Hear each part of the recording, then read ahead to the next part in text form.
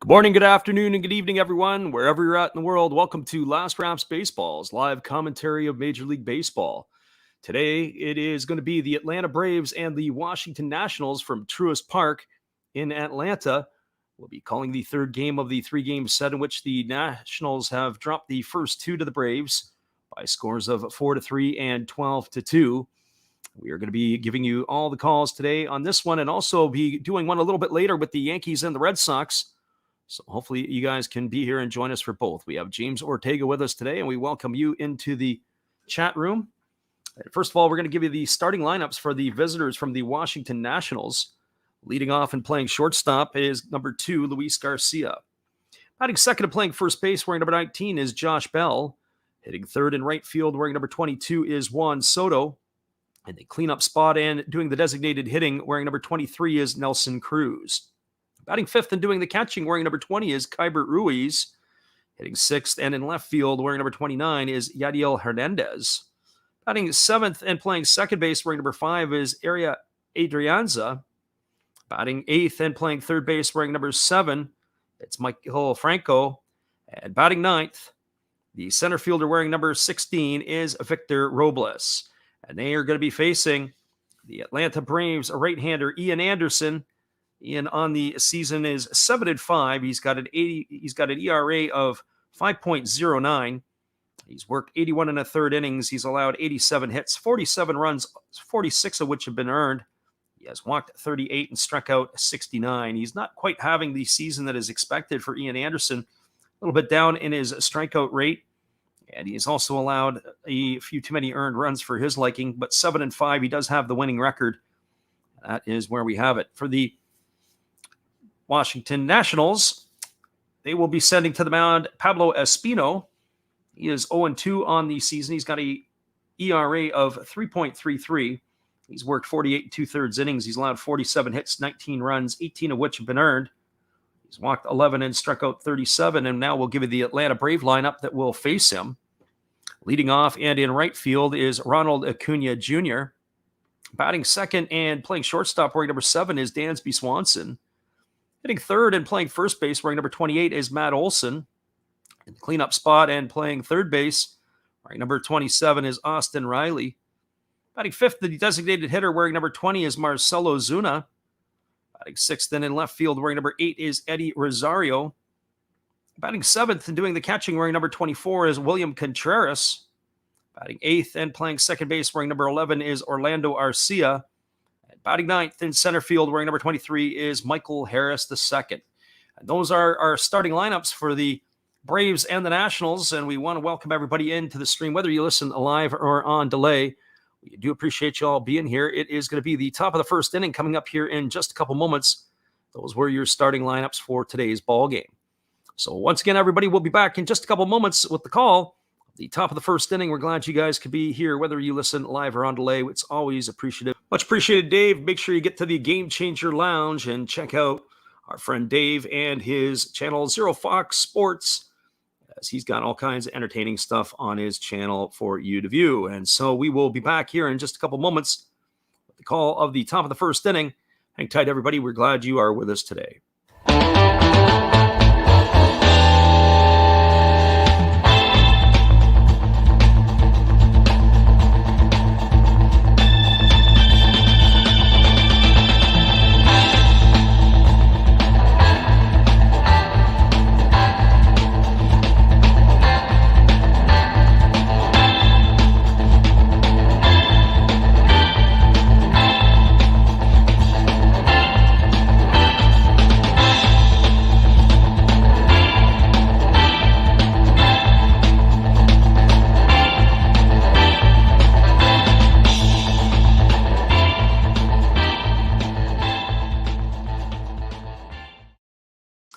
Welcome back, everybody. It is about less than 3 minutes to the first pitch. The home plate umpires for today's game behind the plate, it'll be Brennan Miller. The first base umpire is Marvin Hudson. The second base umpire will be Adrian Johnson. And in the rocking chair at third base is going to be Ryan Mlechny. That is your crew for today's game. The weather is a beautiful 90 degrees in Atlanta, and it is sunny. The wind is varying right now, but it's 6 miles an hour. And the speeds are pretty consistent, but the directional movement has been changing quite a bit. The game first pitch is slated for 1:35 at Truist Park, and we'll be getting the call here in just a couple moments, as we are just going to take this little break, and we'll be back with the first pitch. Hang tight, everybody. We're glad you could be here with us today. Here's our friend Steve. This is Steve Rademacher, and I'd like to introduce you to my channel if you haven't seen it before. These are all the things I enjoy: sports, autographs, relics, non-sports Hall of Famers, pseudo-sports, Star Wars. That's my channel name and my name, and I would really appreciate it if you would come check me out and maybe even subscribe if you like it. Thank you for that for now, and back to your ball game. Appreciate you there, Steve, and your support of the channel. And in turn, we like to support Steve Rademacher. Be sure to check it out. It is the Sunday Shoutout portion of his channel today, but he also does Money Monday, Takeover Tuesday. He also has the Saturday morning cartoons, along with other things during the week.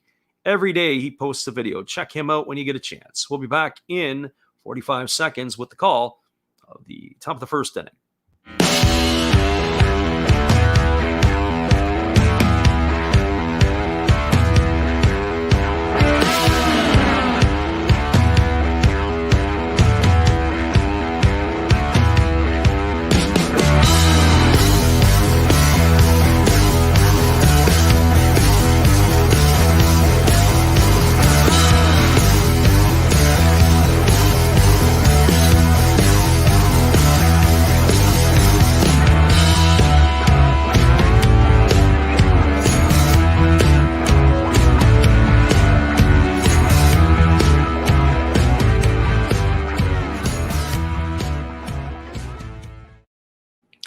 Welcome back, everybody. It is about game time here as we're about to get ready to get going in Truist Park in Atlanta.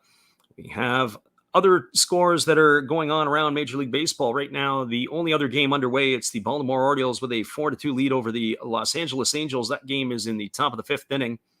All the rest of the games are about ready to get going now, and in the next hour or so, Sunday afternoon baseball is on the docket. For most of the major leagues, the only game that is going to be running a little bit later tonight, it'll be the Yankees and the Red Sox. We're going to be doing that one. It is going to be at 7:08 Eastern or 4:08 Pacific. It is Jameson Taillon against Nick Pivetta. Hopefully you guys can stop in for that one so we can be there with you to give you all the calls. So as Luis Garcia is getting a little bit of extra pine tar on his bat, the starter Ian Anderson has completed his warm-up tosses. And we are about ready to get this one underway.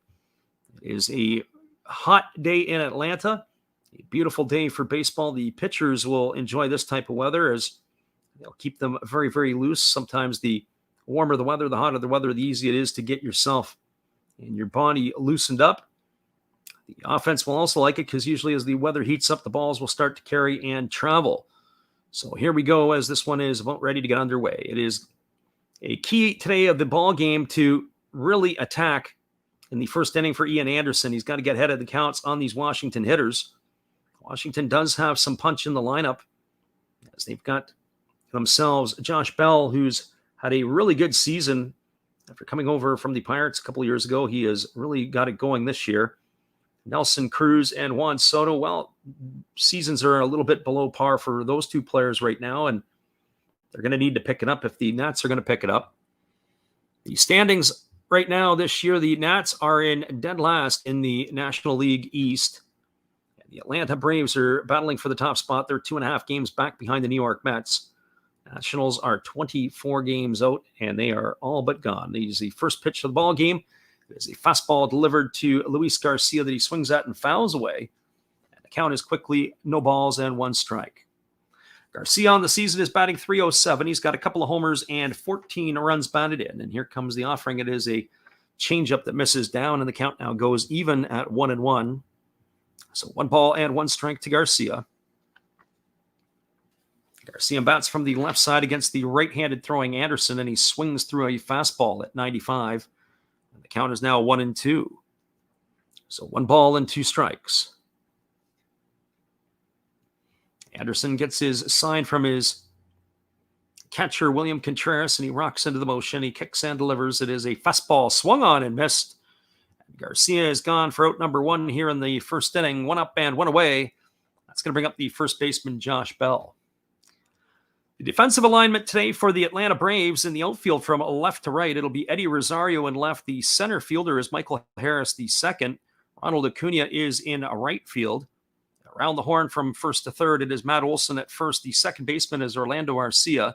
Dansby Swanson is the shortstop, and Austin Riley is holding down the hot corner. And, of course, the battery is Ian Anderson and William Contreras. So Josh Bell steps on. He's batting .308 on the season. He's got 12 homers and 47 runs batted in.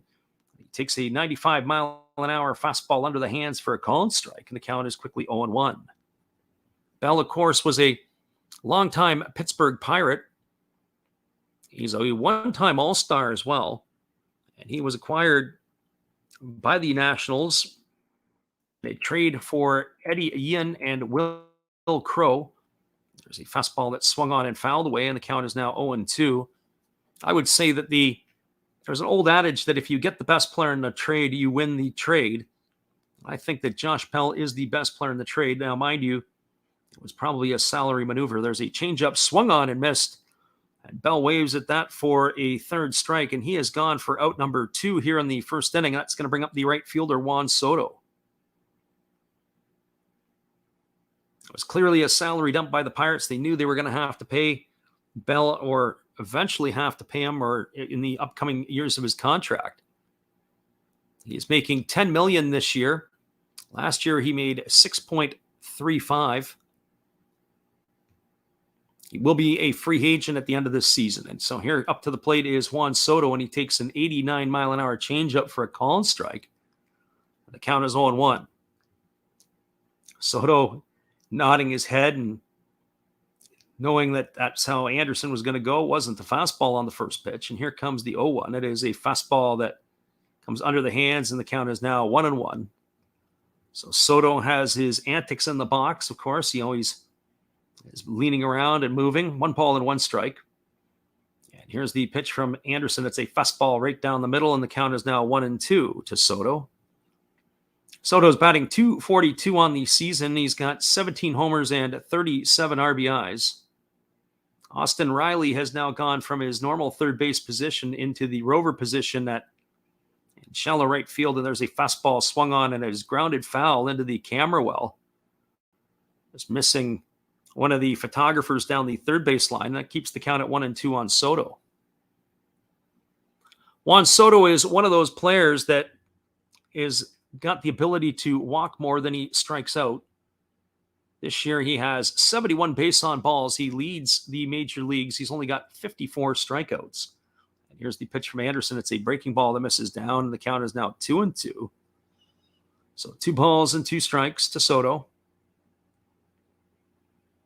We look at that every year, and we see that there's further and fewer guys that are usually walking more than they strike out. Names that pop for me this season: Stephen Kwan was in that boat, Alec Bregman. Also Yandy Diaz. There's a fastball swung on and fouled away. It's going to reach the seats down the right field line.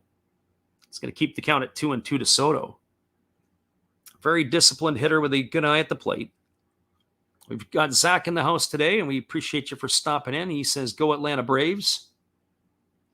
We'll be giving the call on this one here. It's 2 balls and 2 strikes to Soto. Anderson has struck out the first 2 hitters in the inning, and he's looking to see if he can add Soto to his mantelpiece. And here's the pitch. It is a changeup swung on it. It is grounded through the shift into left field. And Soto is aboard with a single, and he's cracked the wry smile once he crosses first base.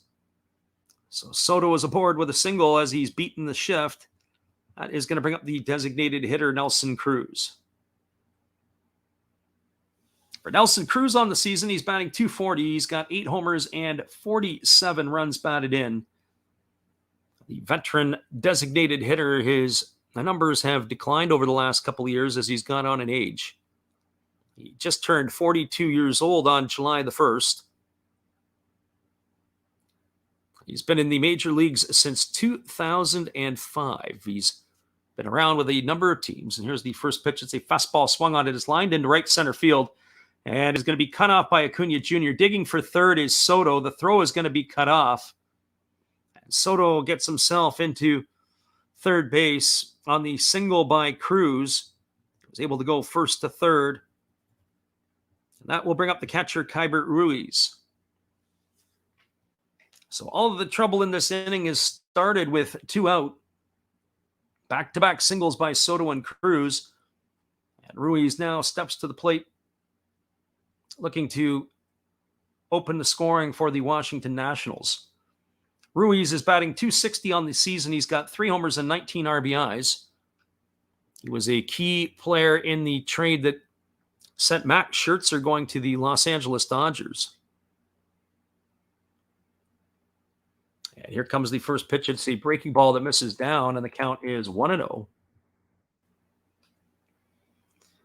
It was Ruiz, Gerardo Carrillo, and Donovan Casey, and Josiah Gray who came to the Nats in return for Max Scherzer and Turner. Well, Casey and Carrillo, the story is not finished on their careers by any stretch yet, as they're still in the minor leagues. But Ruiz here swings at a breaking ball and fouls that one off, and the count is 1-1. But Scherzer and Turner are key components, or were key components last year with the Dodgers. And of course, Mad Max left as a free agent to go to the New York Mets. So 1 ball and 1 strike. And here comes the pitch from Anderson. It is a changeup that misses down, and the count is 2-1. So 2 balls and 1 strike to Ruiz.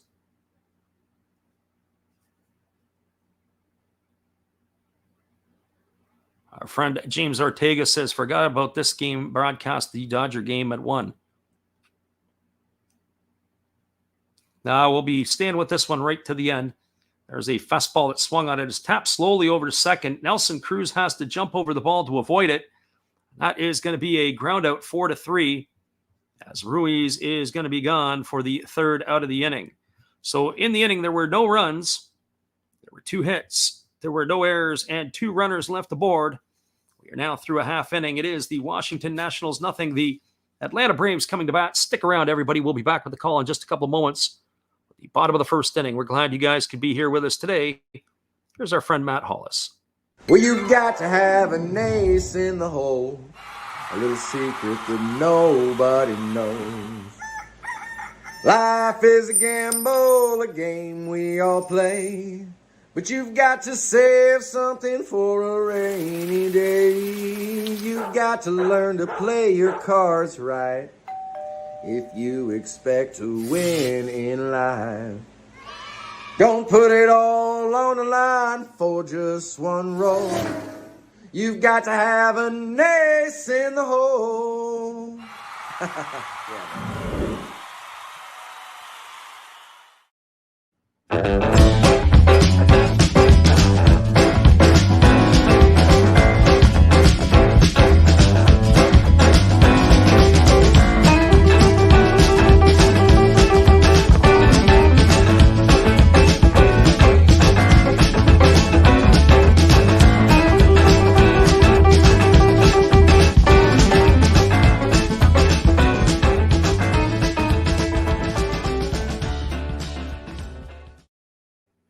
Welcome back, everybody. We are moving to the bottom of the 1st inning. It is going to be Ronald Acuna Jr., Dansby Swanson, and Matt Olson to get things going against the starter, Paolo Espino.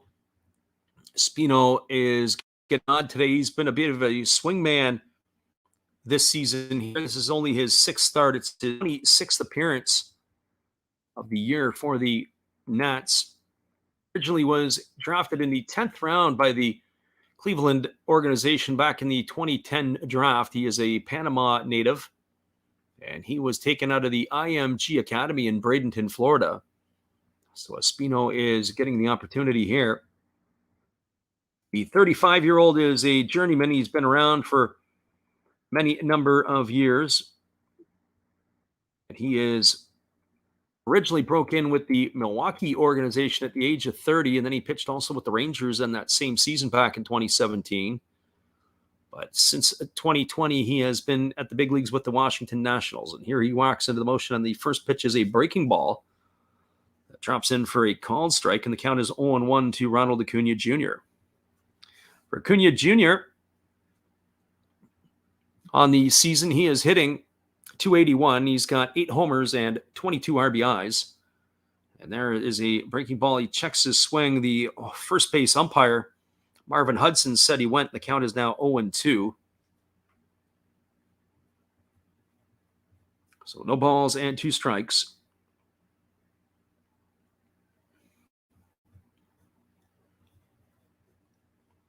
And here comes the offering to Acuna Jr. It's a fastball swung on. This ball is belted to deep center field. Backing up onto the warning track is the center fielder, Victor Robles, and he's going to haul it in a couple of steps from the wall. Acuna sent the ball to the deepest part of the ballpark, but Acuna Jr. was able to track it down, and that will retire Acuna Jr. for the first out of the inning, and that'll bring up the shortstop, Dansby Swanson. For Dansby Swanson, he is having an absolute career year. One would have to think when they name the All-Star teams a little later today, he's got to be on it. He is batting at .299 on the season. And here comes the first pitch from Espino. It's a fastball grounded over to short. It's backhanded by the shortstop, Garcia. He throws to first, but it's not going to be in time.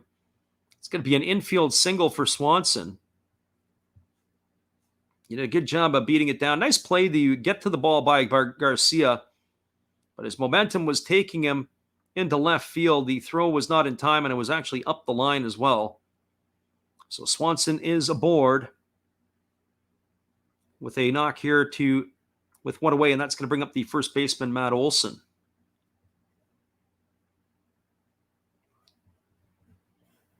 So Olson steps up to the plate. He's hitting .255 on the season. He bats from the left side against the right-handed throwing Espino, and here Espino kicks and delivers. It's a breaking ball that misses down for ball 1. Count is 1-0. Olson is, in some ways, trying to make the fans in Atlanta forget all about Freddie Freeman. They do have a shift on for Olson. The left side of the infield is almost vacant as Garcia is really close to the bag at second base. And here comes the pitch. It is a breaking ball swung on. It is lifted into shallow right center field. Moving over underneath it is Robles. He's going to make the catch. That will retire Olson for the second out of the inning. That is going to bring up Austin Riley.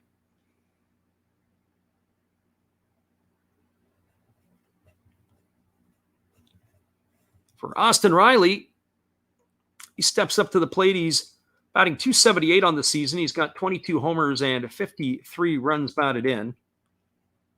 He was a big component of the club last year for the Braves, driving in over 100 runs. He was a Silver Slugger winner as well. Here comes the first offering from Espino. He kicks and delivers as a fastball swung on it. This ball is lifted into right field. Moving over underneath it is Juan Soto. He's going to make the catch, and that is going to do it. 3 fly ball outs.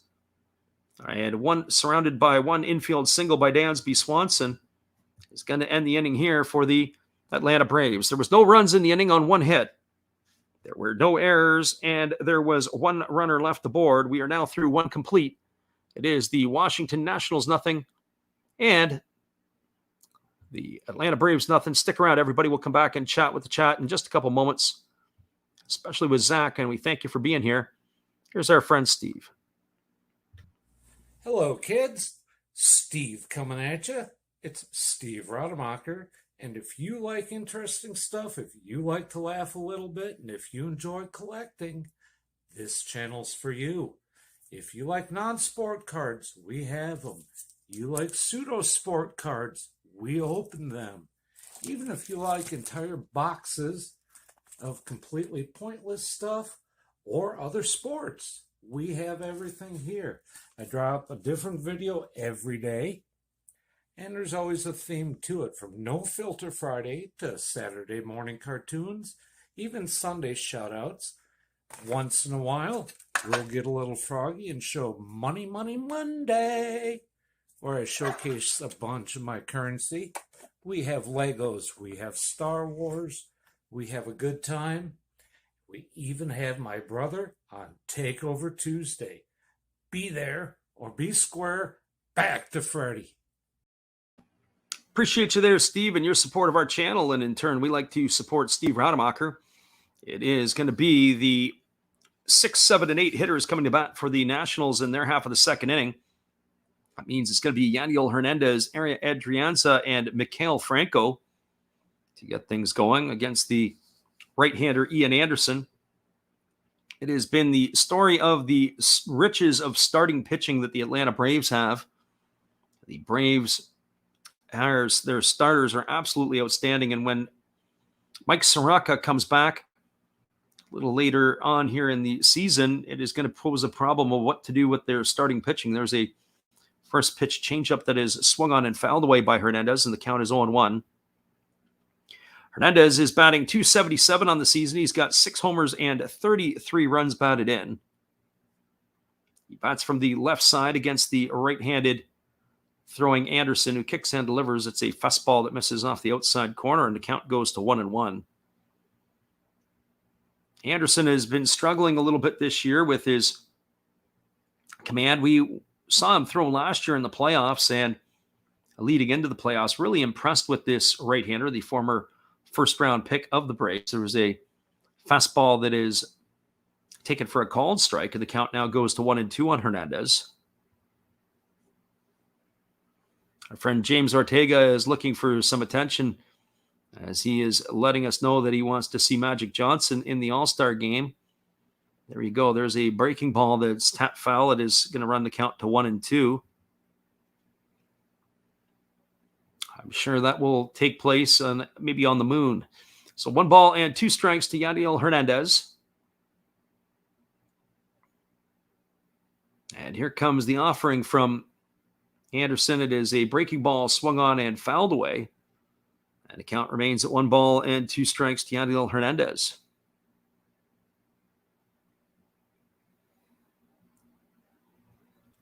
Hernandez, Adrianza, and Franco here in the second inning to face the right-hander Anderson.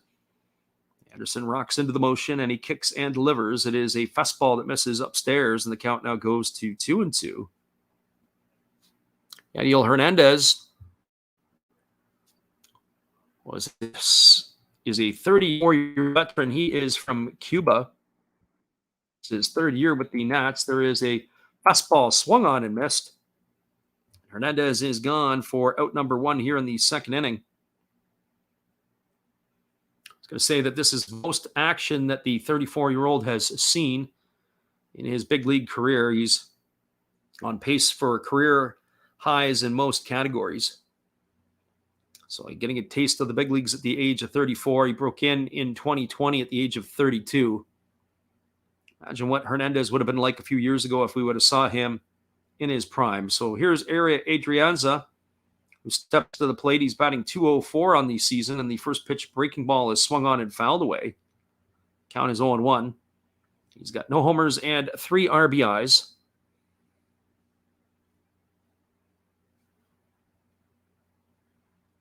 Batting from the left side against the right-handed throwing Anderson. Here's the pitch. It's a fastball taken for a called strike.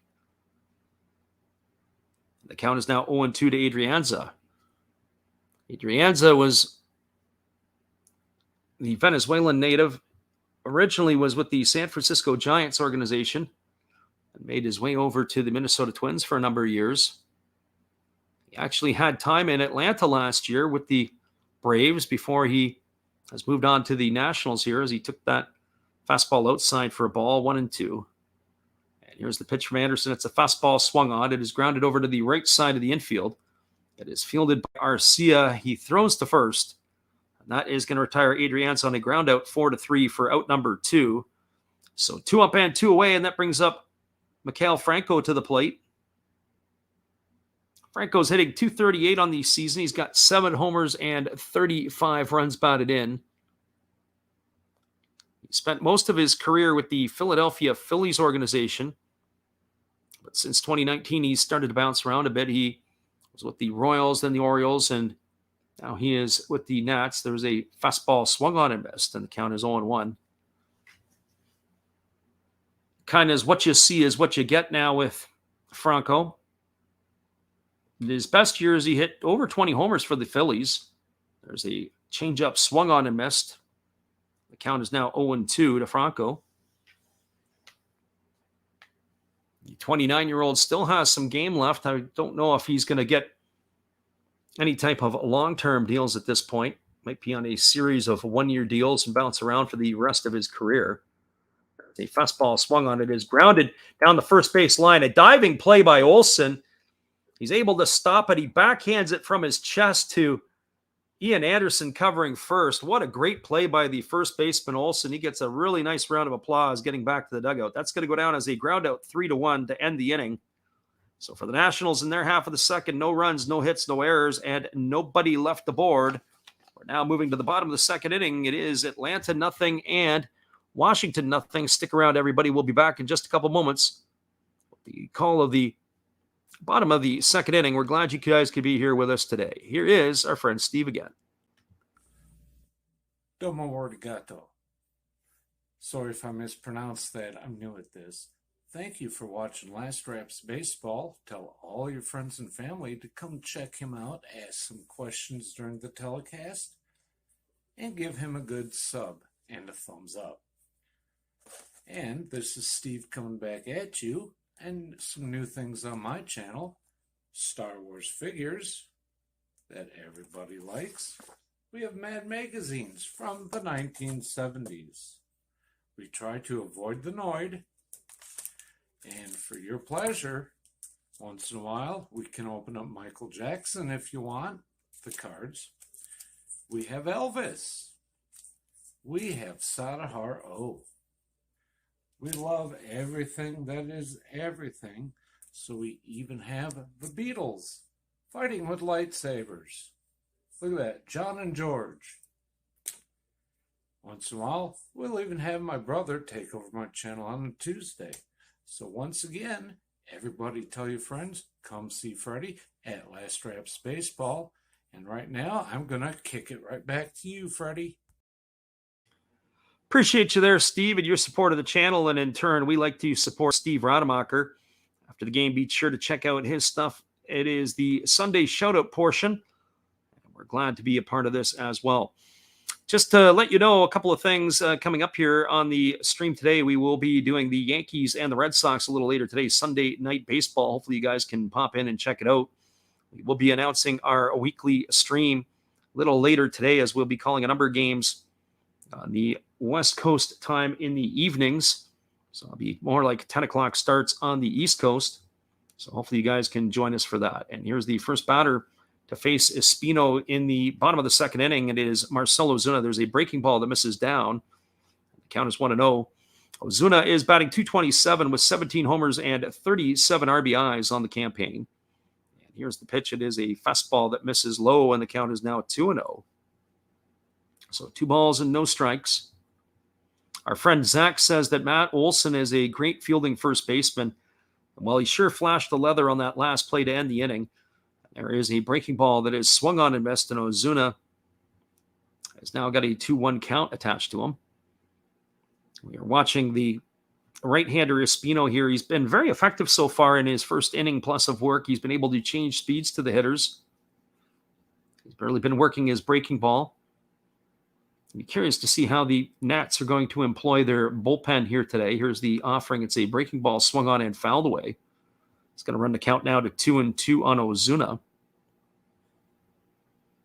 How big a leash that they let this right-hander go. He's been decent for them this year. In the last couple of years, as we said, he's not a young fella. The 35-year-old goes back to work, and there's a breaking ball swung on it. Is lined into left field. It's going to get down for a base hit in front of the left fielder Hernandez. So Ozuna is aboard with a single. It's going to bring up the left fielder Eddie Rosario. For Rosario, he was a big piece of the World Series and the playoffs last year for the Braves. He really struggled out of the gates this year, but it's finally started to get it going. He's raised his average up to 127. He's got a homer and an RBI now. Rosario is going to have to just keep grinding away here and continuing to battle to get himself back into the form that he had last year in the fall. That was what they brought him in for, and that's what they're hoping again for him this year. So here comes the first offering to Rosario. It is a breaking ball that misses down, and the count is 1-0. The Braves have had some production from players this year that was not necessarily as expected. Michael Harris has come in and played very well in center field this year. He's also posted some good offensive numbers. Dansby Swanson, as we said at the top of the stream, has really posted up some great numbers this year as well. There's a breaking ball that misses down to Rosario, and the count is now 2-0. Not that Swanson, they haven't had great things expected of him. He just hasn't been able to produce as a number one overall pick would be expected to produce. But this year he has given the Braves all that and more, offensively and defensively. There's a fastball that's taken for a called strike, and the count is now 2-1. He's the only batter now in today's game that is batting at north of 300 for the Braves. But on top of that, he is leading in most of their offensive statistical categories. He's only behind Acuna Jr. in stolen bases. He's second on the team in RBIs, third in home runs. There's a fastball swung at and fouled away, and the count is 2-2 to Rosario. So lots of production. It's interesting. Both of these teams really make some changes when there is two strikes on the hitter. And in this situation here, Maikel Franco has gone over to the right side of the infield for Rosario when there's two strikes on him to load up the right side. Here's the 2-2 pitch. It's a breaking ball swung on and missed. Rosario is retired on strikes for the first out of the inning. That will bring up the catcher, William Contreras. Contreras is another one who's had a very good season. When he hasn't been behind the plate catching as he is today, he's been getting opportunity to be in the designated hitter role. He's batting .266 with 11 homers and 22 RBIs. He bats from the right side against the right-handed throwing Espino. Ozuna establishes his lead at first. And here comes the first offering. It is a breaking ball swung on and fouled away. And the count is 0-1 to Contreras. The 1-2 tandem of d'Arnaud and Contreras behind the plate, both defensively and offensively, has been really good for the Braves. Basically, when you combine them together, they're giving you top quality production from pairing as anybody in the league. There's a breaking ball that misses down. The count is now 1-1 to Contreras. The runner at first is Ozuna. There is one gone here in the bottom of the second inning. Espino gets the sign from his catcher, Ruiz. He checks the runner at first, and now asking for time is the batter, Contreras.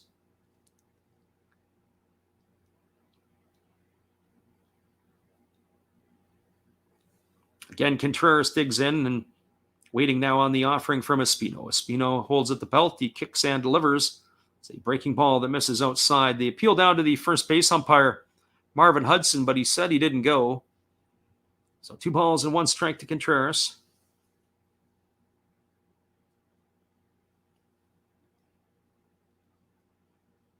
So 2 balls and 1 strike. Orlando Arcia is waiting his turn on deck. Here comes the 2-1 offering to Contreras. Espino holds at the belt, and now he kicks and delivers. It's a breaking ball swung on and missed. The count is now 2-2. Well, what we've seen here with Espino so far is he's really relied heavily on his breaking ball. The mix really isn't that much difference. The speed of his fastball, he's in the upper 80s. I don't even know if I've seen him touch 90 yet, but his breaking ball is very, very similar in terms of speed. And there's a breaking ball that he's taken something off of. And Contreras swings and misses, and he has gone down on strikes for the second out of the inning. And that is going to bring up the second baseman, Orlando Arcia. Orlando Arcia was acquired in a trade with the Milwaukee Brewers a couple years back. Curious to see how it will play out for him. He is batting .252 on the season. He's got 3 homers and 17 runs batted in. But he never really found a spot to fit in on, per se, with obviously with Ozzie Albies being the everyday second baseman. So he's kind of come in and had to be almost a utility guy. Did get a lot of time with the Milwaukee Brewers. He was a staple in the Brewers lineup for much of the season. In fact, seasons, if you include the short in 2020. There's a breaking ball that just misses outside, and the count now goes to 1-1 on Arcia.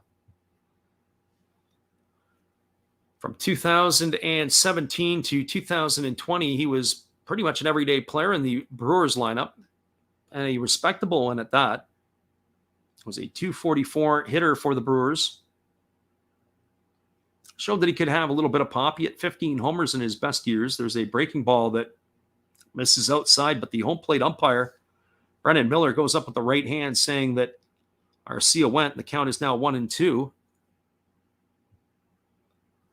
Our friend Alexander is here. He says, he asked what he missed, but there hasn't been anything other than a great play by Matt Olson at first base. And that was, of course, by the Braves. Here comes the pitch from Espino. It's a fastball that misses outside. The count is 2-2. Well, I will say is the starter Espino has been fairly efficient so far. This is going to be his 27th pitch. He's been around his zone throwing strikes. He's been mixing his fastball and his breaking ball. We haven't seen another pitch unleashed here yet. Here's the 2-2. It's a breaking ball swung out. It is tapped slowly over to third. It is fielded by Franco. He throws on the run, but it's going to be up the line. It's not in time. Even if the throw was online, I don't think they would have got Arcia anyway. We're going to have to see how they're going to rule it, but we're going to give him a base hit. The hometown scorers might see something different, but I'm pretty sure they'll agree as well. Franco had to come a long way as he had to range to his left, going into the shallow portion of the 6-hole. And he had to throw on the run, and safe at first base was Orlando Arcia. Well, that's going to bring up the center fielder, Michael Harris.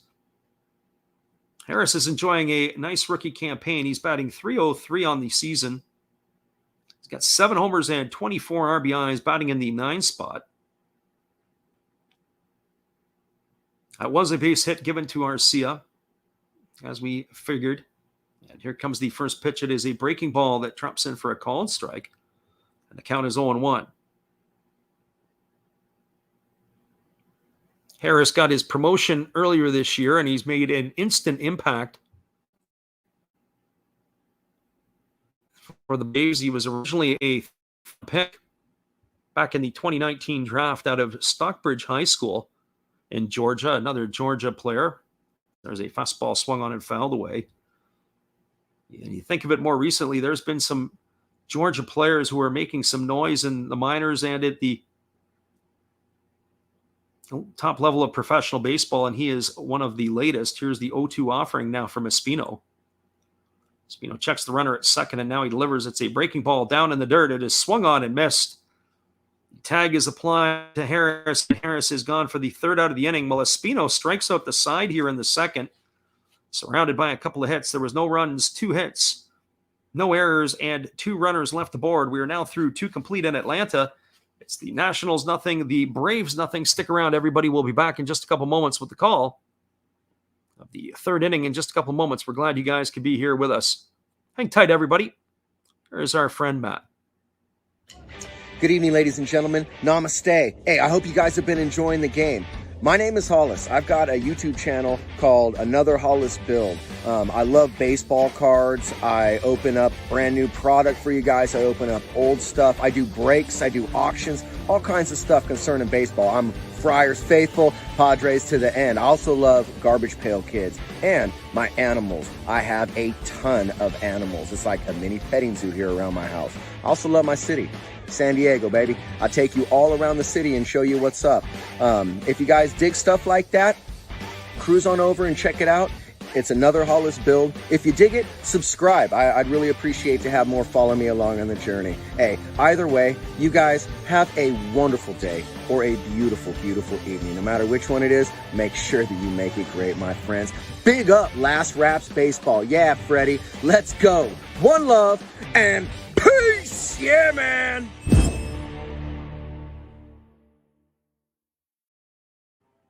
Thanks to Matt Hollis for being a supporter of our channel, and in turn, we like to support Matt. After the game, be sure to go check him out. We'll be back in 30 seconds with a call at the top of the third inning after this.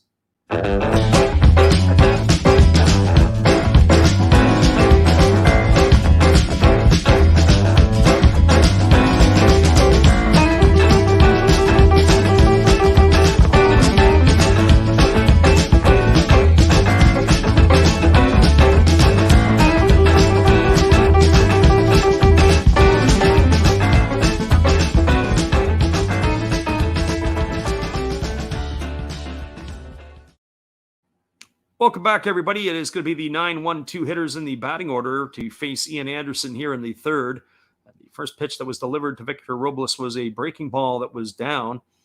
And the second pitch was a fastball swung on and grounded over to third. Austin Riley fielded it right on the bag. And he fired to first base and retires Robles on a ground out 5-3 for out number one. So one away here in the top of the third inning. Got a little tongue twisted over there. We were looking at the trade there for Arcia. It was Chad Sabatka and Patrick Weigel that went the other way. As there's a fastball that misses down, and the count is 1-0 to Luis Garcia. And here comes the pitch. It is a fastball swung on, and the count is 1-1. Luis Garcia is 0 for 1 today. He struck out his first time up. So far the trade has not given the Brewers quite the return that the Braves got for Arcia. And Arcia is not that Arcia has given them a ton yet. There's a fastball swung on it. Is tapped slowly back to the pitcher, Anderson. He fields it. He flips to first.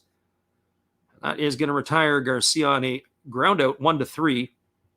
So just like that, there are two away here in the top of the third inning, and that's going to bring up the first baseman, Josh Bell. For Bell today, he is 0 for 1. He struck out on 3 pitches his first time up. He's batting .307 now on the season with the 12 homers and 47 runs batted in. You're curious to see what the Nationals will do with him, if they're going to offer him something before the season is done. He is a free agent. There's a fastball that misses outside, and the count is 1-0. When you start trying to think of speculation of where Bell could land, he is producing. I'm sure there'll be suitors for him. There's a fastball taken at the knees for a called strike. And the count is 1-1. But just who those suitors would be, we'll have to go through the list and see who has first baseman and who has needs. Obviously, the Braves don't need anybody with Matt Olson. There's a fastball that misses down and in. And the count is now 2-1.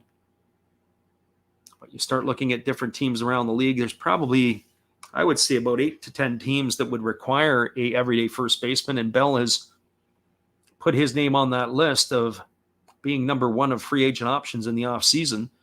There's a fastball that misses upstairs, and the count is now 3-1. Our friend Like Father, Like Son is in the house. He says, get the brooms ready. It's a little too early to get the brooms lined up, but it is in the conversation for sure. There's a changeup that misses down, and Bell is aboard with a 2-out walk here in the third inning, and that's going to bring up the right fielder, Juan Soto.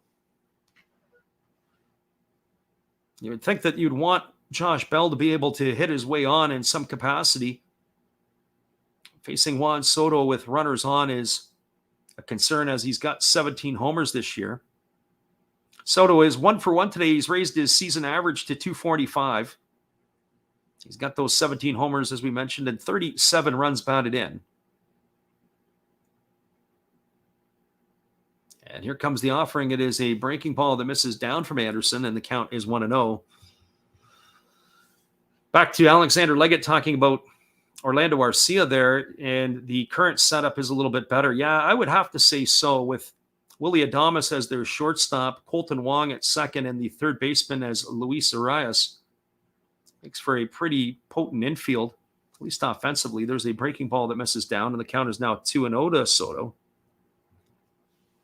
Nelson Cruz is waiting his turn on deck. So 2 balls and no strikes to Soto. Anderson gets the sign from his catcher Contreras, and he comes set at the belt. And now he kicks and delivers. It's a fastball taken for a called strike. The count is now 2-1. Soto is one of the more animated hitters at the plate. He has got all kinds of stuff going on. We noted that a couple of years ago in the playoffs. First time I'd really got a chance to see Soto extensively. Very confident young hitter. Here's the pitch. It is a fastball that just misses inside. And the count is now 3-1 to Soto.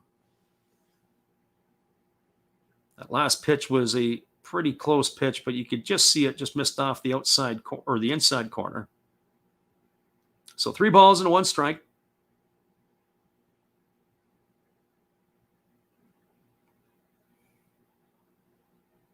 And here comes the offering from Anderson. He holds at the belt.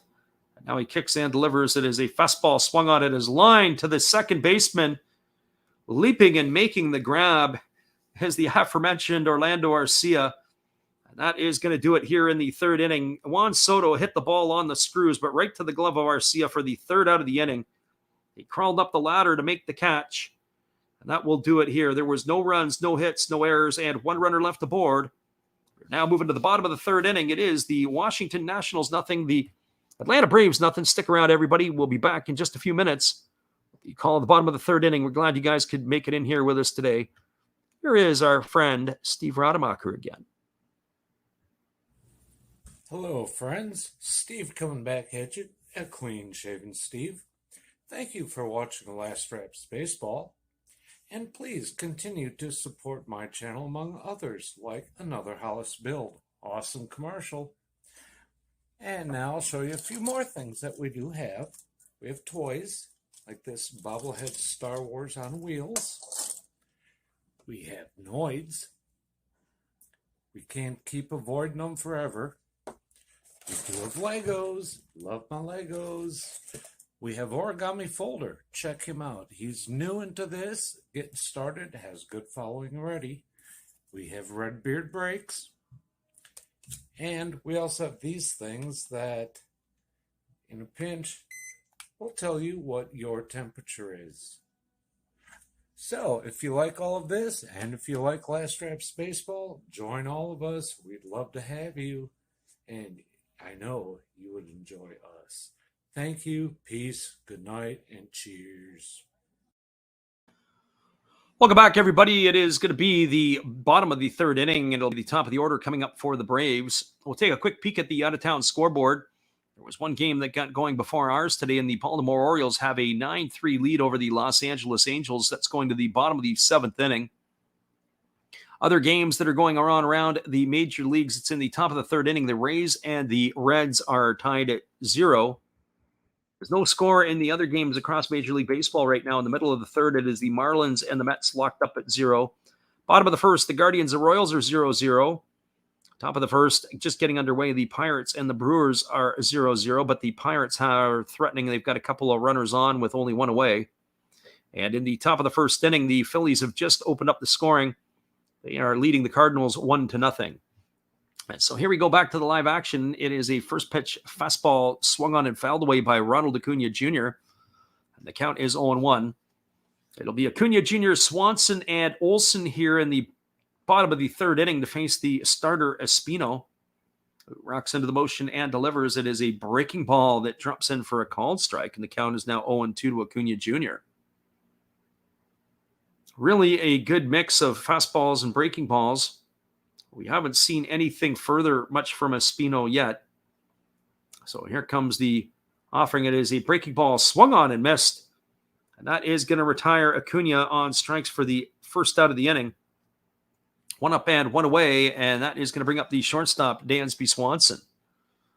So the last 4 outs recorded by the Nationals have come by the way of strikeouts, as Espino has been able to put the hitters away with a nasty breaking ball. So here comes the shortstop Swanson. He is 1 for 1 today.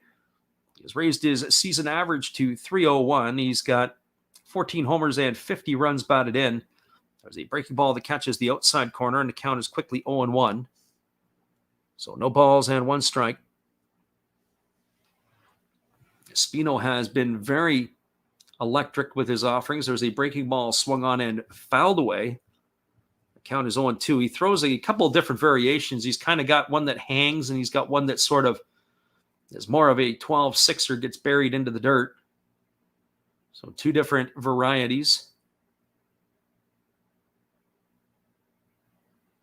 So here comes the 0-2 offering. Espino rocks into the motion and delivers. It's a fastball upstairs for a ball 1-2. We would expect now that he would come back with that hook as he changed the eye level of the hitter. So 1 ball and 2 strikes to Swanson. Espino gets the side from his catcher Ruiz and goes back to work, and it is a fastball that just misses. It certainly wasn't off the outside corner, but the umpire may have felt that it missed down. That's a hometown call for Dansby Swanson. He gets the benefit of the doubt as Brennan Miller does not ring him up. So here comes the offering now from Espino. He kicks and delivers. It is a breaking ball swung on, and this ball is lined into left field for a base hit. And that is going to be a single for Swanson, his second hit of the game. Well, that's the problem when you've got a journeyman right-hander on the mound, even though he's pitched very well to this point.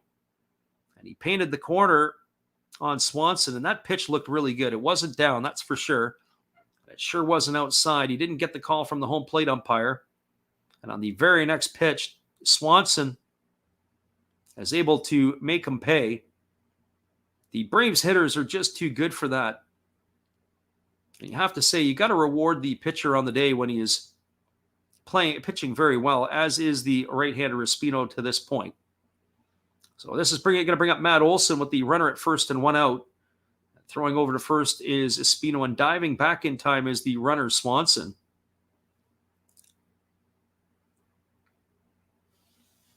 So Swanson has 14 stolen bases on the year. He's going to have to make a push in both categories with his home runs and his stolen bases if he's going to be a 30-30 guy, but he's got an outside chance at it. I'll have to pick up the pace a bit in the back half of the season. There's a fastball that misses down and away. The count is 1-0 to Olson. Olson is 0 for 1 today. He flew up to the center fielder his first time up, batting from the left side against the right-handed throwing Espino. Olson, of course, was acquired in a trade with the the Oakland A's to the Atlanta Braves. Before the season started, that was, of course, to replace the loss of free agent Freddie Freeman. There's a fastball that swung on and missed. Swanson has a conservative lead over there at first base. He doesn't look like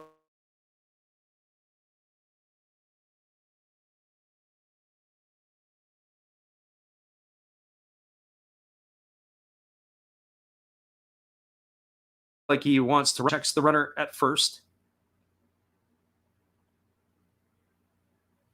And now he kicks and delivers. It's a breaking ball swung on. This ball is lined into right field. It's down for a base hit.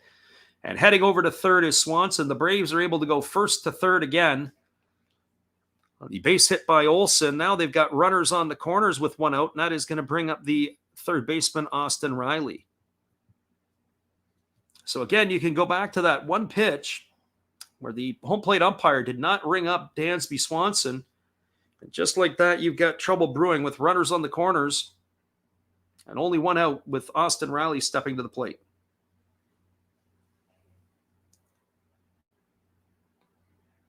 For Riley today, he is 0 for 1. He flew out to the right fielder his first time up. That ended the first inning. He is hitting .277 on the season. He's got 22 homers and 53 runs batted in. He is also a double play candidate because he is not the most fleet of foot. And here's the pitch. It is a breaking ball swung out and missed, and the count is 0-1 to Riley.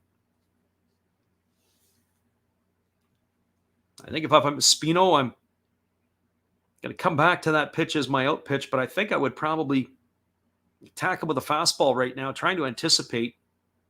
I think I'm going fastball here, and they're setting up inside. So here comes the pitch. It is a fastball, but he misses down. The count is now 1-1 to Riley. Now I think I'm going to come back to the hooks. Let's see if he can induce Riley into a soft ground out to the left side of the infield. So 1-1 Espino comes set. And now he kicks and delivers. It is a breaking ball that misses down, but the home plate umpire said that Riley had went. That's going to run the count to 1-2. A good block by the catcher Ruiz to keep it in front. No advancement by the runner Olson at first. So 1-2 to Riley. It's 1 gone here in the third inning. Marcelo Ozuna is waiting his turn on deck. Espino checks his side from his catcher Ruiz, and now he comes set at the chest. And he kicks and delivers. It is a fastball that misses upstairs, and the count now goes to 2-2.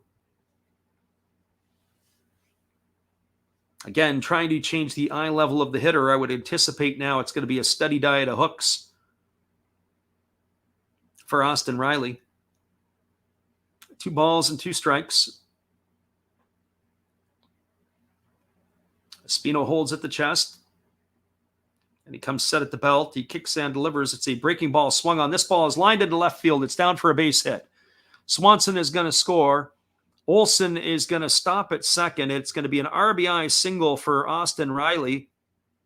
And that has put the Braves out in front 1-0 here in the bottom of the third inning. That's to bring up the designated hitter, Marcelo Ozuna. So the Braves are starting to string hits together. They've now got 6 in the ball game, 3 of them here in a row, and they've cashed in their first run. That brings Ozuna to the plate, who is 1 for 1 today. The Braves lineup is so deep. You can argue right now that they can roll 7 hitters deep out there, maybe even 8 in today's lineup. Doesn't get any easier at all for the right-hander Espino. There's nowhere to hide. So the runner at first is Riley. The runner at second is Olson. Ozuna at the plate. Espino holds at the chest. He checks the runner at second, and now he delivers a breaking ball that is waved out and missed. The count is 0-1 to Ozuna. Ozuna's raised his average up to 230 on the season with that hit back in the second inning. It was a completely different looking outfield last year in the playoffs, as Marcelo Ozuna had his legal issues and he missed basically the entire season last year. Acuna blew up his knee. There's a breaking ball that misses down and away. That's 1-1. They kind of thought that Christian Pache was going to be the answer in center field, and he ended up getting hurt, and then he couldn't get his way back into the club, and he got dealt in the offseason to the Oakland Athletics. It was a completely different looking outfield last year with Jock Peterson. They had Rosario. They had Soler, Adam Duvall. There's the offering. It is a fastball that misses inside. The count is 2-1. You have to give your hats off to Alex Anthopoulos. When some of those injuries occurred at the early part of the year, you figured, oh, they're just putting up some Band-Aids and whatever else. Not only were they Band-Aids, they were solid players that ended up pushing them to the World Series. You had to say that he was trying. He did more than trying. He got them the victory. So here comes the 2-1 pitch. It is a breaking ball that misses inside, and the count now goes to 3-1 on Ozuna. Eddie Rosario is waiting his turn on deck.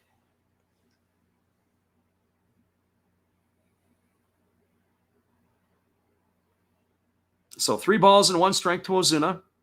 One would think this is going to be an action pitch here. He's going to have to be around the zone. He doesn't want to walk him. Ozuna looking to put a good swing on a good pitch. Espino is now up to 50 pitches here in the third inning, as he started to work a little bit harder here. Here comes the 3-1 offering. He kicks and delivers. It is a breaking ball that misses down, and Ozuna is going to get himself a base on balls. That's going to load the bases, and that's going to bring up the left fielder, Eddie Rosario. And it is going to bring a trip out to the mound from the Washington pitching coach. He's going to go out and have a few words with his right-hander. The pitching coach for the Washington Nationals is Jim Hickey. Hickey was the longtime pitching coach for Joe Madden in Tampa Bay. So Hickey is coming out to have a word with his group on the mound, give his pitcher some encouragement. Probably telling him, hey, look, man, I feel for you. You got to face this lineup. It doesn't get any easier. The tomahawk chop is in full force.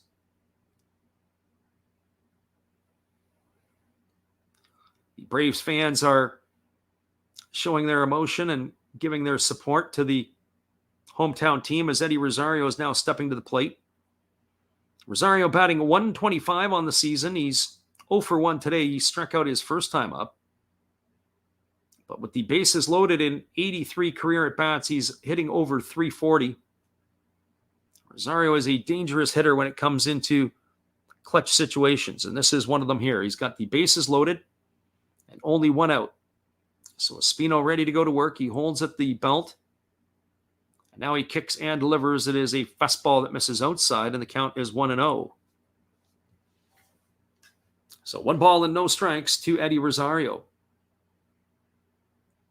They do have 3 fielders to the right side. Franco is the only infielder to the left side of the infield. Even to turn a double play here, it would be very difficult in which to do. It's not a traditional setup as the shortstop is close to the bag. There's a fastball swung on it. It is laced foul down the right field line. Rosario didn't miss that, being fair by much. Count is now 1-1. I don't know if I really like that setup. You've got 3 guys to the right side of the infield, 3 fielders to the right side of the infield. So if it was a ground ball to the second baseman, the shortstop, his momentum getting to the base is going to take him away from the second baseman. He's going to have to get himself set up, plant, stop, and be able to fire the other way. I don't know if it's something that is as easy as it may look. I would probably want to keep him just to the left of second base a bit. Even if you're right over top of the bag, it's an easier play to get to.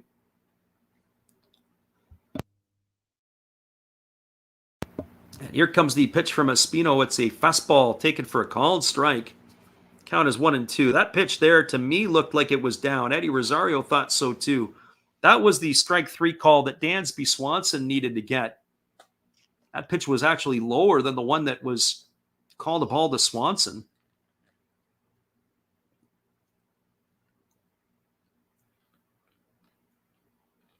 That's what you get when you're Eddie Rosario. You're not having the year that Swanson had. And here's the breaking ball that misses down, and it is smothered by Kybert Ruiz, and the count is now 2-2 to Rosario. There is action in the Washington bullpen as they do have a right-hander up and throwing.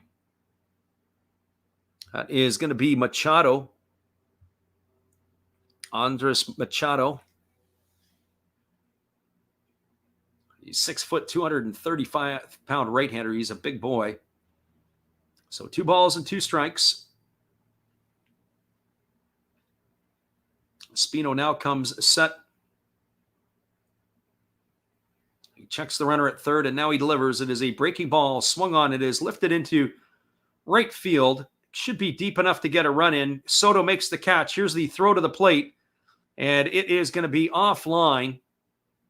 And that is going to score Matt Olson. So a sacrifice fly by Rosario. He's going to get himself an RBI. He'll be retired for the second out. Olson is going to score. The runners are going to hold at first and second. Riley is going to stay at second. Ozuna's the runner at first. But that's the second run of the inning for the Braves. That is going to bring up the catcher, William Contreras. So Contreras is 0 for 1 today. He struck out his first time up. He's hitting .264 on the season. So the threat is not over yet as they've got runners at first and second and 2 away. Espino now comes set at the belt. And now time has been called as he steps off. They throw over to third to see if the runner has left early. There's no indication here from the third base umpire. They're pointing toward the home plate umpire for the call. And the Washington Nationals are looking at the home plate umpire.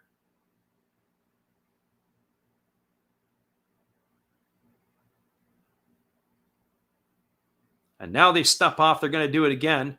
They throw over to first, and the third base umpire says no. He didn't leave early. We're going to watch it on the replay to see what they were looking at, and it was close, but not close enough. Thought Matt Olson did a pretty good job of keeping himself on the base. It was worth a look anyways to see if they could take that run off the board. Here comes the offering. It is a breaking ball, swung on and missed.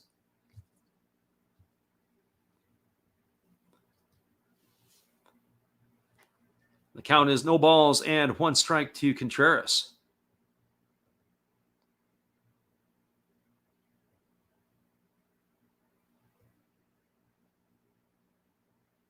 And here comes the offering. It's a breaking ball. This is down, and the count is now 1-1 to Contreras.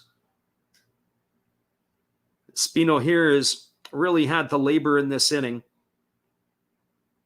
58 pitches now on the ball game, and almost half of them have come in this inning here. Here comes the 1-1 pitch. He checks the runner at second. He kicks and delivers. It's a breaking ball swung on. It is grounded over to third. It is picked up by Franco. He steps on the bag. That's going to be a fielder's choice. That is going to erase Riley at third base for the third out of the inning.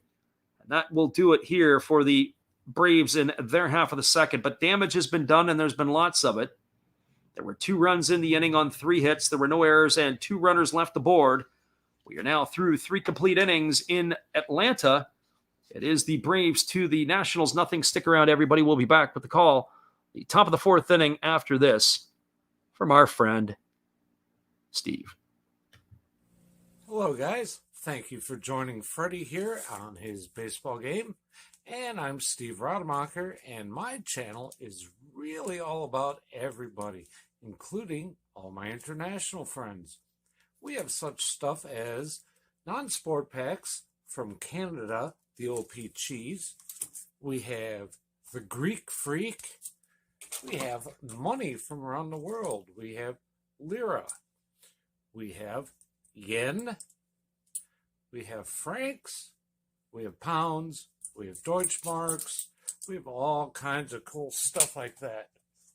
We even have some cooler things like Japanese women wrestlers and OPC baseball cards where I cannot read the back. We even have unopened material like the royal family, I know it's backwards, from London, England. Thank you for watching. Back to Freddie. Appreciate you there, Steve, and your support of our channel. In turn, we like to support Steve Rademacher after the game. Be sure to go check him out. We'll be back in 30 seconds with the call. The top of the 4th inning. We're glad you're with us.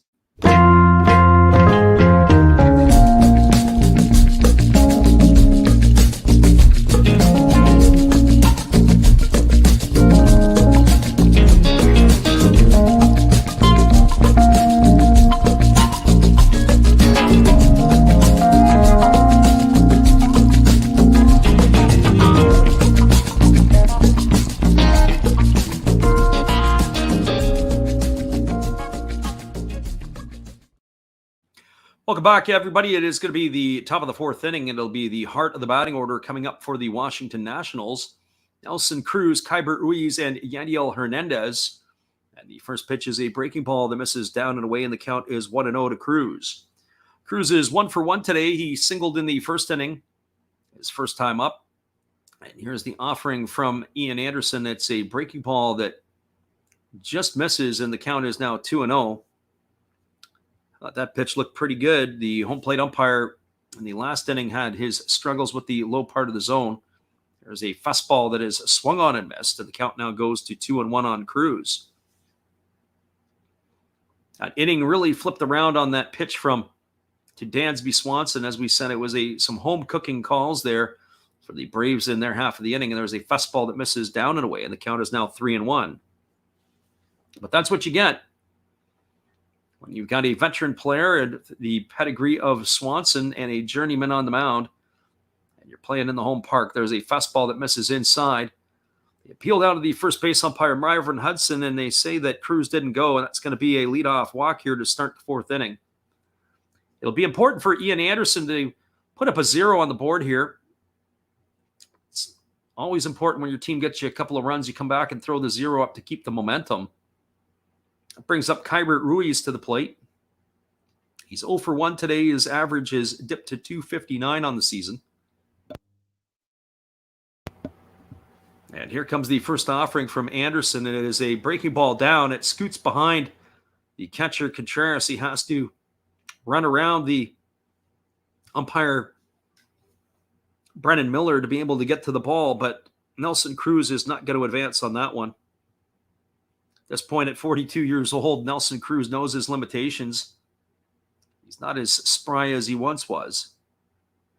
So here comes the 1-0 pitch to Ruiz.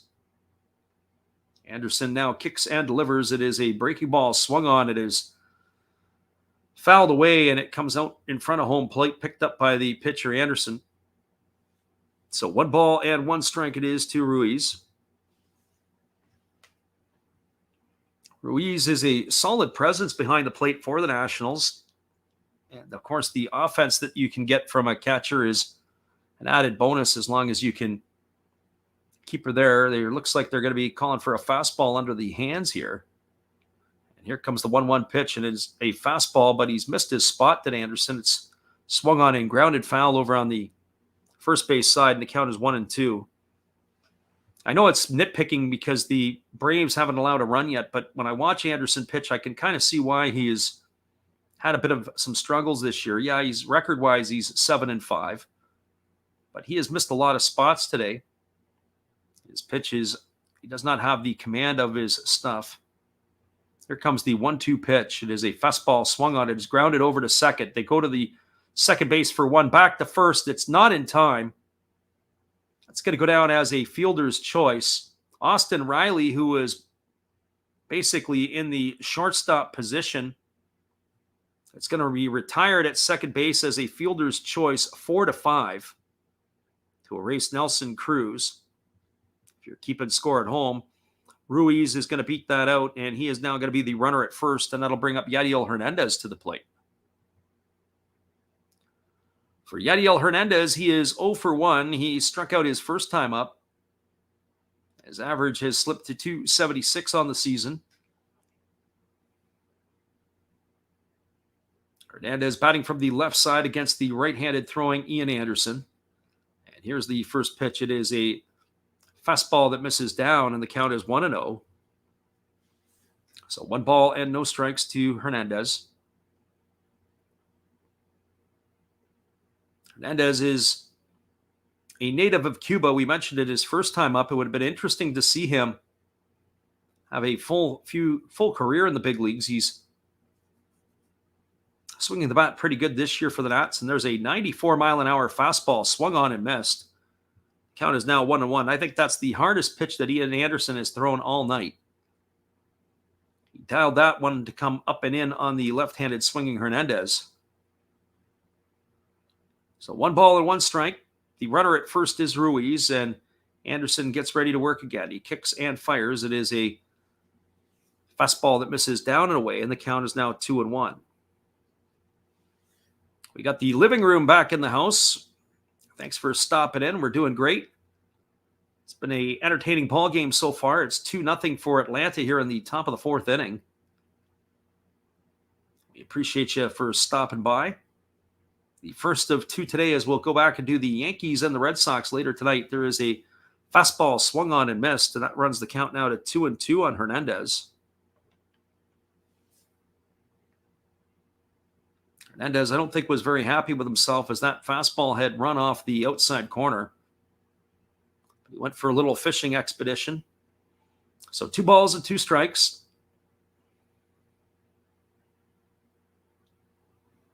Again, holding at the belt is Anderson. He kicks and delivers. It is a fastball swung on and missed. And that is going to retire Hernandez for the second out of the inning, and that's going to bring up the second baseman, Ari Adrianza. As we take a look at the out-of-town scoreboard, as we have action going on around the major leagues, the Detroit Tigers on a 2-run homer by Javier Baez are holding a 2-0 lead against the White Sox. Game's in the bottom of the second inning. It is now 9-5 for the Orioles over the Angels. That game is in the bottom of the 8th. And here comes the first offering from Anderson. It is a Fastball that misses down to Adrianza for ball one, and the count is 1-0. Adrianza is 0 for 1 today. He grounded to the second baseman his first time up. His average has slipped to 200 on the season. The light-hitting second baseman waiting on the offering from the right-hander Anderson, who kicks and fires. It's a breaking ball that misses down, and the count is now 2-0. Other scores, the Cincinnati Reds have ambushed the Tampa Bay Rays with 7 runs in the bottom of the third inning. It is a 7-0 ball game for the Reds. The Marlins and the Mets are still locked at zeros. That's in the top of the fifth inning. The Royals are on the board against the Guardians, 1-0. That's in the top of the third.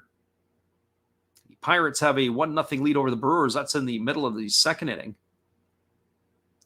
So here comes the 2-0 offering to Adrianza, and it is a breaking ball that catches the inside corner for a called strike, and the count is now 2-1.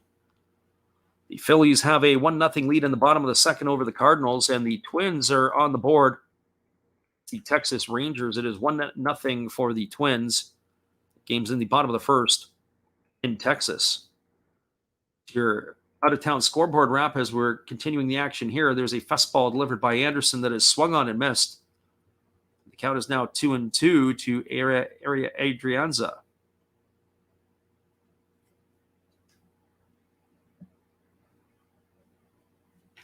We look forward to everybody being around tonight, as well as the Yankees and the Red Sox will be closing out that homestand. Here comes the 2-2 offering. There's a fastball that misses down. The count is now 3-2 to Adrianza. The runner Ruiz will be on the move as the count is now 3-2. Michael Franco is waiting his turn on deck.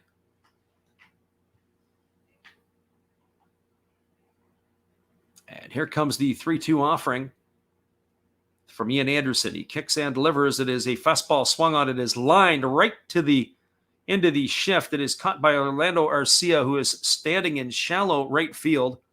That time the shift wins.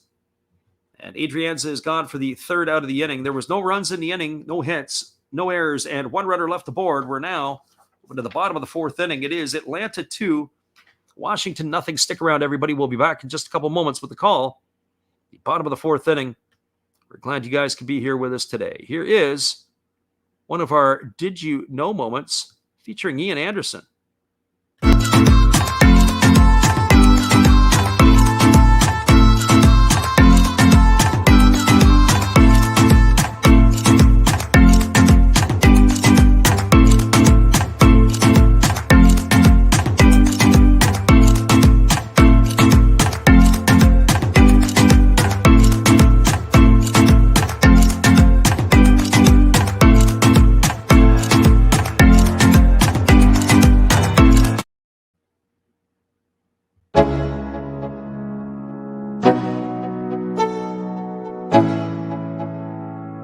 Let's go.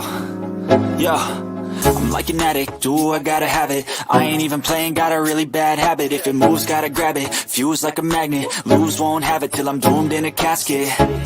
I ain't playing, got a weird mind. If you work 8 hours, I'ma work 9. If the shit tastes sour, you should taste mine. I'ma stay in power for a long time. Get up, nah, I ain't a quitter. Toss me the ball, I'm a really big hitter. Big picture, I'm a straight killer. Rising the song to the highest bidder. Got juice, got gas, I'ma move fast. New shoes, new tracks, like who's that? I'm new, come back, better than last. Yeah, it's a new me, never gonna... Welcome back, everybody. We are moving to the bottom of the fourth inning. It is going to be the 8, 9, and 1 hitters in the Atlanta batting order. Coming up to face the starter, Paolo Espino. Espino was able to escape the third inning as the Braves broke open the scoring with a couple of runs. The Braves so far have stranded 5 base runners in the first 3 innings. Be something to keep an eye on. That becomes a problem. They have not had some clutch hitting with runners aboard and a couple out. So it'll be Arcia, Harris, and Acuna Jr. here to face the right-hander Espino in the bottom of the fourth. Arcia is 1 for 1 today. He has singled his first time up. And Espino rocks into the motion and he kicks and delivers. It is a breaking ball that catches the top of the zone. And the count is 0-1. So our friend, the living room, says, is the cash that Jesse donated in your PayPal enough for a grab bag of cards and collectibles? Yeah, we can come up with something for that for sure. There's a ground ball hit over to the third baseman. It is backhanded by Franco. He throws over to first, and that is going to retire. The batter runner, Orlando Arcia, on a ground out 5-3 for out number 1. I have to be able to think of something. I don't know if is he just a baseball guy or does he like other stuff as well? Because we might have some other things. So that brings Michael Harris up to the plate, except for CFL football. We can't guarantee you any of that. Here comes the first offering to Michael Harris, and that is a fastball that misses up and away, and the count is 1-0. Harris today is 0 for 1. He struck out his first time up. His average has slipped to 3.01 on the season. Espino ready to deliver to the left-handed hitting Harris. So there's a fastball swung on it, is belted into center field. Drifting back just in front of the warning track is Victor Robles. He's going to make the catch. That is going to bring in, that's going to retire Harris for the second out.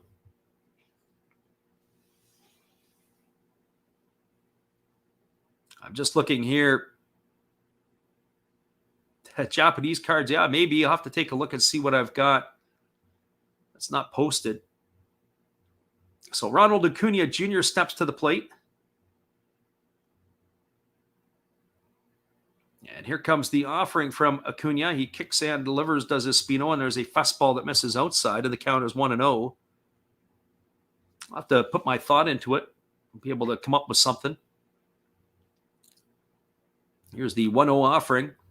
There's a breaking ball that is swung at. It is grounded and taken on one hop by the second baseman, Adrianza. He throws to first. That is a quick inning here for the pitcher, Espino. He needed that after that marathon in the third inning. That goes as a ground out 4-3 for the third out of the inning. There was no runs, no hits, no errors, and nobody left the board here in the bottom of the fourth. It is your score, the Atlanta Braves 2, the Washington Nationals 0. I've got to flip my score line around as we've got it on the wrong side. We'll be back in just a moment as we do it. Here's our friend Steve. Hello, and we'll be right back to Last Raps Baseball after this brief message from me, Steve Rademacher. Thank you all for watching my channel and supporting me. Thank you all for supporting Freddie and Last Raps Baseball. He does an awesome job commentating. And to show you some more stuff that you could see on my channel, we have shiny Pokemon cards. We have Hall of Fame quarterbacks like Brett Favre. We have Bo Jackson playing baseball. That's right. That's his rookie card. Very nice. We even have gold. We have gold. We have wrestlers. That's Rowdy Piper. And yes, we even have Jason Stokes and many ways to destroy him. So now, thank you again. Back to your regular program with your host, Last Raps Baseball. Appreciate you there, Steve, and your support of our channel. And in turn, we like to support Steve Rademacher. We will be able to bring you the bottom or the top of the fifth inning here, as it's going to be the 8, 9, and 1 hitters in the order. Our living room says nothing expensive, just a grab bag. It'll be actually kind of fun. What we do out here is with the Little League Baseball, we put together packs of cards for the kids, and it's a way to kind of get rid of some stuff. And we do these random packs, and some have good stuff, and some have average stuff, and some have a lot of junk. But the kids like to rip them open and to pull them apart. There's a fastball that is taken for a called strike, and the count is 0-1 to Mikael Franco. Franco is 0 for 1 today. He grounded out to the first baseman his first time up, and there is a breaking ball down in the dirt. The count goes to 1-1.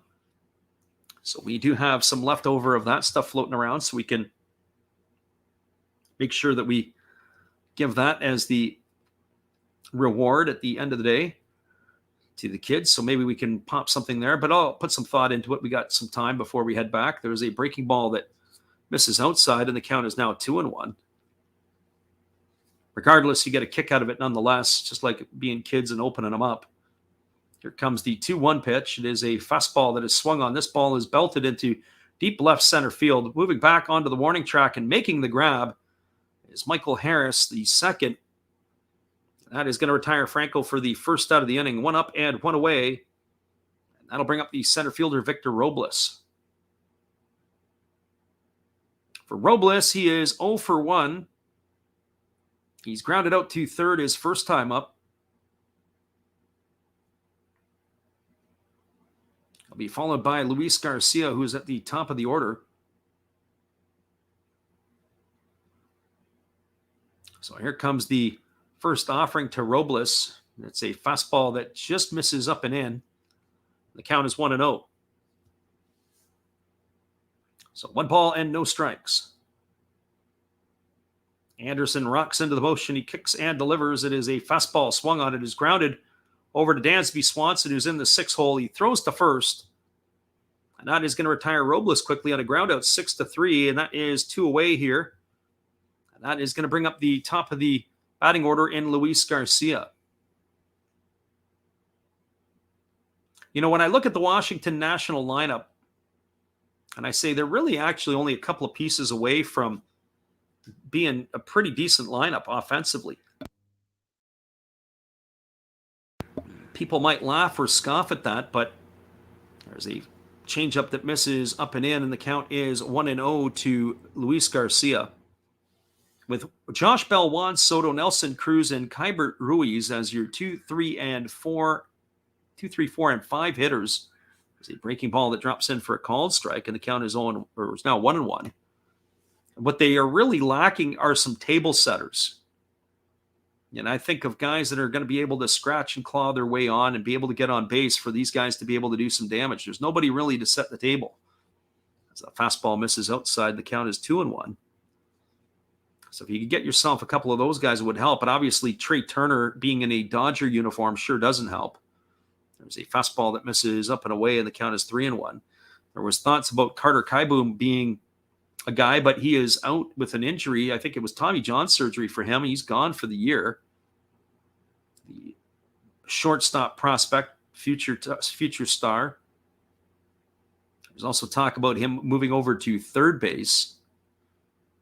So here's the offering from Ian Anderson. It's taken for a called strike at the knees, and the count is now 3-2. Garcia does a 360 around the batter's box. He didn't like that call. There's a wry smile that brought him back. Can understand why Garcia didn't like the pitch. It was a pitch that was a borderline pitch at best. There's a fastball that is swung on and tap foul over on the first base side. The count remains at 3-2. 80 pitches so far here for Ian Anderson. As we are in the top of the 5th inning, we talked about his need to attack the strike zone and be efficient on pitches, and there's a fastball swung on and missed. And Garcia is retired on strikes for the 3rd out of the inning. So the Nationals go quiet in their half of the 5th inning. It's been 5 in a row now retired by Anderson. There were no runs, no hits, no errors, and nobody left aboard. We are now through 4.5. It is the Atlanta Braves 2, the Washington Nationals nothing. Stick around, everybody. We'll be back in just a couple moments with the call at the bottom of the 5th inning. We're glad you guys could be here with us. Hang tight, everybody. Here is our friend Steve again. This is Steve Rademacher, and I'd like to introduce you to my channel if you haven't seen it before. These are all the things I enjoy: sports, autographs, relics, non-sports Hall of Famers, pseudo-sports, Star Wars. That's my channel name and my name, and I would really appreciate it if you would come check me out and maybe even subscribe if you like it. Thank you for that for now, and back to your ball game.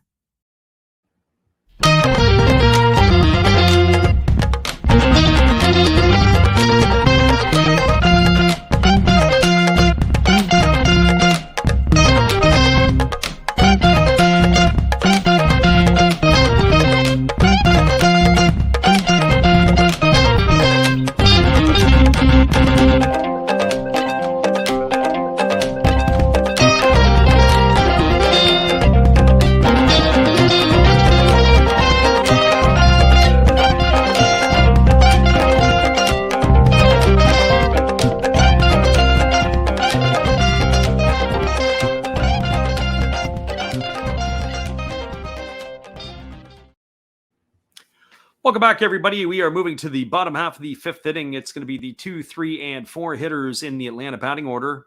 That means it's going to be Dansby Swanson, Matt Olson, and Austin Riley. Pablo Espino has worked 4 innings so far for the Washington Nationals, and he has been effective minus that third inning. He had himself a little bit of trouble. Espino has got 4 innings. He's allowed 6 hits, 2 runs, both earned.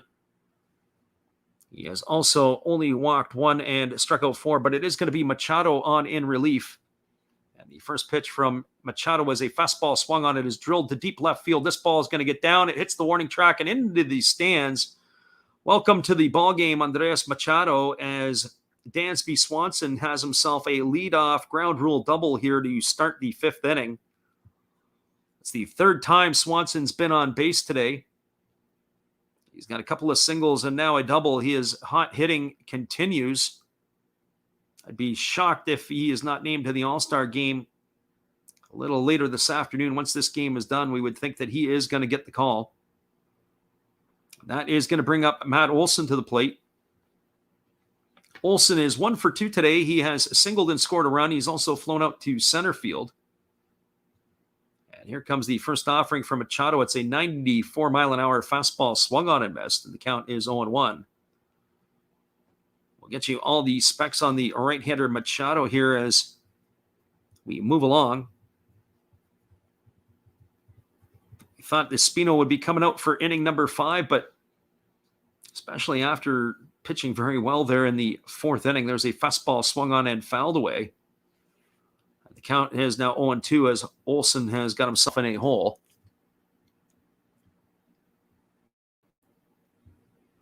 So to get 4 innings for Journeyman, so bad. And as we said, probably a little bit unfortunate.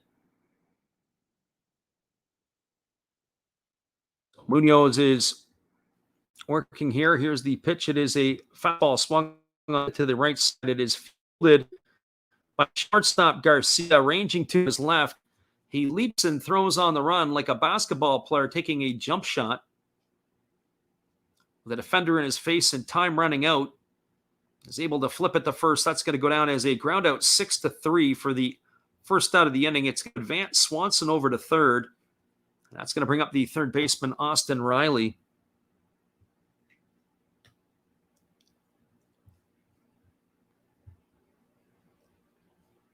Just have to give you a little few specs here on Machado here, who is on the mound. And here comes the first offering. It is a fastball swung on. It is grounded over to third. But Austin Riley has fouled that one off his leg. He didn't even move out of the batter's box. He's holding on to his knee. So that's going to be a tough strike for Austin Riley. He's going to limp around the batter's box. He's got protection. I thought I looked off his knee. That was what he was rubbing, but it was right off the top of his foot. There's no protection there. He does wear a shin guard on the left leg, but it only covers to the top of the ankle. So here's the 0-1 offering. It is a fastball swung on and fouled away, and the count is now 0-2. Boy, that looked like it was going to be pitch number 2 to be hammered off his knee there.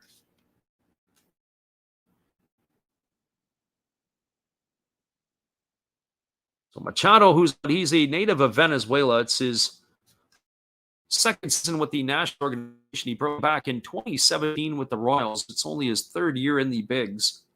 There's a fastball that misses upstairs, and the count now goes to 1-2.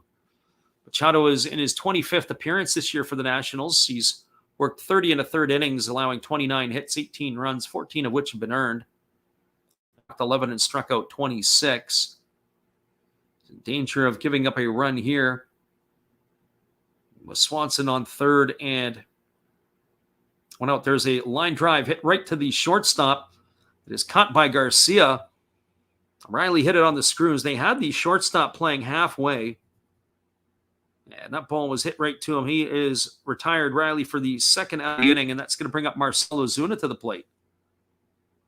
As we get the replay on that, it was basically dropping to one knee was Garcia and making the catch. Hardly had the move. And now that's going to bring up Marcell Ozuna. Ozuna today has been on base twice. He has singled and walked. He's got his average up to 230 on the season. I'm sure the Braves will want him to heat up as the months of July and August are around here. There's a fastball that misses inside for ball one, and the count is 1-0. So 1 ball and no strikes. The right-hander Machado delivers. It's a fastball at 96 that's taken for a called strike, and the count is 1-1. It was a good pitch by Machado. Knee-high fastball on the inside corner. A little different flavor here than the starter Espino on the mound, who was unlucky to hit 89 miles an hour on the gun. Here comes the 1-1. It's a fastball under the hands, taken for a ball, and the count is 2-1. So 2 balls and 1 strike.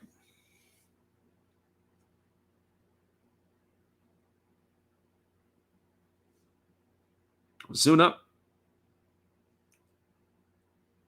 waiting on the offering from the right-hander Espino.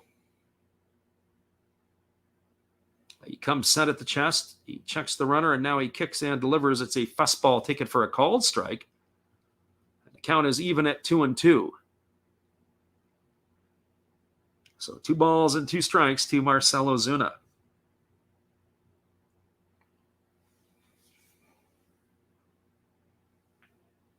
Machado has settled down since that leadoff ground rule double to Dansby Swanson. Now here comes the 2-2 offering. He holds at the chest. He delivers. It is a fastball swung on and tap foul right at home plate. It's going to keep the count at 2-2.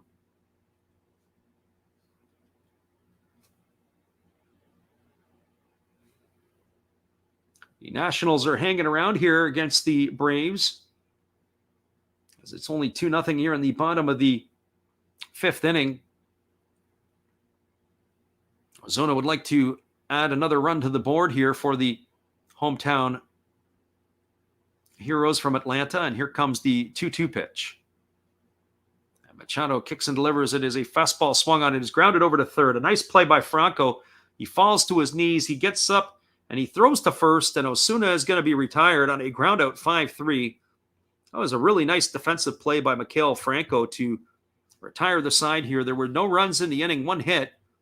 That was the ground rule double by Swanson. There were no errors, and he was stranded at third with 1 left on base. We are now through 5 complete innings in Atlanta. It is the Braves 2 and the Nationals nothing. Stick around, everybody. We'll be back in just a couple moments with more of the calls of this one. We're glad you guys could make it in here today.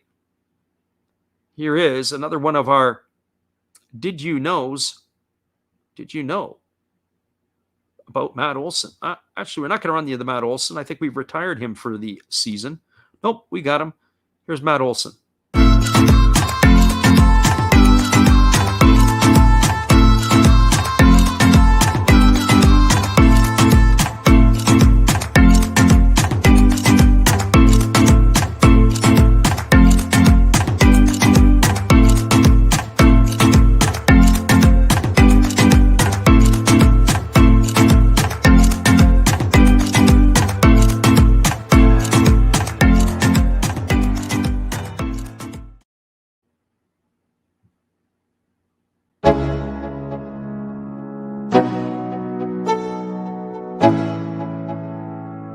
Let's go.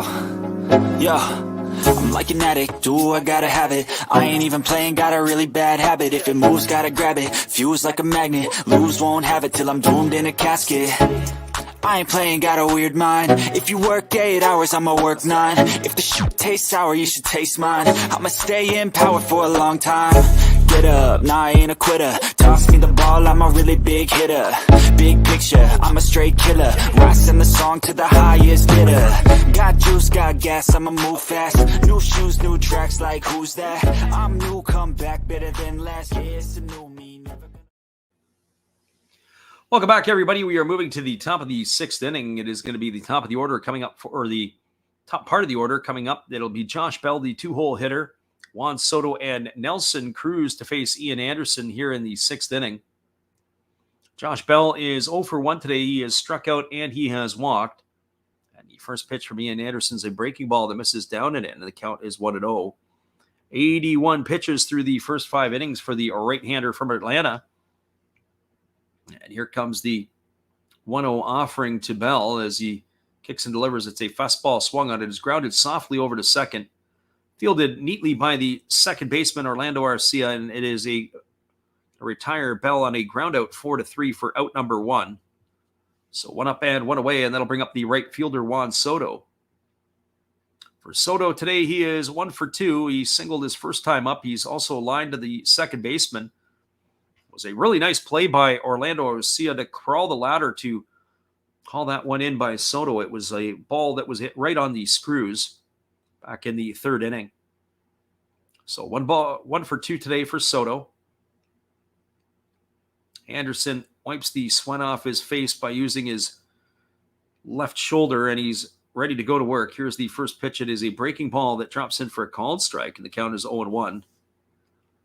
There is action in the Braves bullpen as Dylan Lee is up and throwing. So no balls and 1 strike to Soto. Here comes the offering from Anderson. It is a fastball that misses outside, and the count is 1-1. I was at 95 miles an hour the last pitch there to Soto. Anderson, from time to time, will really unleash a fastball.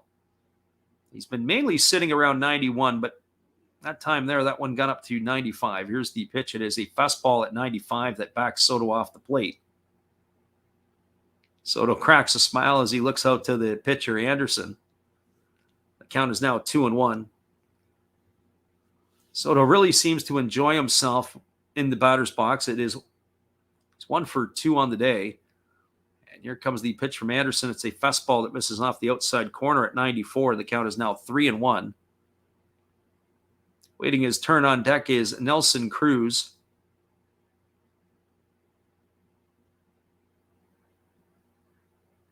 So Soto digs in. He's ready to go again. And here comes the pitch from Anderson. It's a fastball that misses upstairs. And Soto is going to get himself a 1-out walk, and that is going to bring up the designated hitter, Nelson Cruz. As we mentioned earlier, Juan Soto entered today's game leading the league in walk at 71. That gives him 72 on the season. He's not quite at the pace he was last year. Last year, he led the league with 145 walks. He's not quite on that pace, but he may get himself in around the 130s if he continues what he's doing right now. Here comes the first offering to Nelson Cruz. As Anderson kicks and delivers, it's a fastball that misses off the inside corner, and the count is 1-0. Switch hitting Keibert Ruiz waits his turn on deck. I would think that probably Anderson's got these next 2 hitters to retire the side. There's a changeup that misses down, and the count is 2-0. If the left-handed hitting Yadiel Hernandez gets to the plate, I could see the reliever Lee coming in at that point. So here comes the 2-0 offering. Anderson holds at the belt. And now he kicks and delivers. It is a fastball swung on. It is tap foul over on the third base side. The count is now 2-1 to Nelson Cruz. We'll take a peek at that out-of-town scoreboard and keep you updated, as there is finally a final, as the Orioles did beat the Angels 9-5 today.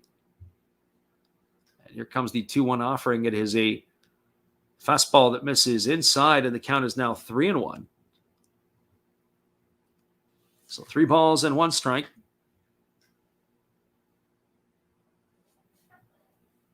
The Cincinnati Reds jumped on the Tampa Bay Rays with 7 in the bottom of the 3rd, and the Rays came right back with 3 of their own in the top of the 4th. There's a breaking ball that is swung on and missed, and now the count is 3-2 to Cruz. They are 7-3 in the bottom of the 4th inning in Cincinnati. Marlins and the Nationals are still locked at 0s.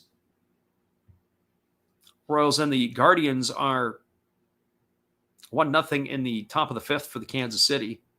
There's a fastball that misses upstairs, and it's back-to-back walks issued by Ian Anderson here in the 5th inning, and that's going to bring The manager, Brian Snitker, out of the dugout, and he is calling for the left-hander.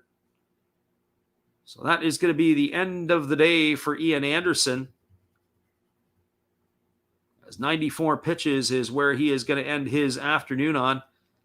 And we are going to have a pitching change. Stick around, everybody. We'll be back in just a couple moments. We'll give you the updates on the pitcher. It is Ian Anderson coming out.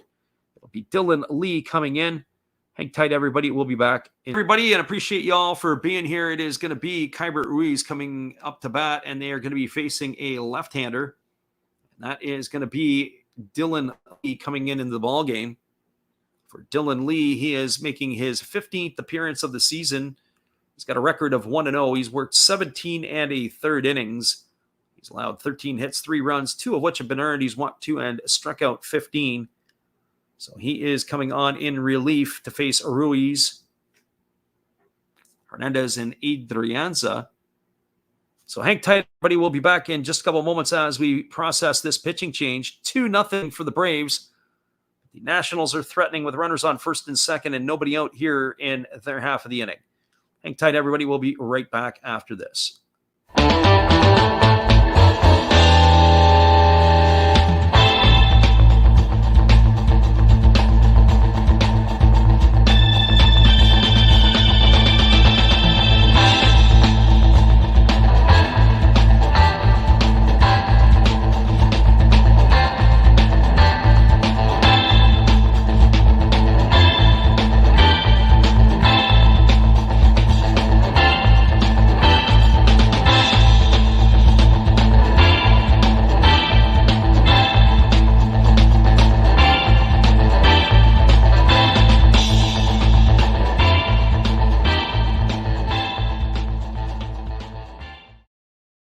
Welcome back, everybody. Dylan Lee now on the mound. The first offering that he delivered to the left-handed hitting Keibert Ruiz was a fastball that missed outside for ball 1.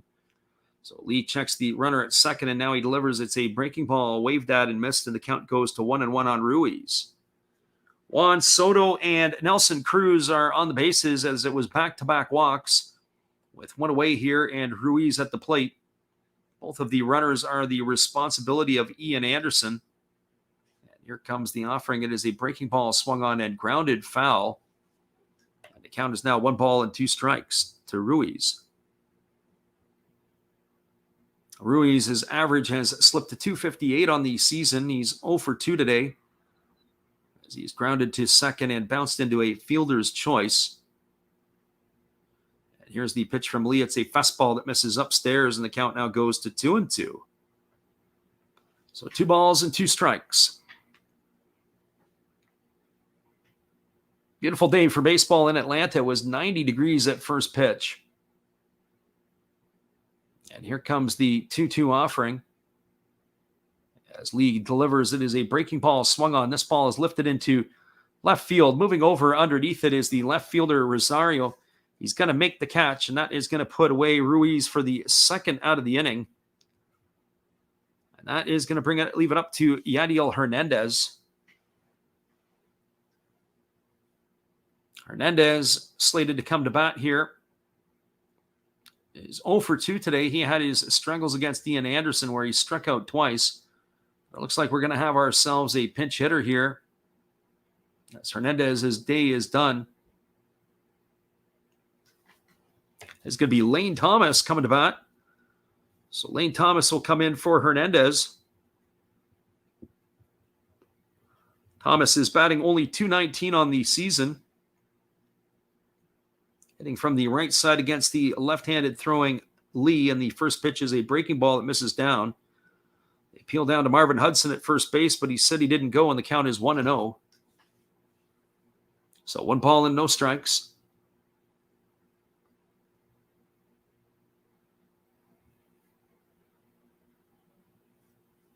So Lee holds at the belt. He checks the runner at second, and now getting back in time is easily the runner Juan Soto.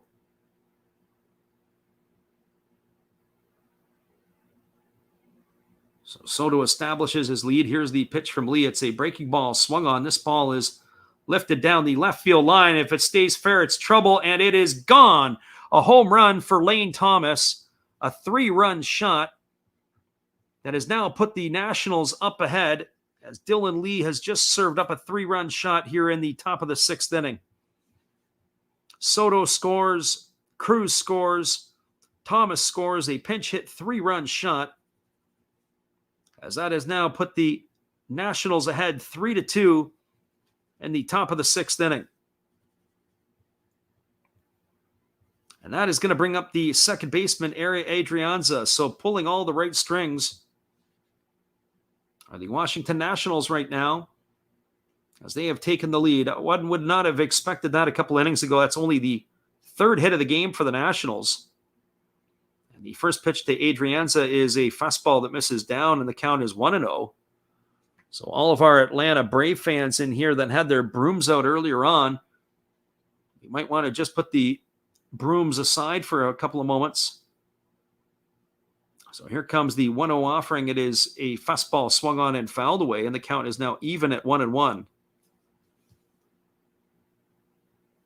So we may have ourselves an entertaining finish. It looked like it was going to be a pretty easy setup here for the Braves on this one. So here comes the pitch. It is a fastball swung on. It's fouled straight back. Adrianza was right on time with the pitch.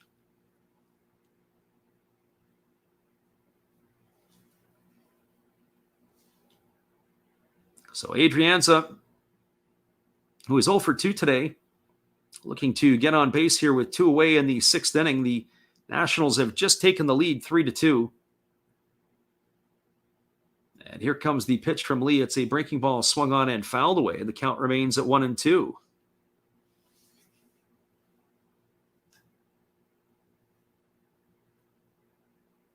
Lane Thomas will be coming into the outfield to take over for the now departed Yadiel Hernandez. And here comes the offering. It is a breaking ball that misses down, and the count is 2-2.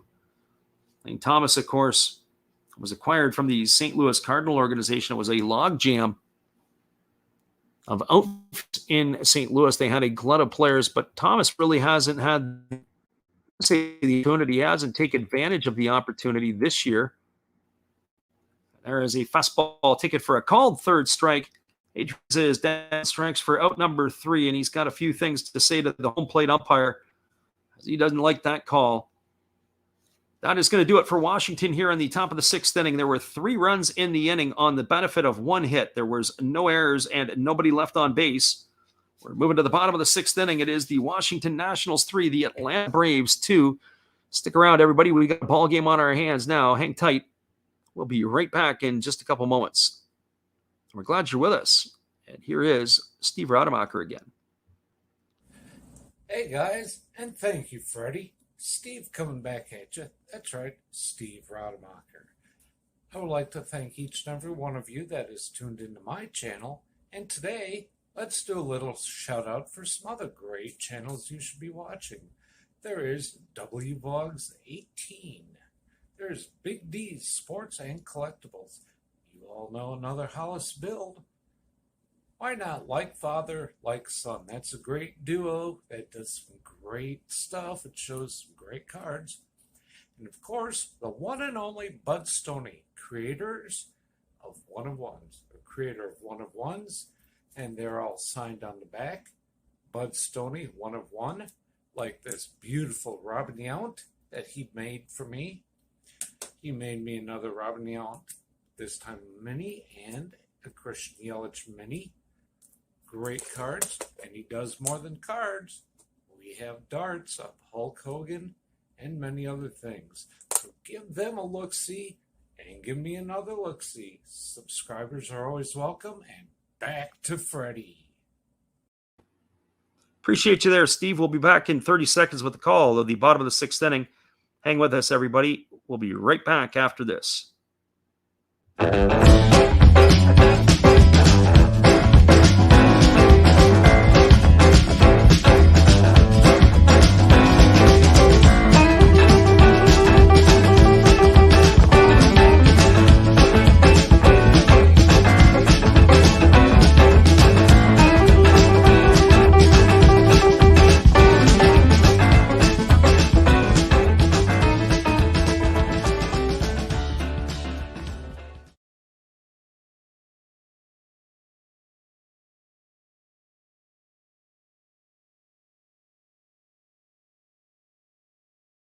Watson struck out 39.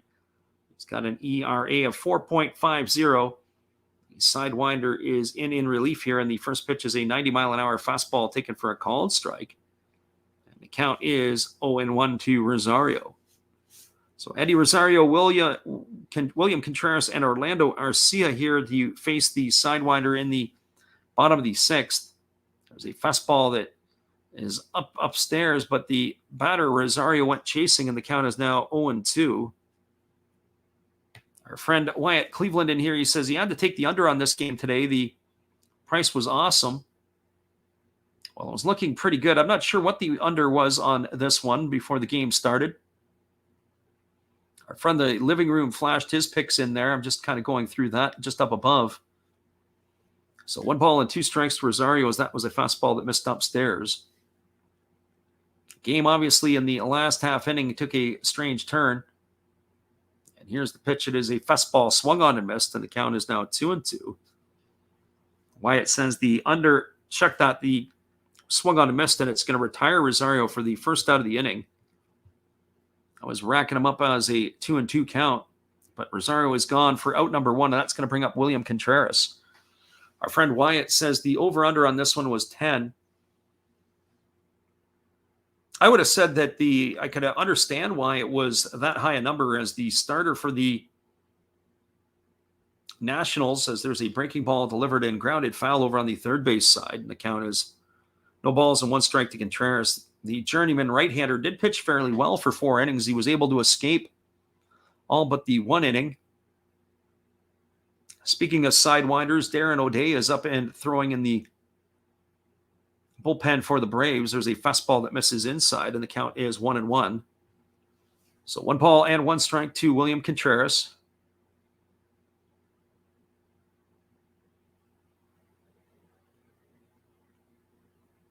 It'll be Orlando Arcia to follow Contreras. And here's the pitch. It is a fastball that's taken on the outside corner, and the count is 1-2. So 1 ball and 2 strikes.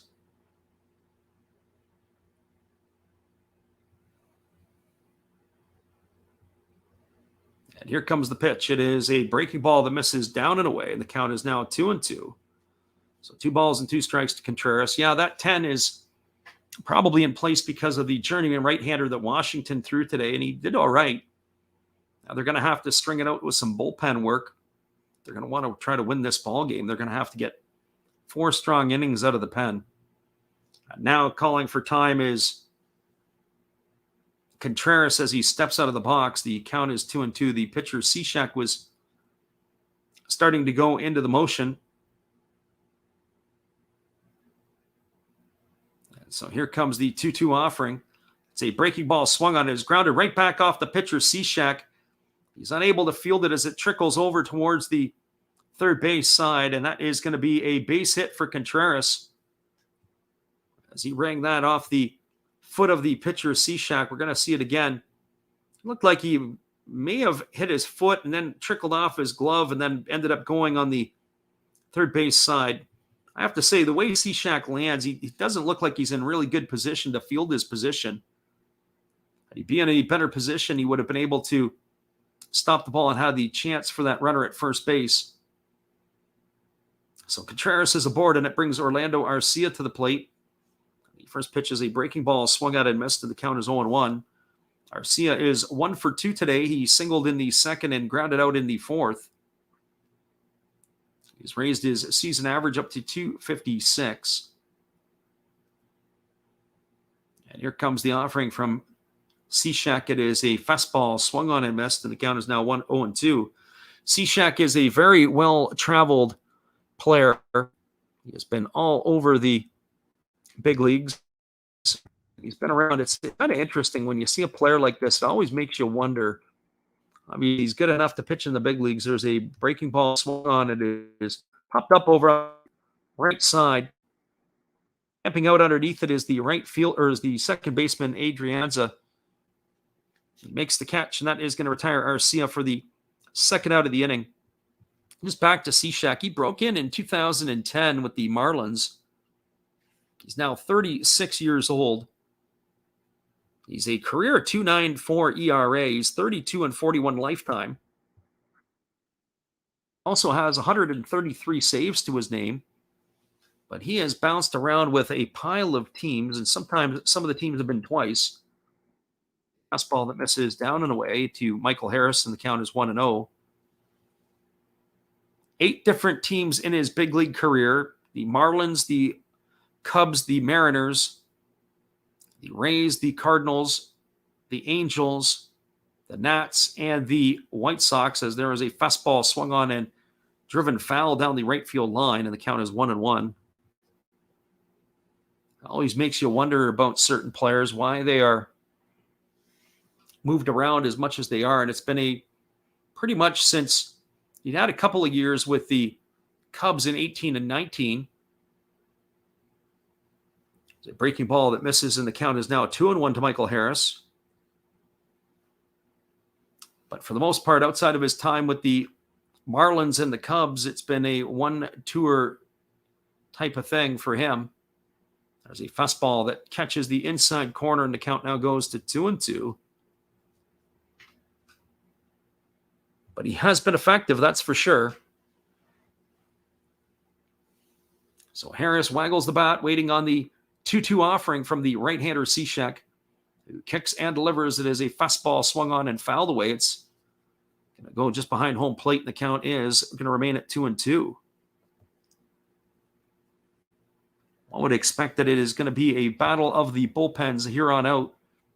I wonder if we'll see anybody for 2 innings. I don't normally see Cishek as a 2-inning kind of guy. So here comes the 2-2 pitch. Cishek delivers. It's a fastball swung on and missed. And Harris has gone down on strikes, and that's going to do it here for the Braves in their half of the 6th inning. They had no runs. There was 1 hit, no errors, and 1 runner stranded aboard. It is now 7 runners left on base through the first 6 innings for the Atlanta Braves. We are now moving to the top of the 7th inning. The score is 3-2 for Washington. Stick around, everybody. We'll be back in just a few after this.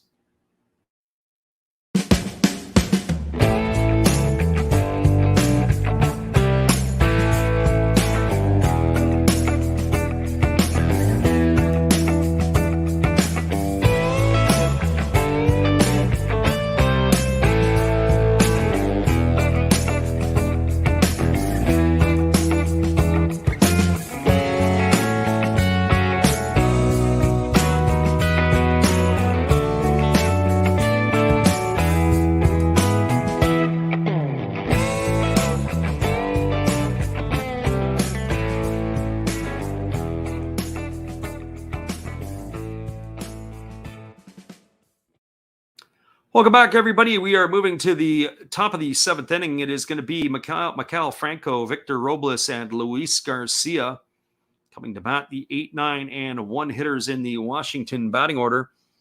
We are anticipating that we are going to be seeing some changes coming up here, and it is for sure as Darren O'Day is coming into the ball game. So now be the 3rd pitcher used by the Atlanta Braves. So another sidewinder. One team has a sidewinder. The other team brings in their sidewinder. So O'Day coming in. This is his 27th appearance. He's worked 20 in the 3rd innings. He's walked 9, struck out 26. His ERA is at 3.98. So O'Day on in relief. Where I think of Darren O'Day, I really think of him as a Baltimore Oriole. I remember he had some years with them. O'Day has also spent some time with the Texas Rangers organization, and as well as the Keys, the Los Angeles Angels. So here comes the first offering from O'Day. It is a changeup that misses inside for ball 1, and the count is 1-0 to Franco. Franco is 0 for 2 today. He's grounded to first, and he has flown out to the center fielder. O'Day is a veteran for sure. He is 39 years old. He'll be 40 after the season. There's a breaking ball that is swung on and fouled away. The count is 1-1. O'Day was drafted out of the University of Florida. He made his big league debut way back on March 31st of 2008. long time in the big leagues for O'Day, another veteran. You have 15 years. There's a fastball swung on and fouled away. The count is now 1-2 to Maikel Franco. The majority of his career, as we mentioned, was with the Baltimore Orioles. He spent 7 years in Baltimore's camp. He also spent 3 seasons with the Texas Rangers and 3 years with Atlanta, although it's not been consecutive. He was with the Braves in 19 and 20. There's a fastball that swung on and fouled away. Count remains at 1-2. He was with the Yankees during the 2021 season and now has found his way back to Atlanta. Yeah, we'd say some of the best years of his career were with Baltimore. He also did pretty well with the Texas Rangers. He's never had a big league start. There's a breaking ball swung on. This ball is lifted into shallow center field. Coming in on it is Michael Harris. He makes the grab. That is going to retire Franco for the first out of the inning. It's going to bring up the center fielder, Victor Robles. Our friend of the living room says he's going to go throw some blitz ball in the backyard. He's going to be back soon. Yeah, come on back for the last inning or so, because this one here is going to be a nail biter for the Braves fans. Appreciate you checking in. So here comes the first offering from the right-hander O'Day, who delivers a breaking ball swung on and fouled away. Count is 0-1 to Robles. Robles is 0 for 2 today.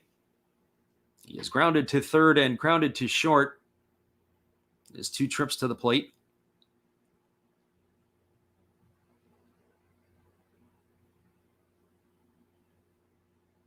The right-hander O'Day kicks and delivers. It's a fastball that misses outside, and the count is 1-1. There's one gone here in the top of the 7th inning, and it'll be the top of the order, Luis Garcia, who waits on deck. Comes that 1-1 pitch to Robles. And it is a fastball swung on and fouled away. The count is now 1 ball and 2 strikes. Victor Robles, there was a lot of expected of this player, considered a top prospect in the Washington organization, and I don't know if he's really delivered to what they've thought.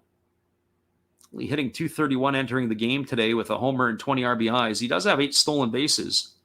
There's a fastball that misses outside, and the count is now 2-2.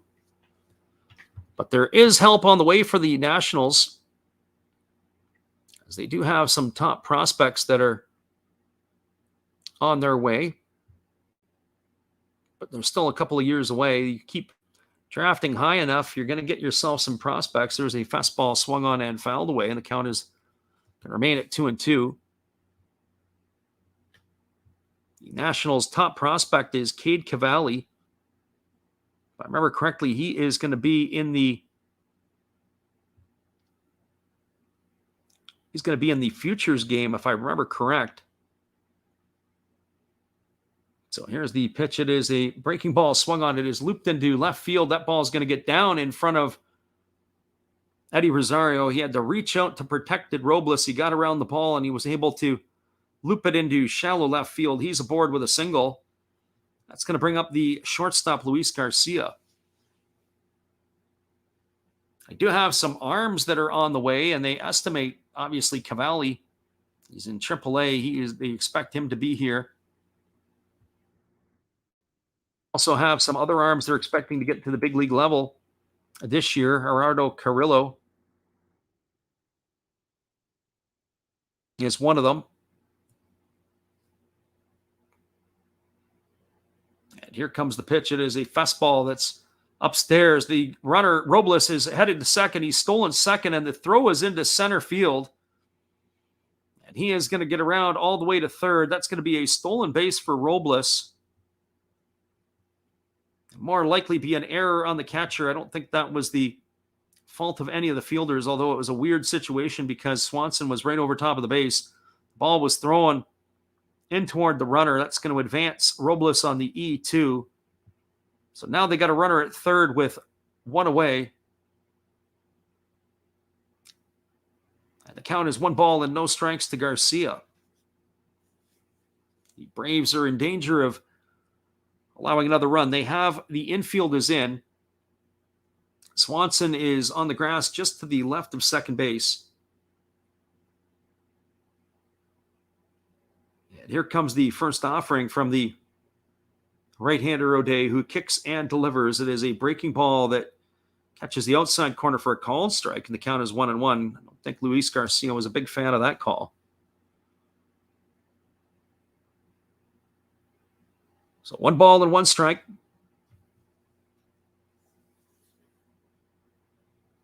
And here comes the pitch from O'Day. It's a breaking ball swung on and fouled straight back, and the count now goes to 1-2. Looking at the Nationals' top prospects, in their top 10, they've got 6 arms. They've got Brady House as shortstop, who was their top pick a couple years ago. They expect him to be in the big leagues for 2024. He is a shortstop. Here comes the 1-2 pitch from O'Day. It's a fastball swung on and fouled away, and the count remains at 1-2 to Garcia. But Cole Henry, they expect to be in the big leagues next year. Jackson Rutledge next year as well. Those are a couple of arms. They expect that Andy Lara is probably a couple of years away, as is Aldo Ramirez and Dalen Lyle. We'll have to keep their tabs on them. Other players that are expected to make an appearance this year, Matt Cronin, a left-handed pitcher. He's outside of the top 10 in the rankings. There's a fastball swung on and fouled away, and the count remains at 1-2 to Garcia. Other players that they figure that may get to the big leagues or have been to the big leagues this year. Evan Lee has already been in the bigs. He's 20. Estimated time was this year. They figured Donovan Casey as well. Jackson Clough. Jackson Clough was a shortstop that the Nats had. There's a fastball swung on. This ball is fouled away. And the battle continues against Luis Garcia.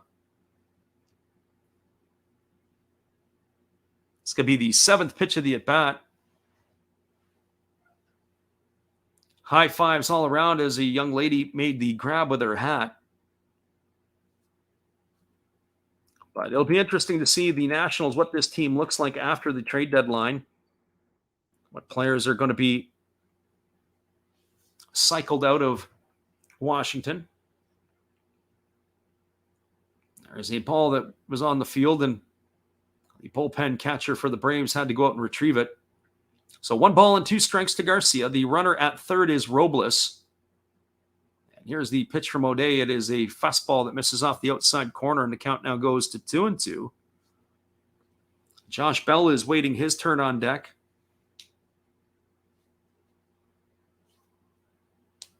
O'Day has thrown 18 pitches in the inning. 7 of them have been to Garcia. Here comes the 2-2. There's a fastball that misses upstairs, and the count now goes to 3-2. So 3 balls and 2 strikes. Nationals are looking to add another run to the tally here, with that runner Robles on third and only 1 gone here in the 7th inning. Here's the pitch from O'Day. It's a breaking ball that misses well off the plate. And that is going to be ball 4, a well-earned walk by Luis Garcia, and that'll bring up the first baseman, Josh Bell. And in that, it is also going to bring Brian Snitker out of the dugout. And he is marching his way to the mound as it looks like he's coming to get him. There is action in the Atlanta bullpen, and we are going to have a pitching change. So stick around, everybody. Pitching change in Atlanta. We'll be back in just a couple moments after this. Hold tight. Good evening, ladies and gentlemen. Namaste. Hey, I hope you guys have been enjoying the game.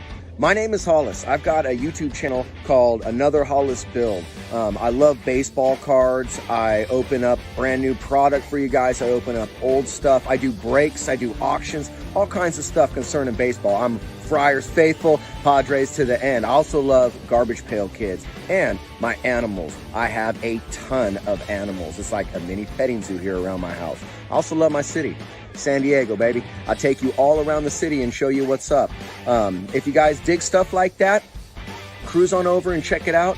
It's another Hollis build. If you dig it, subscribe. I'd really appreciate to have more follow me along on the journey. Hey, either way, you guys have a wonderful day or a beautiful, beautiful evening. No matter which one it is, make sure that you make it great, my friends. Big up Last Raps Baseball. Yeah, Freddie, let's go. One love and peace. Yeah, man.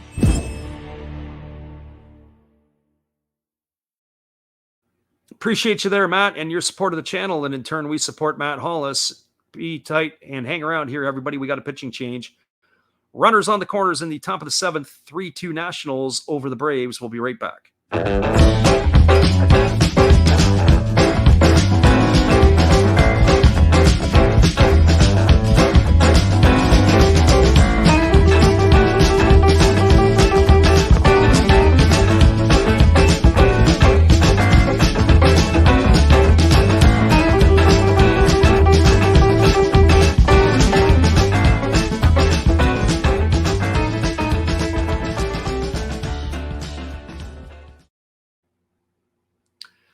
Welcome back, everybody. It is Tyler Matzik on the mound in relief. He's going to be working in his 16th ball game. He's worked 13 and a third innings. He's got an ERA at 3.95. He's walked 10 and struck out 11. He is on to face the switch hitter, Josh Bell, who they'll turn around for the first time today. And bat right-handed.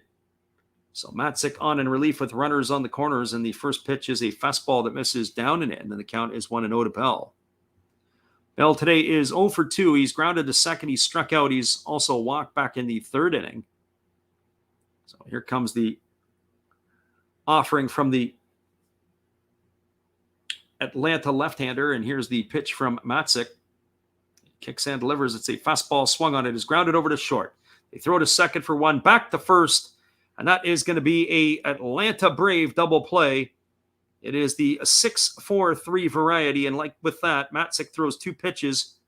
He is able to get himself the final 2 outs of the inning. So for the Washington Nationals, they threaten in the inning, but they don't score. There was no runs on one hit, no errors, and one runner left aboard. We are now going to the bottom of the 7th inning. It is Washington Nationals 3, the Atlanta Braves 2. Stick around, everybody. We'll be back in just a couple moments with all the calls after this. We're glad you're here with us. Well, you got to have an ace in the hole, a little secret that nobody knows. Life is a gamble, a game we all play, but you've got to save something for a rainy day. You've got to learn to play your cards right if you expect to win in life. Don't put it all on the line for just one roll. You've got to have an ace in the hole.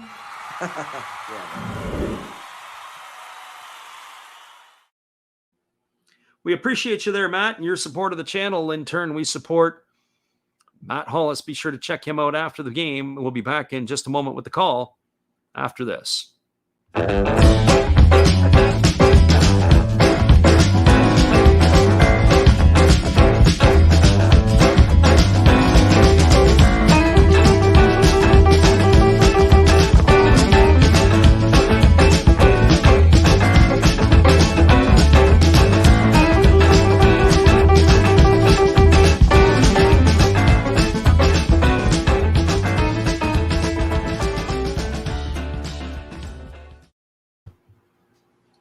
Welcome back, everybody. We are moving to the bottom half of the 7th inning. We're just waiting to see if we're going to have ourselves yet another pitching change in the parade by the Nationals.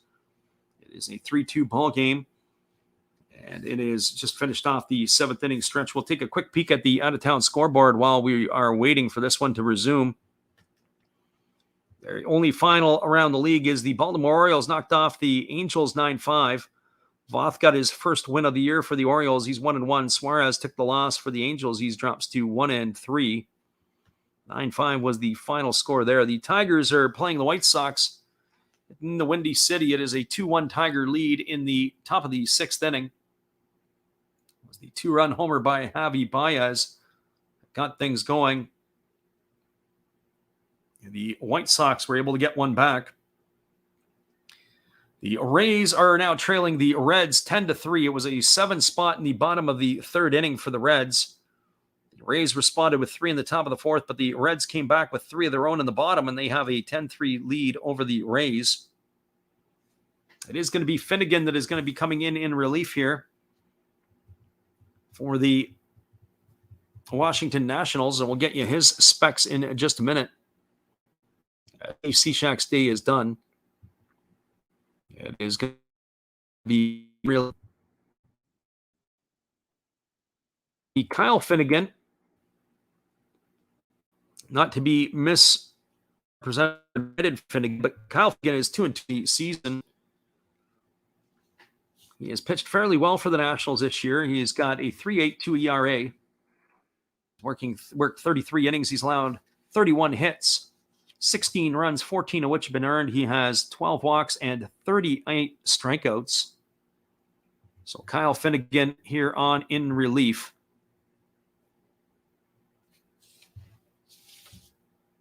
And that is what we're going to have here. So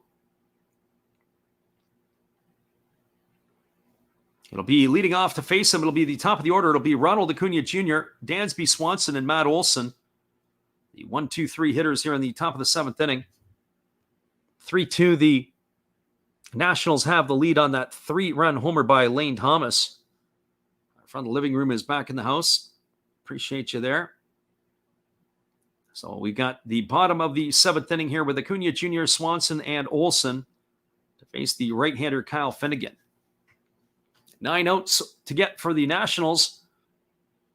But the Braves have got to get something going here. And there's a first pitch fastball at 96 miles an hour, swung on and missed, and the count is 0-1. So no balls and 1 strike. The living room is working on his blitz ball deliveries. So no balls and 1 strike to Acuna. He waggles the bat from the right side. Here comes the offering from the right-handed throwing Finnegan. He kicks and delivers. It is a fastball swung on and fouled away. The count is now 0-2 to Ronald Acuna Jr. Acuna Jr. is 0 for 3 today. He has flown to center. He's struck out and grounded out to second. His average has dipped to 277 on the season. The second half of the year, one would think that if he has a solid second half, even Acuna could be an outside shot at a 30-30 guy, considering he missed quite a bit of time at the beginning of the year. Has a fastball that misses upstairs, and the count is now 1-2. He's only got 8 home runs, but for him to hit 22 homers in the back half of the season is probably a reasonable task. He should exceed the 30 stolen base mark easily. He's at 17 right now. So here comes the 1-2 offering as Finnegan delivers. It is a fastball swung on and missed. It was tipped, but Ruiz was able to hang on, and Acuna Jr. is gone for the first out of the inning. That is going to bring up the shortstop, Dansby Swanson. For Swanson today, he is 3 for 3. He has singled twice and doubled his last time up. It was a ground rule double to left field. He's scored 1 of the 2 Atlanta runs. Swanson's raised his average to 305. We were talking earlier that he's got to be one of those guys that has got to be named to the All-Star team here, one would think. His numbers this year have been off the charts. He's got those 14 homers, 50 RBIs. He's also stolen 14 bases. He's got an outside shot to be a 30-30 guy. There's a fastball that misses down, and the count is 1-0. That fastball looked like it was pretty good. Maybe to any other hitter today, that would have been a called strike. But Dansby Swanson really seeing the ball well. So 1 ball and no strike to Swanson. And here comes the offering from Finnegan. It is a fastball that catches the outside corner at 96, and the count goes to 1-1. So 1 ball and 1 strike. The Braves have put the brooms back in the closet for now, or the Braves fans, I should say, as they're finding themselves looking upward at the 3-2 scoreline for the Washington Nationals right now. Here comes the 1-1 pitch. That is a fastball swung on and missed, and the count is now 1-2. So 1 ball and 2 strikes to Swanson. Matt Olson is waiting his turn on deck. This is probably the hardest thrower that we've seen today. We thought Machado brought it up pretty good, but Finnegan has hit 96, 97 on the gun. It's a little bit different between 97 and 89. And here's the pitch. It is a fastball swung on and missed. Swanson swung through that 97-mile-an-hour heater for out number 2, and that is going to leave it all up to the first baseman, Matt Olson. So Kyle Finnegan not messing around. The young right-hander has struck out the first 2 batters he's faced here in the 7th inning, and that brings up the first baseman, Olson. Olson is 1 for 3 today. He singled and scored a run back in the 3rd. He's grounded to short and flown out to center. He waits on the first offering from the right-hander Finnegan, who leans in. He comes set at the chest, and now he kicks and fires. There's a fastball swung on and missed, and the count is 0-1. He is bringing the heat, is Finnegan. I've got the right side of the infield loaded up. The shortstop Garcia is the only defender to the left of second base. They put Mikhail Franco in the rover position in shallow right field. So here comes the 0-1 offering. It's a fastball that's taken for a called strike at the knees, and the count is now 0-2. Last pitch was at 98 miles an hour. We've seen pretty much a steady diet of fastballs from the right-hander Finnegan. I wonder if he's going to show something off speed right now to Olson. Here comes the 0-2 offering. He comes set at the chest. Ruiz is setting up and in, and there's a fastball that is delivered. It is going to be swung at and fouled away. He missed his spot, did the pitcher Finnegan. They wanted the pitch up and in. It ended up being low and away. It was a 98-mile-an-hour heater. That ball is fouled away, and the Cats going to keep the count at 0-2 to Matt Olson. Finnegan goes off the backside of the rubber. He grabs the rosin bag, and he is ready to go back to the action here against Olson. He works from the third base side of the pitching rubber. That's the left-handed batter here. And here comes the pitch. He kicks and delivers. It is a fastball swung on and missed. That time he didn't miss his spot as they came up and into Olson with a 98-mile-an-hour fastball. And Finnegan does his job as he comes in here in the 7th and strikes out the side. There were no runs, no hits, no errors, and nobody left the board. We're now through 7 complete. It is the Washington Nationals 3, the Atlanta Braves 2. Stick around, everybody. We'll be back in just a couple moments with our call of the top of the 8th inning. We're glad you guys could be here with us. Hello, guys. Thank you for joining Freddie here on his baseball game.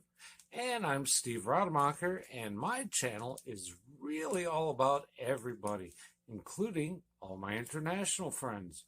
We have such stuff as non-sport packs from Canada, the OP Cheese. We have the Greek Freak. We have money from around the world. We have lira. We have yen. We have francs. We have pounds. We have Deutschmarks. We have all kinds of cool stuff like that. We even have some cooler things like Japanese women wrestlers and OP-Chi baseball cards where I cannot read the back. We even have unopened material like the royal family, I know it's backwards, from London, England. Thank you for watching. Back to Freddie.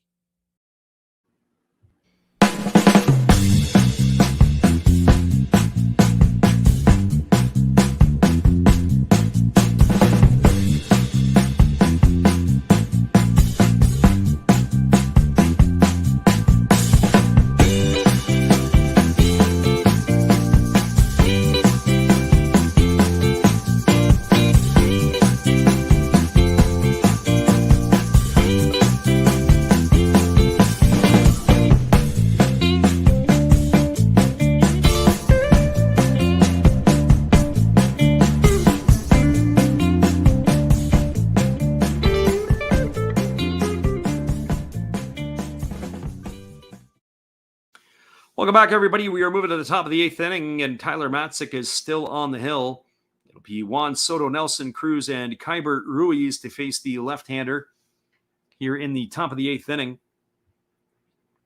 Juan Soto today is 1 for 2. He has a single. He's lined out to second. He has walked and scored one of the runs when he was brought home on the Lane Thomas 3-run homer back in the 6th inning. And here's the first pitch from Tyler Matzek. It is a fastball swung on. It has popped up into right center field. Moving over underneath it is Ronald Acuna Jr., and he's going to make the catch. And with one pitch, Soto is retired here in the top of the 8th inning. And that'll bring up the designated hitter, Nelson Cruz. So 3 pitches and 3 outs for Matzek. Of course, he got the double play induced in the last inning on the second pitch to the batter, Josh Bell. But that is pitch efficiency for you if there ever was. 3 pitches and 3 outs. So here comes Nelson Cruz to the plate. For Cruz today, he is 1 for 1. He also has walked a couple of times. There's a breaking ball that catches the outside corner for a called strike, and the count is 0-1. He also scored a run as he was brought home in that 3-run shot by Lane Thomas back in the 6th as well. Here comes the 0-1 offering. There's a breaking ball that drops in for a called strike, and the count is now 0-2. So no balls and 2 strikes.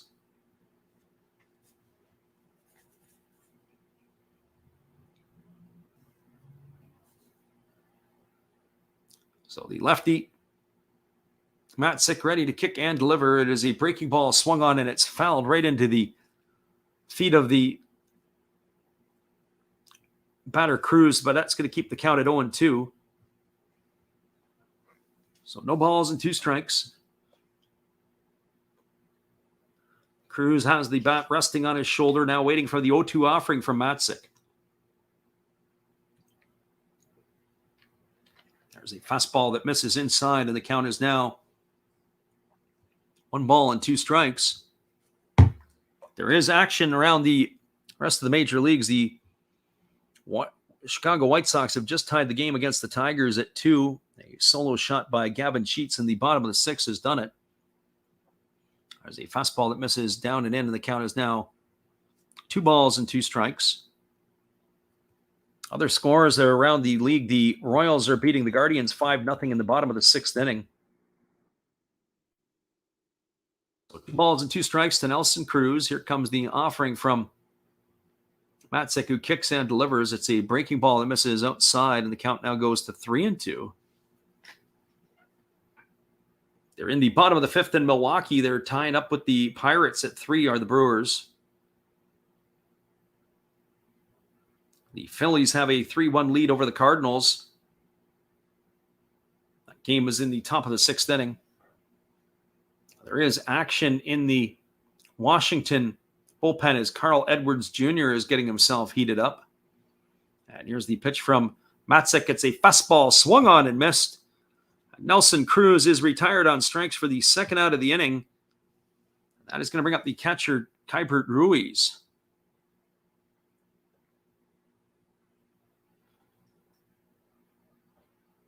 The only other game that's significantly underway in the 4th inning, it is the Twins 4-3 over the Rangers.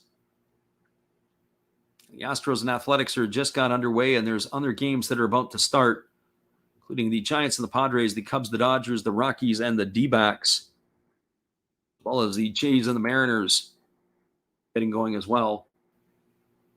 And there's a first pitch fastball delivered to Lane Thomas. He swings at it. To Keibert Ruiz. He swings at it. It's grounded over to short. It's picked up by Swanson. He throws to first, and that is going to retire Ruiz on a ground out 6-3 for the 3rd out of the inning. So for the Washington Nationals in their half of the 8th, they go quietly. No runs, no hits, no errors, and nobody left aboard. We're now moving to the bottom of the 8th inning. It is the Washington Nationals 3, the Atlanta Braves 2. Stick around, everybody. We'll be right back with the call in just a couple minutes. We're getting into crunch time, as the Braves have got to get something going if they're going to make a comeback. Hold tight, everybody. We'll be right back. Would you like to support Last Raps Baseball? We would appreciate it if you did. Be sure to check out our eBay page where we have baseball merchandise. We also have stuff from the Japanese League for those who listen from Japan, but we also do other sports like football and basketball as well. Don't forget, visit Last Raps Baseball's eBay store to help support the channel. We'll be glad you did.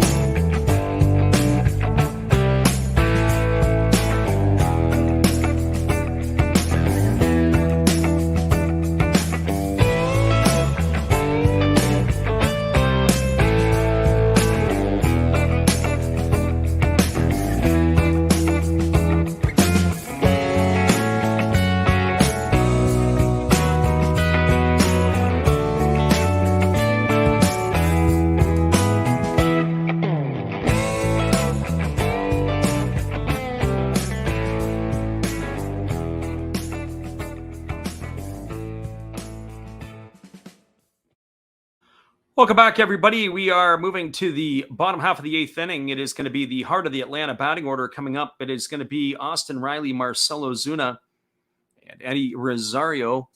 We're just going to try to keep some tabs. It was a great inning there by Kyle Finnegan, who came in and struck out the hitters in the top of the order in the seventh. He retired Acuna Jr., Swanson, and Olsen all down on strikes. He did his job. But now due up is Austin Riley as he is ready to be facing. We're looking to see if it is still going to be Finnegan or not, and it is coming back in. They do have Carl Edwards Jr. up and throwing in the bullpen. Here comes the first pitch offered now from Finnegan. And it is a fastball at 98 miles an hour taken for a called strike. Count is quickly 0-1. Finnegan, last inning, all he did was come in, throw strikes, and throw hard. There's nothing special about him. It's just good old-fashioned hardball. Riley, Ozuna, and Rosario here to face him in the eighth inning. And here comes the 0-1 offering. It's a fastball swung on. This ball is belted to deep left field. Moving back on the warning track, looking up. And this ball is gone. The Braves have just tied the ball game off a solo shot from Austin Riley. Lane Thomas ran out of real estate in left field and watched it sail into the seats. And in the bottom of the eighth inning, the Braves have tied it back up on a leadoff home run here by Austin Riley. And we are now knotted at threes. That is going to bring up the designated hitter, Marcell Ozuna. And just like that, the game has changed its complexion. As fast as that ball came in, it was delivered right into the left field seats just as quickly. That brings Marcell Ozuna to the plate. For Ozuna, he is 1 for 2 today. He's got a single and 2 trips. He has also walked. His average has been raised to 229. And we know, everybody knows he has the ability to do the exact same thing. He can turn pitches around as well. Here comes the first offering. It's a fastball taken for a called strike, and the count is 0-1. Ozuna spins away, angry at himself. I think that he thought that was the pitch to do it with. So no balls and 1 strike to Marcell Ozuna. We've really seen nothing but fastballs from Finnegan. They've been 97, 98 miles an hour with consistency, and there's a 91 mile an hour changeup that is swung out and missed, and the count is now 0-2.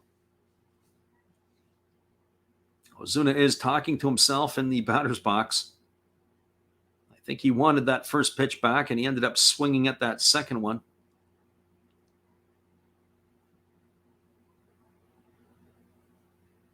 So no balls and 2 strikes to Ozuna.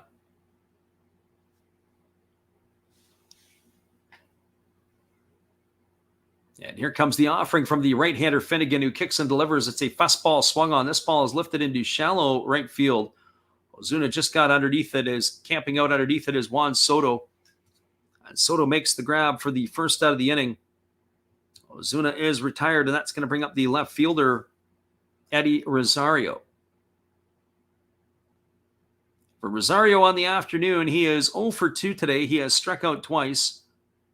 He also has a sacrifice fly and a RBI. So Rosario steps in, waiting on the first offering from Kyle Finnegan. Finnegan gets his sign from his catcher Ruiz, and he comes set. And now he kicks and fires. It is a fastball at 99 miles an hour that just misses outside for ball one. The count is 1-0. That is the fastest pitch that Finnegan has delivered today. So 1 ball and no strikes. Rosario waggles the bat, and Finnegan ready to deliver. He kicks and he fires. It's another fastball that misses outside. The count is 2-0. So 2 balls and no strikes to Eddie Rosario.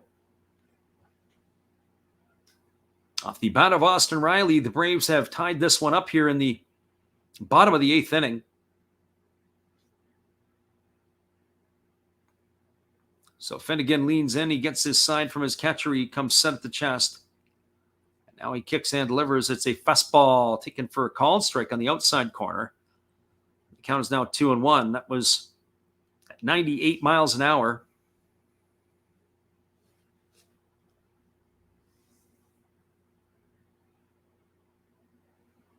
So Rosario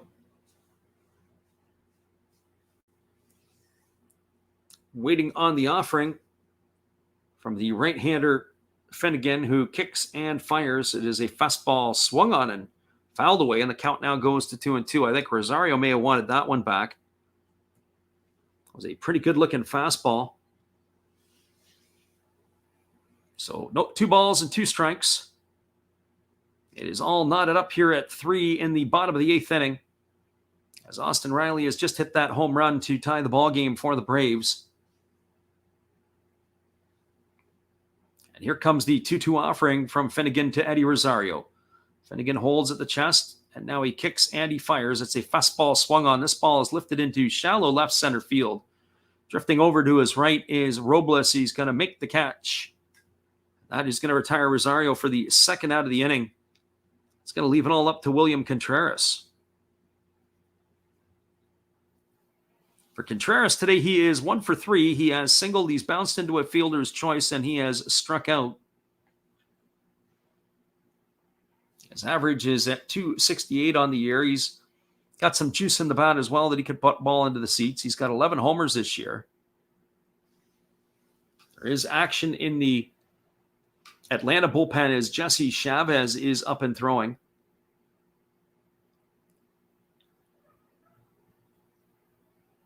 So here comes the first offering to Contreras. It's a fastball at 100 miles an hour taken for a called strike. Count is 0-1. That's the first pitch today we've seen from Finnegan. Dial up at the triple-digit mark.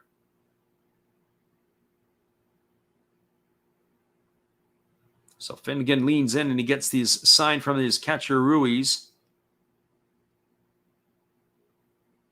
And here comes the pitch. It is a fastball that catches the outside corner, and the count is now 0-2 to Contreras.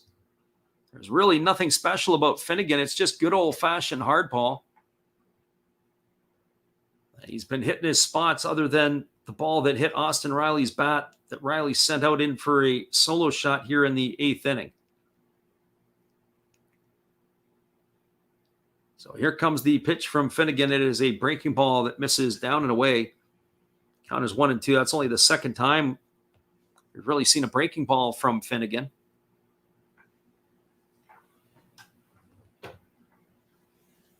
We're here in the bottom half of the 8th inning. It is a 3-3 scoreline. We haven't updated our ticker, but we'll do that for you here.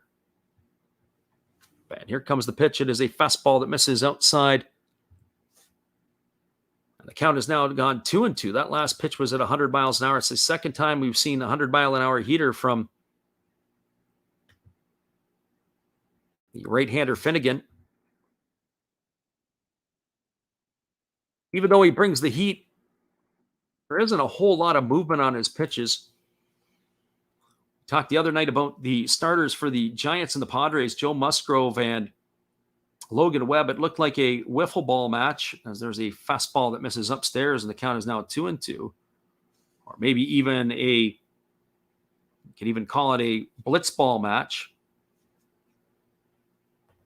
So 2 balls and 2 strikes.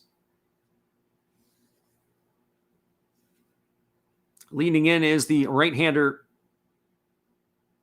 Finnegan, and now time has been called as Contreras has stepped out. It's a full count here now as he's ready to deliver the 3-2 offering to the right-handed hitting Contreras. He gets a sign from his catcher Ruiz. He comes set at the chest. And now he kicks and delivers. It is a fastball that misses down. It's ball 4. And Contreras is aboard with a walk, and that's slated to bring up the second baseman Orlando Arcia. And that is going to do it here. It looks like for Finnegan, as it's going to bring the manager out of the Washington dugout. And it looks like we're going to have ourselves a pitching change as Finnegan's day is going to be done. So the manager, Dave Martinez, is on his way to the hill. He takes the ball from his right-hander. He pats him on the side. And they are going to the bullpen. I do believe it is going to be Carl Edwards Jr., but we'll get that confirmation when we return. Hang tight, everybody. We'll be right back in just a couple moments. There is a pitching change. We're glad you guys could be here with us. Hang tight.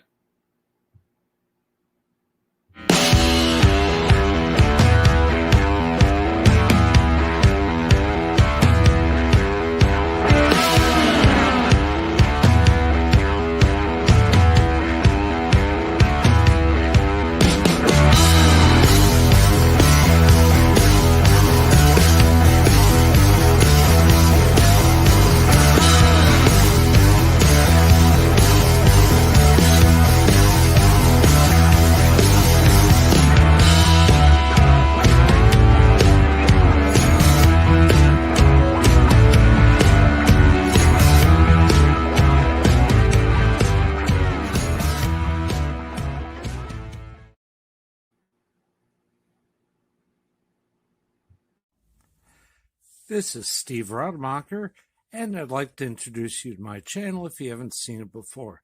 These are all the things I enjoy: sports, autographs, relics, non-sports Hall of Famers, pseudo-sports, Star Wars.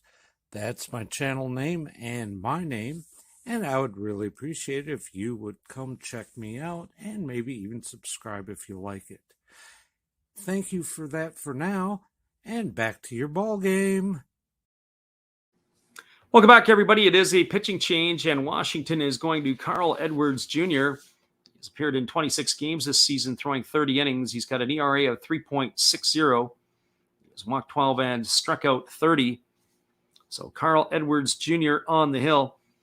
The place where I remember Carl Edwards the most was he was with the Chicago Cubs during their World Series run back a few seasons ago, but he is going to be the one that is taking over in the bullpen now. And he is going to be facing the second baseman, Orlando Arcia. Arcia is 1 for 3 on the day. He singled in the first inning. He's grounded to third, and he has popped to the second baseman. The runner at first is William Contreras. There is 2 gone here in the bottom of the 8th inning. And the Braves have tied it up with the home run by Austin Riley in the early part here of the bottom of the 8th, as he led off the inning with a home run, and there's a first pitch fastball swung on and fouled away, and the count is 0-1 to Arcia. So no balls and 1 strike. Career versus Carl Edwards Jr. Arcia is 2 for 9 in his career, but both of those hits have left the yard. You saw a lot of Carl Edwards Jr. when he was in the same division when Arcia was with Milwaukee and Edwards was with the Cubs. There's a fastball at 96 that misses upstairs, and the count is 1-1. Kind of curious to see what the thought process would have been from the manager, Dave Martinez, to go from the hard-throwing Kyle Finnegan to the maybe a little bit less hard-throwing Carl Edwards Jr. Here's the 1-1 pitch. It's a breaking ball swung on and fouled away, and the count is 1-2. So 1 ball and 2 strikes. So 1 ball and 2 strikes it is to the right-handed hitting Arcia.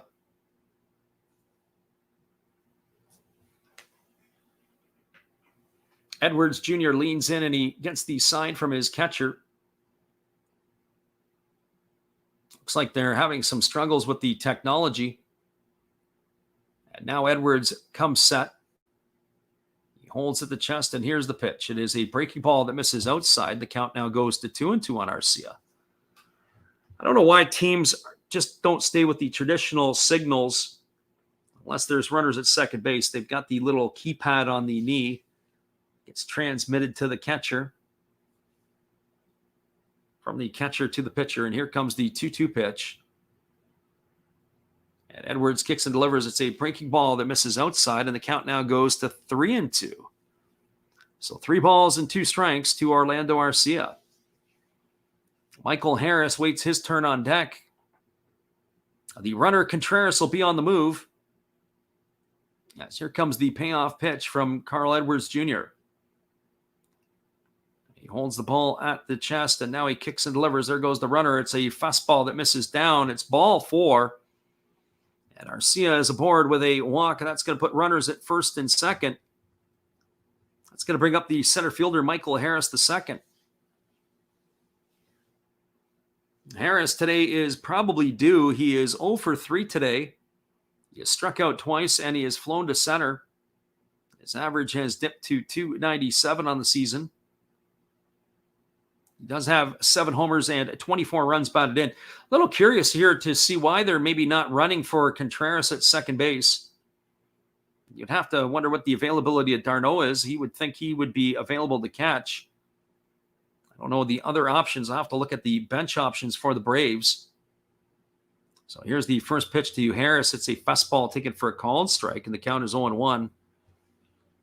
The base hit here would potentially be able to score the runner from second base, but the runner right now being Contreras at second. That's what I would raise my eyebrows for. Here's the pitch. It is a fastball swung on it. It's grounded up the middle. It is going to be fielded by the shortstop Garcia. He steps on the bag, and that is going to retire it here. That's going to be a fielder's choice. It'll retire Arcia at the bag by the shortstop for the 3rd out of the inning. And that is going to do it here in the bottom of the 8th. So for the Washington Nationals in their half of the 8th inning, they had a run in the inning, for the Braves in their half of the inning, they had a run in the inning on 1 hit. It was the home run by Austin Riley. There were no errors, and there were 2 runners left aboard. We are now through 8 complete innings. It is the Atlanta Braves 3, the Washington Nationals 3. Stick around, everybody. We'll be back with the call at the top of the 9th inning when we return. Hang tight. We're glad you're with us. And thanks for sticking around today. Here is our friend Matt. Good evening, ladies and gentlemen. Namaste. Hey, I hope you guys have been enjoying the game.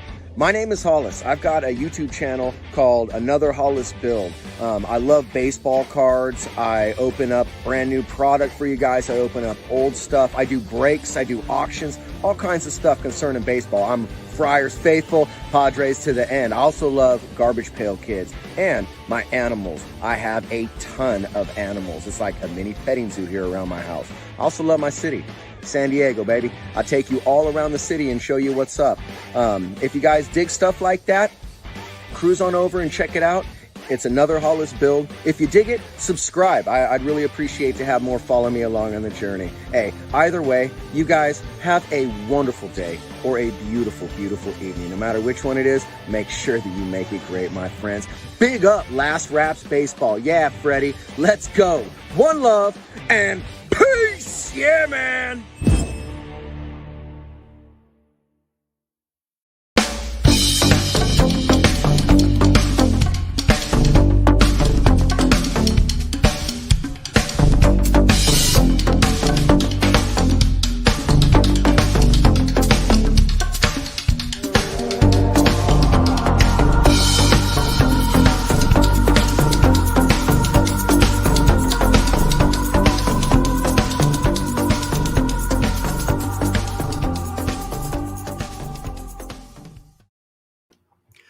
Welcome back, everybody. We have a pitching change. It is going to be Jesse Chavez coming into the game for the Braves here in the ninth inning. This is going to be his 28th appearance. He has worked 35 and a third innings. He's got an ERA of 3.06. He has walked 11 and struck out 42. He takes over and is going to be the fifth pitcher used today by the Atlanta Braves. So he's going to face Lane Thomas. So Thomas has been the hero so far today. He came on to pinch hit for Yadiel Hernandez back in the sixth inning. Delivered a 3-run homer for the Nationals to put them in the lead. The score was tied up here in the eighth inning by Austin Riley. The first pitch to Thomas is a fastball that misses upstairs for ball one, and the count is 1-0. And now Chavez delivers. It is a breaking ball that misses out and away, and the count is now 2-0. Our friend in the living room says he's got a funny story about Jesse Chavez. There's a fastball that swung on and missed, and the count is now 2-1. Chavez had spent time in the Blue Jays organization as well as the Oakland Athletics. What it is, Alex Anthopoulos seems to like a lot what he sees in this right-hander. He was in the Toronto organization at the time when AA was there as the general manager. He has been with a number of teams. He has a series of travel. As here comes the 2-2 pitch. It is a fastball swung on. It is jammed on the fist. Is tapped slowly back to the pitcher. Chavez fields it. He fires to first. It's a ground out 1-3 for the first out of the inning, and that's going to bring up the second baseman, Adrianza. So 1 up and 1 away, and Adrianza strides to the plate. That pitch was jammed right down on the fist. Surprising, actually, it didn't break that bat. Chavez has been is a 15-year veteran. The most of his career was spent with Oakland. He has had a couple of tours with the Braves. And here comes the pitch. It is a fastball that catches the outside corner, and the count is 0-1. He's also spent time in Texas, Kansas City, Pittsburgh with the Cubs, the Blue Jays, the Dodgers, and the Angels. There's a off-speed pitch that misses outside, and the count is 1-1 to Adrianza. Adrianza 0 for 3 today, looking to find his way on base for the first time. There's a fastball that is swung on and fouled away, and the count goes to 1-2.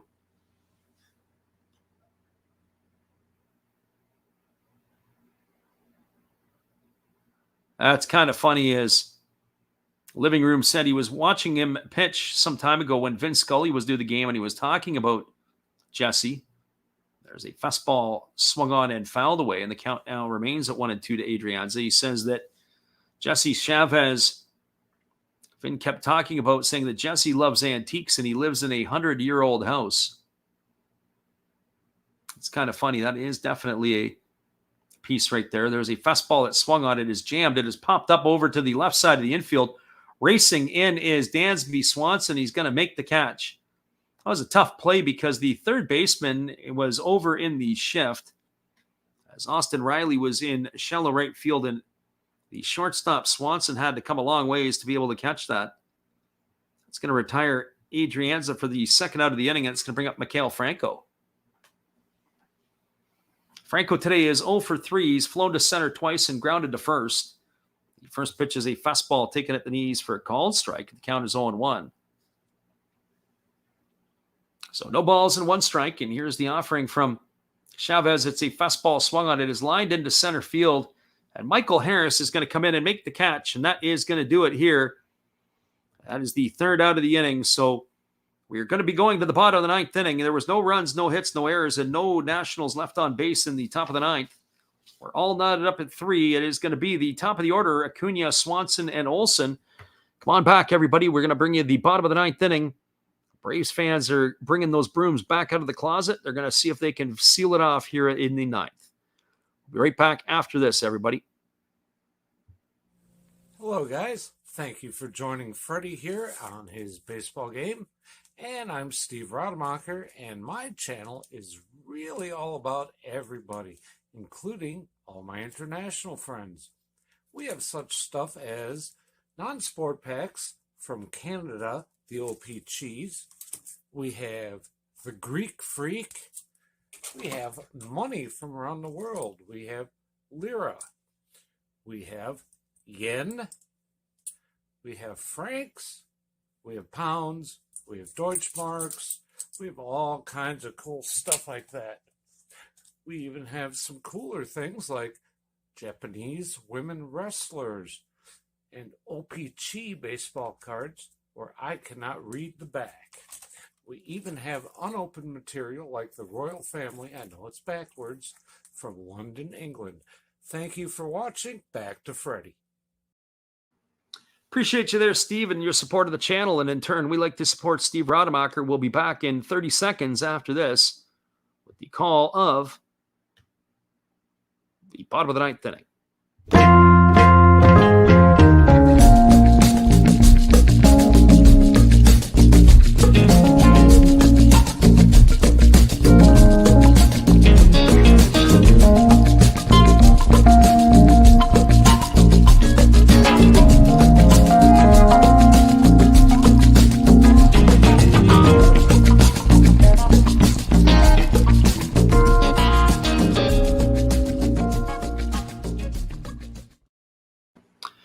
Welcome back, everybody. We are going to the bottom of the ninth inning, and Carl Edwards Jr. is back on for his second inning of work, or he's going to start his second inning of work, as he is going to be facing the top of the order, Ronald Acuna Jr., Dansby Swanson, and Matt Olson.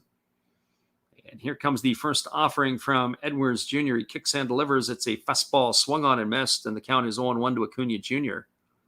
Tough day at the office for the star right fielder.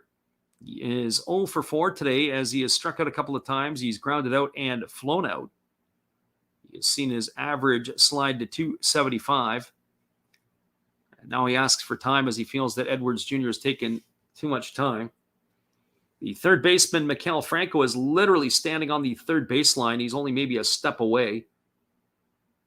And here comes the first offering from Edwards Jr. It is a breaking ball that misses down, and the count is 1-1.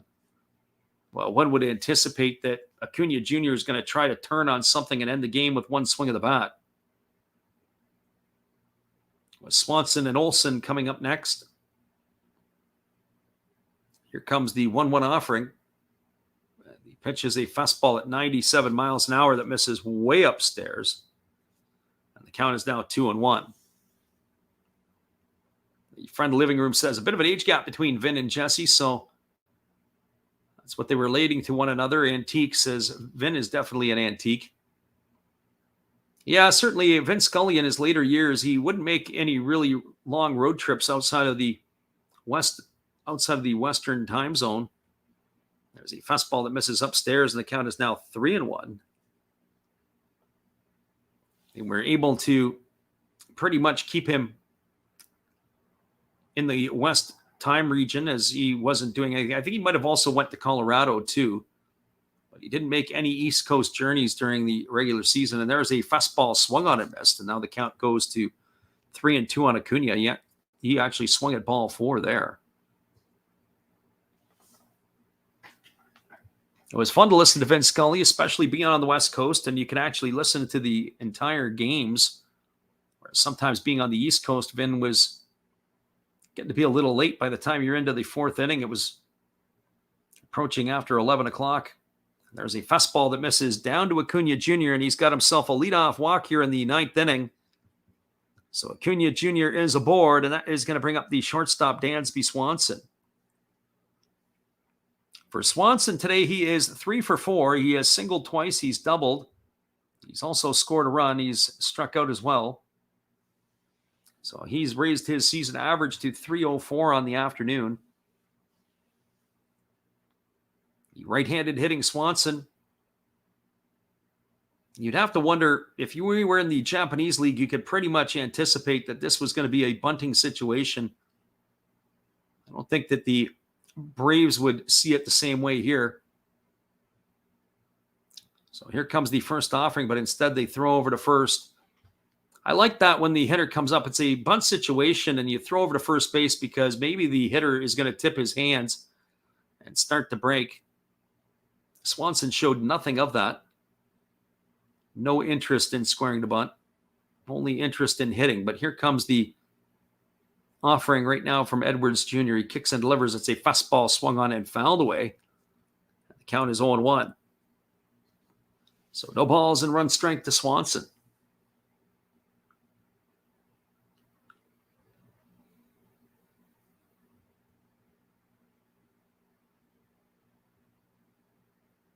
The right-hander Edwards is leaned in. He's getting the sign from his catcher. He checks the runner back at first. He comes set, and now he kicks and delivers. It is a fastball swung on. It is popped up over on the right side of the infield. It's playable as Adrianza camps out underneath it. He makes the grab. That puts Swanson away for out number one. That's what we were talking about the style of the play in the NPB. That would have been an automatic sacrifice bunt. You move Acuna into scoring position. Now, mind you, what they don't have in the NPB is Matt Olson and Austin Riley and Marcell Ozuna coming up, where you've got three guys who can put the ball in the seats with one swing of the bat. So pick your poison, I guess, a little bit, but certainly that would have been a situation where you got to be thinking about dropping a bunt down. And now a base hit single would have scored Acuna either way with two cracks to do it. So Olson waiting now on the offering from Edwards Jr. And Edwards throws over to first base and getting back in time. Now, I don't expect Matt Olson to be squaring to bunt because why would you take the bat out of his hands? You've got to be hoping for a wild pitch, maybe a stolen base here. Acuna has a very conservative lead over at first base. And now he extends it a little bit more. And a little bit more. And here comes the offering now from Edwards Jr. He kicks and delivers. It is a fastball swung on it. It's grounded softly to second. The only play is going to be to first. Acuna Jr. has moved up. That's going to be a ground out 4-3 for the second out of the inning, and that's going to bring up the third baseman, Austin Riley. Riley was the hero back in the eighth inning with the solo shot to tie the ball game. Now he's got a chance to be able to win it right here and now. The Washington Brain Trust is talking in the dugout of what they want to do. It's a right-hander versus right-hander matchup. They put him on and face the right-handed hitting Marcell Ozuna. It's kind of pick your poison. So Riley's got a chance to get his third hit of the ball game. The runner at second is Acuna Jr. And Edwards kicks and delivers. It's a fastball that misses upstairs for ball one, and the count is 1-0. So we're in crunch time here in the bottom of the ninth inning. It is a 3-3 ball game, and now the pitching coach for the Nationals, Hickey, is going to make his way out of the dugout. He's going to have a word with his group out here. So Hickey on his way out to the mound to have a word with his right-hander. Jim Hickey is the pitching coach. Interesting staff that the Dave Martinez has put together. They've got Tim Bogar as the bench coach. Darnell Coles is the hitting coach, and the assistant hitting coach is Pat Rossier. Interesting to see that Darnell Coles, it's a name, a blast from the past, former Seattle Mariner, Detroit Tiger, into the coaching ranks. The bullpen coach is actually Ricky Bonet. But all kinds of coaches on the staff here. So here comes the 1-0 pitch to Austin Riley. Edwards holds set. He kicks and delivers, and there's a fastball swung on and missed. And the count is now 1-1. They don't need a home run as much as they need a single to the outfield. And that'll get a good chance to be able to score Acuna. It may not be anything that is not hit right at the outfielders. You got to make them go side to side a little bit. Should be able to get the job done. The crowd in Atlanta is on their feet. And here comes the 1-1 offering to Austin Riley. It's a fastball that misses down, and the count now goes to 2-1 strike. This is definitely a pressure point in the ball game that Riley has already been in before by tying the game up with the home run his last time up. 2-1 strike to Austin Riley. He waves the bat. Edwards Jr. now comes set at the chest. And he kicks and delivers. It is a breaking ball that just misses outside. Oh, boy. The Washington Nationals are not going to be happy with that one. 3-1 strike. That pitch looked pretty good from Carl Edwards Jr., but we were talking a little bit earlier about some home cooking. That pitch there, you're not going to get that call, especially when it's the hometown hero, Austin Riley, at the plate. So 3 balls and 1 strike. Riley waves the bat. Edwards comes set, and now time is called at the plate by Riley as he steps out and adjusts his gloves. Riley waggles the bat. And now here comes the 3-1 offering from Edwards. He kicks and fires. It is a fastball. It's check swing foul down the right field line. That's going to run the count to 3-2. So 3 balls and 2 strikes to the heavy hitting third baseman for the Atlanta Braves. Again, Riley digs in and he's waiting on the 3-2 offering from Edwards Jr. There's 2 gone here in the 9th inning. Runner Acuna is at second base. And the crowd is on their feet. Here comes the offering from Edwards. He delivers. It's a fastball swung on and missed. And Riley is down on strikes for the 3rd out of the inning. So Carl Edwards does his job. There was no runs in the inning. There was no hits, no errors, and 1 runner left aboard. We are now through 9 complete. It is the Washington Nationals 3, the Atlanta Braves 3. Stick around, everybody. We'll be right back in just a few moments with the call of the top of the 10th inning. We're glad you guys could be here with us. Hold tight, everybody. We'll be right back.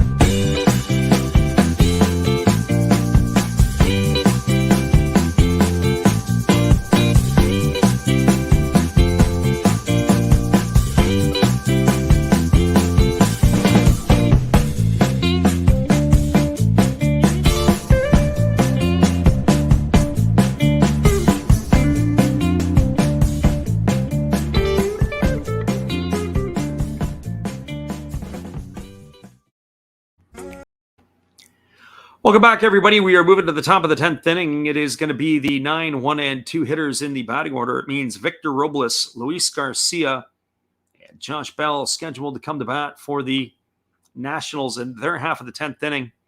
Miguel Franco, who is the last out of the last inning, is going to be the ghost runner on at second to start the inning. Always curious to see how different teams will play this out.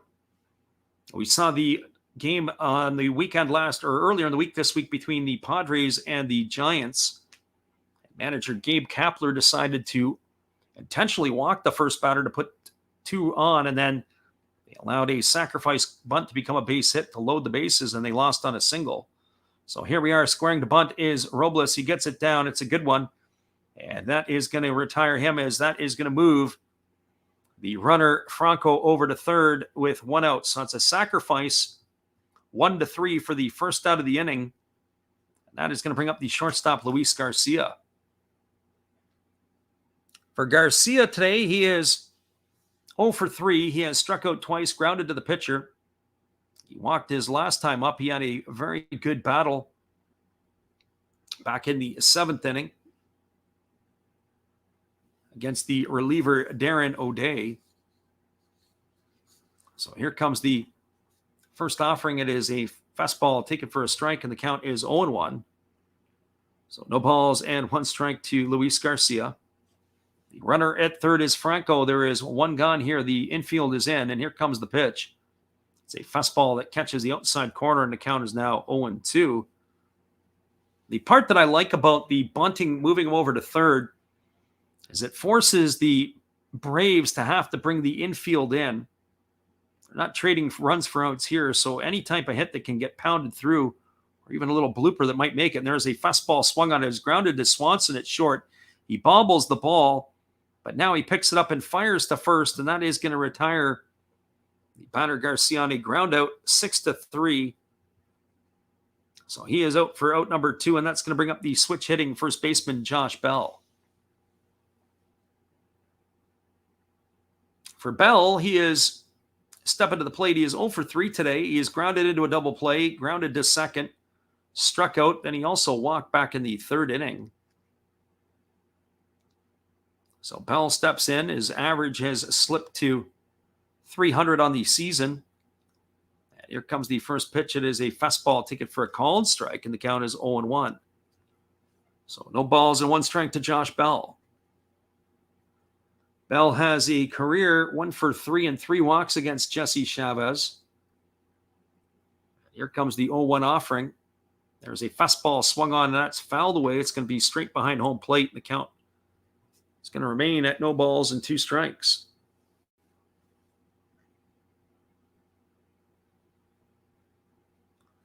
So 0 balls and 2 strikes to Josh Bell. And here's the pitch from Chavez. It is a changeup that misses outside, and the count is 1-2. So 1 ball and 2 strikes.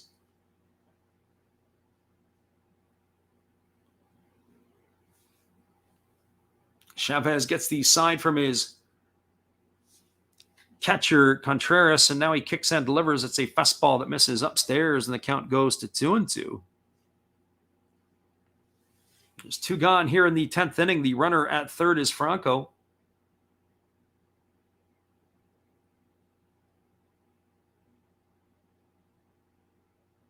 And holding at the belt is the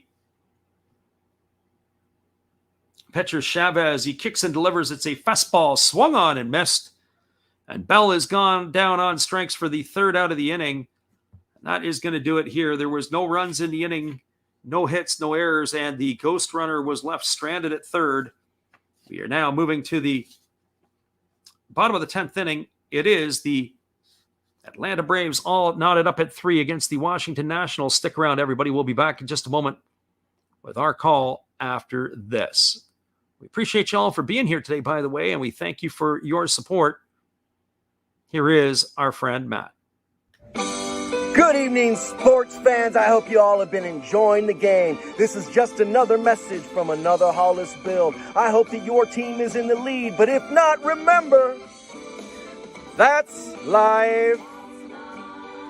That's what all the people say. You're riding high in April, shot down in May. But you know I'm gonna change that tune. When I'm back on top in June. I said that's life. And as funny as it may seem, some people get their kicks stomping on my team, but I don't let it get me down. 'Cause this fine old world, it keeps spinning around. I hope you enjoy the rest of the game, and if it remains the same, remember, that's life. You want your fill? Go check another Hollis build on YouTube. Last Raps Baseball. Let's get back to the game. Let's go! You know that's life. You know it. One love and peace.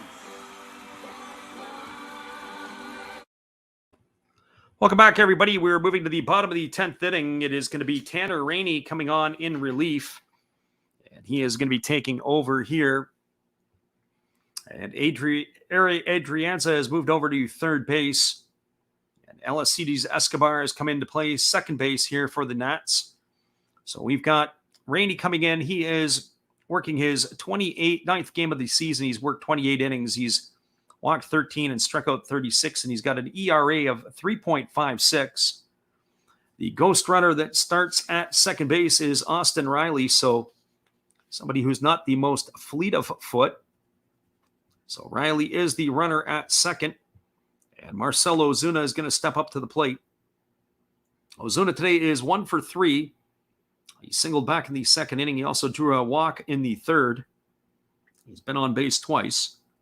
So Ozuna steps in from the right side, ready to face the first offering from Tanner Rainey. And here's the first pitch. It is a fastball that misses upstairs for ball 1, and the count is 1-0. I wouldn't think that you're going to take the bat out of the hands of Marcelo Ozuna here. You have to let him go to work. But there are some options a little lower in the order for some sacrifice bunts. So we're going to see what happens here, although I'd like to see if they're going to maybe make a change. There's a breaking ball swung on and missed. Count goes to 1-1. Would they consider being the Braves to pinch run for Austin Riley? if he was able to get to third base and nobody out, because any type of contact he may be able to score. So here comes the 1-1 pitch, and it is a breaking ball that misses down, and the count is now 2-1 to Ozuna. So Ozuna's going to get something decent to hit here. We're all knotted up at 3 in the bottom of the 10th with Riley, the runner, at second. Ozuna batting here. They've got them shifted, but not a deep shift. It is a normal set on the left side. The second baseman, Escobar, is almost behind the bag at second base. There's a fastball swung on it. It's belted to left field and is going to be caught by the left fielder, Thomas. Ozuna hit that one right on the screws, but right to the glove of the left fielder, Thomas, for the first out of the inning. And that is going to bring up the left fielder, Eddie Rosario. So for Rosario, he is 0 for 3 today. He has flown out to center field. He has struck out twice, but he did have a sacrifice fly that drove in a run back in the third inning. So Rosario waggling the bat. Ready for the first offering from Tanner Rainey. He kicks and delivers. It is a fastball swung on and missed. The count is 0-1. It looked like Rosario wanted to end the game with one swing of the bat. And Rosario knows how to do it. He had all that pressure cooker playoff last year where he was a major player for the Braves. So here comes the 0-1 pitch. There's a breaking ball that misses down. They appeal down to the third base umpire. But Ryan Blackney says no, he didn't go. The count now is even at 1-1. So 1 ball and 1 strike to Eddie Rosario. It is crunch time in Atlanta, the bottom of the 10th inning at Truist Park. Rainey checks the runner at second base, and now he's ready to offer. He kicks and delivers. It's a fastball swung on. This ball is belted into center field.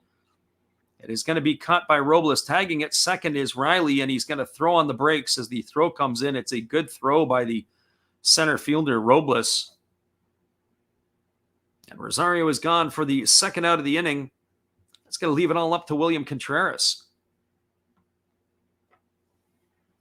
For Contreras, he is 1 for 3 today. He has singled, he has walked, he has struck out and bounced into a fielder's choice. He's got a chance to win it here for the Braves in the bottom of the 10th inning with 2 away. The crowd is still on their feet. They're cheering on their hometown heroes. Rainey has been very effective, only 7 pitches so far in the inning. He checks the runner at second. Here's the pitch. It is a breaking ball. A nice block by the catcher, Keibert Ruiz. So that ball was in the dirt for ball 1 to Contreras, 1-0. On deck is the second baseman, Orlando Arcia, getting into the bottom part of the batting order. So the Braves, they got a chance to win it here in this divisional rivalry game. And now asking for time is Contreras as he steps out of the box. He's going to get himself reset. And the crowd in Atlanta is on their feet. They're looking for Contreras to put an end to this one. And here's a pitch. It is a breaking ball swung on. It's grounded up the middle. It is booted by Escobar. Now here comes the throw to the plate. It bounces a couple of times, and it is in time to get Riley. It was a great hustle play. Again, if a good decision by Escobar. The ball got away from him. They had no chance to get the runner at first. They throw to the plate, and Austin Riley is out by a couple of steps. It was a nice play by Escobar. He took that ball right off the forearm. The throw came to the plate, and Ruiz applies the tag to Riley. It was there in time, and Riley is gone. That's going to be a putout. It'll be a fielder's choice, 4-2, and that is going to end the 10th inning here as Riley is gone for out number 3. So for the Atlanta Braves in their half of the inning, there was no runs, no hits, no errors, and 1 runner left aboard. We're now moving to the top of the 11th inning. It is all knotted up at 3. Stick around, everybody. We'll be back in just a moment. Hello, kids. Steve coming at you. It's Steve Rademacher. And if you like interesting stuff, if you like to laugh a little bit, and if you enjoy collecting, this channel's for you. If you like non-sport cards, we have them. You like pseudo-sport cards, we open them. Even if you like entire boxes of completely pointless stuff or other sports, we have everything here. I drop a different video every day, and there's always a theme to it, from No Filter Friday to Saturday morning cartoons, even Sunday shoutouts. Once in a while, we'll get a little froggy and show Money Money Monday, where I showcase a bunch of my currency. We have Legos, we have Star Wars, we have a good time. We even have my brother on Takeover Tuesday. Be there or be square. Back to Freddy.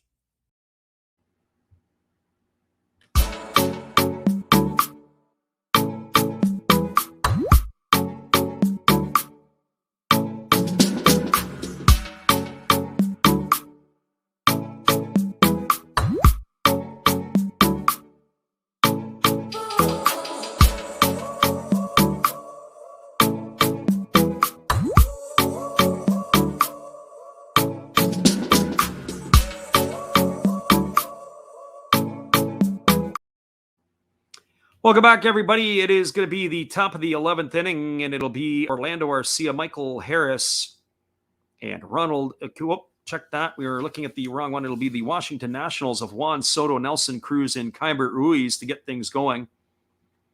Josh Bell is going to be the runner out at second base. As we check here. So Soto, Cruz, and Ruiz. And Colin McHugh is now in relief for the Atlanta Braves. So he is going to be the sixth pitcher used today, as Jesse Chavez's day is done. So the first pitch from McHugh is a fastball swung on. It is grounded up the middle. And that is going to retire the runner at first, as Josh Bell is advanced over to third. So Bell, the runner at third. Just taking a look at what's happening here. We've got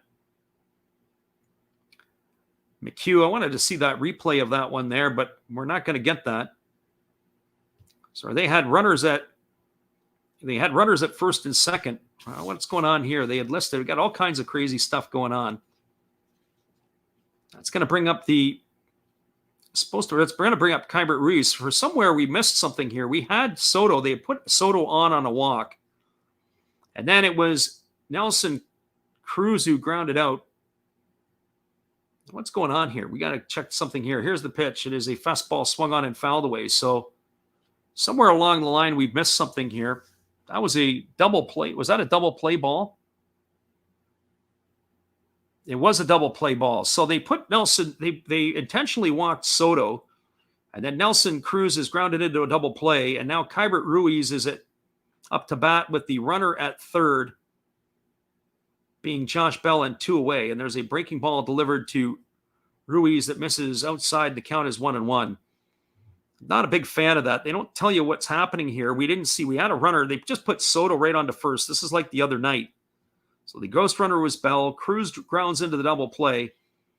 And you've got Josh Bell now the runner at third. And here comes the pitch from McHugh. It is a breaking ball swung on and fouled away. And the count now goes to 1-2. They didn't signal anything. They just put him straight on. I'm wondering what is going on here. So 1 ball and 2 strikes. It is to Keibert Ruiz. Bell is the runner at third with 2 gone here in the top of the 11th inning. I can totally understand why the Braves would do it. You don't want Juan Soto stepping up to the plate with a runner on second. Nelson Cruz is a double play candidate for sure. So Keibert Ruiz trying to be a hero for the Nationals. Here comes the 1-2 pitch. There's a breaking ball that catches the outside corner, and Ruiz is not happy, and he lets the home plate umpire know, as he is down on strikes for out number 3, and that is going to do it. Colin McHugh comes in and does his job here in the top of the 11th inning. There was no runs, there was no hits, no errors, and there was the ghost runner left aboard. We are now moving to the bottom of the 11th inning. It is the Nationals 3 and the Braves 3. Stick around, everybody. We'll be right back after this.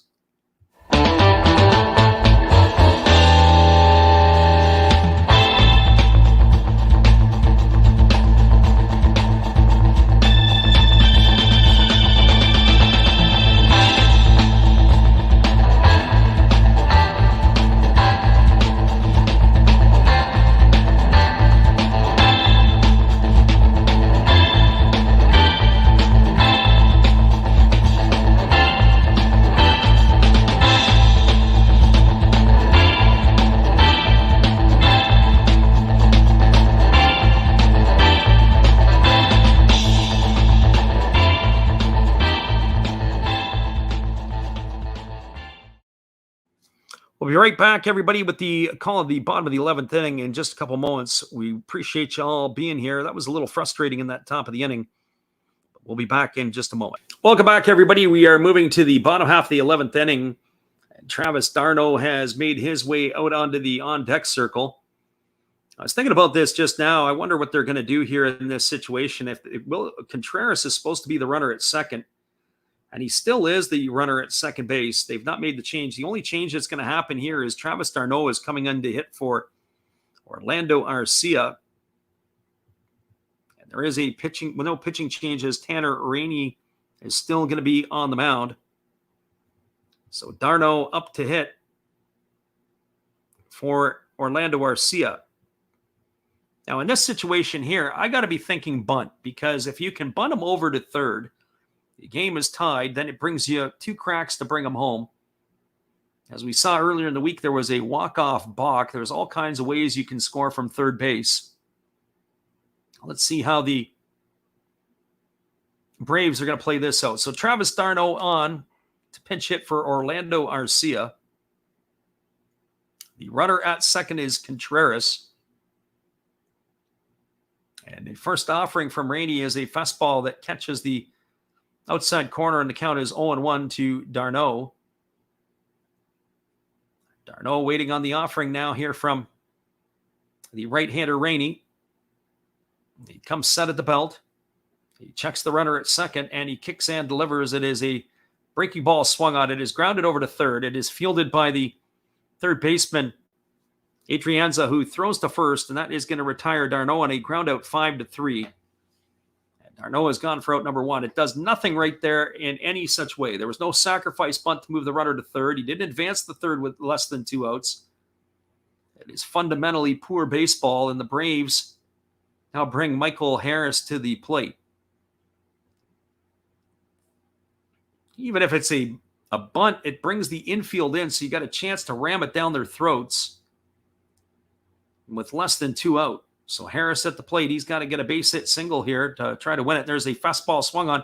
This ball is lifted down into right field. It's down, and they're going to hold the runner Contreras at third base as Michael Harris has delivered with a base hit single here. That's going to bring the top of the order Ronald Acuna Jr. to the plate with runners on the corners and only 1 out. So now you have some more decisions to make. Do you load the bases to set up the force at any base? I probably wouldn't do that. I would probably keep the double play intact here.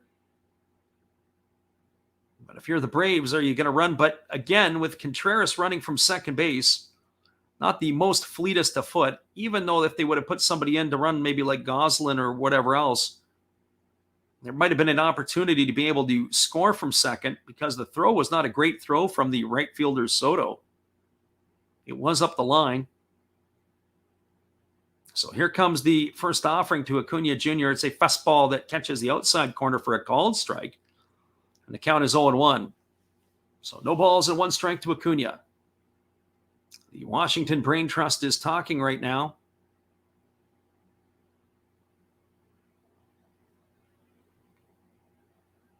And here comes the offering from Rainey. It's a fastball swung on and missed at 99 miles an hour. It's not been a great day at the plate for Acuna today. He is 0 for 4. He is also walked. And that pitch there was away, but he wanted to jerk that one into the left field stands. It was a recipe for disaster. If he would have just went the other way with it, he probably would have flipped it into right field. Here comes the pitch. It's a fastball that misses upstairs. Off goes the runner, Harris, to second base. He steals it without a throw. So now the Nationals have runners at second and third. It's 1-2 strikes to Ronald Acuna Jr. So the question from Washington is the double play has been taken out here. And here comes the 1-2 offering. There is a fastball that swung on and fouled away. And the count is going to remain at 1-2 strikes. That last pitch was at 99 miles an hour. So 1-2 strikes. The right-hander Rainey takes a breath and he looks in at the sign. There's only one away here. A base hit here will more than likely end the ball game. And here comes the pitch. It is a fastball swung on. It is popped up over on the foul territory and first base side. Ruiz is underneath it. He makes the catch. And that is going to retire Acuna Jr. for the second out of the inning. And it's going to leave it all up to Dansby Swanson. So it's pick your poison. It just doesn't get any easier here for the Nationals. Rainey. Swanson today has 3 hits. He's 3 for 5. He's got a couple of singles and a double. He's also struck out and popped to second. So the Braves are trying to close this one off here in the bottom of the 11th inning. The runner at third is Contreras. The runner at second is Harris. And the first pitch to Swanson is a fastball that misses down and away. It is ball 1. That pitch almost went to the backstop. A nice stop by Keibert Ruiz. We saw a walk-off balk earlier this week. Will we see a walk-off wild pitch?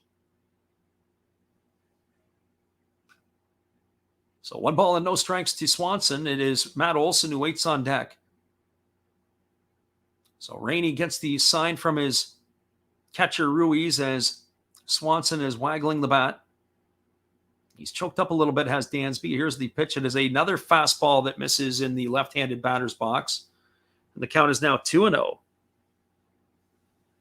Both stops there by Ruiz, preventing that ball from going all the way to the backstop. So 2 strikes. And again, the runner at third, Contreras, gets his lead. And Swanson is waggling the bat. And now here comes the 2-0 offering. It's a fastball swung on and missed. The count now goes to 2-1. So 2 strike to Dansby Swanson.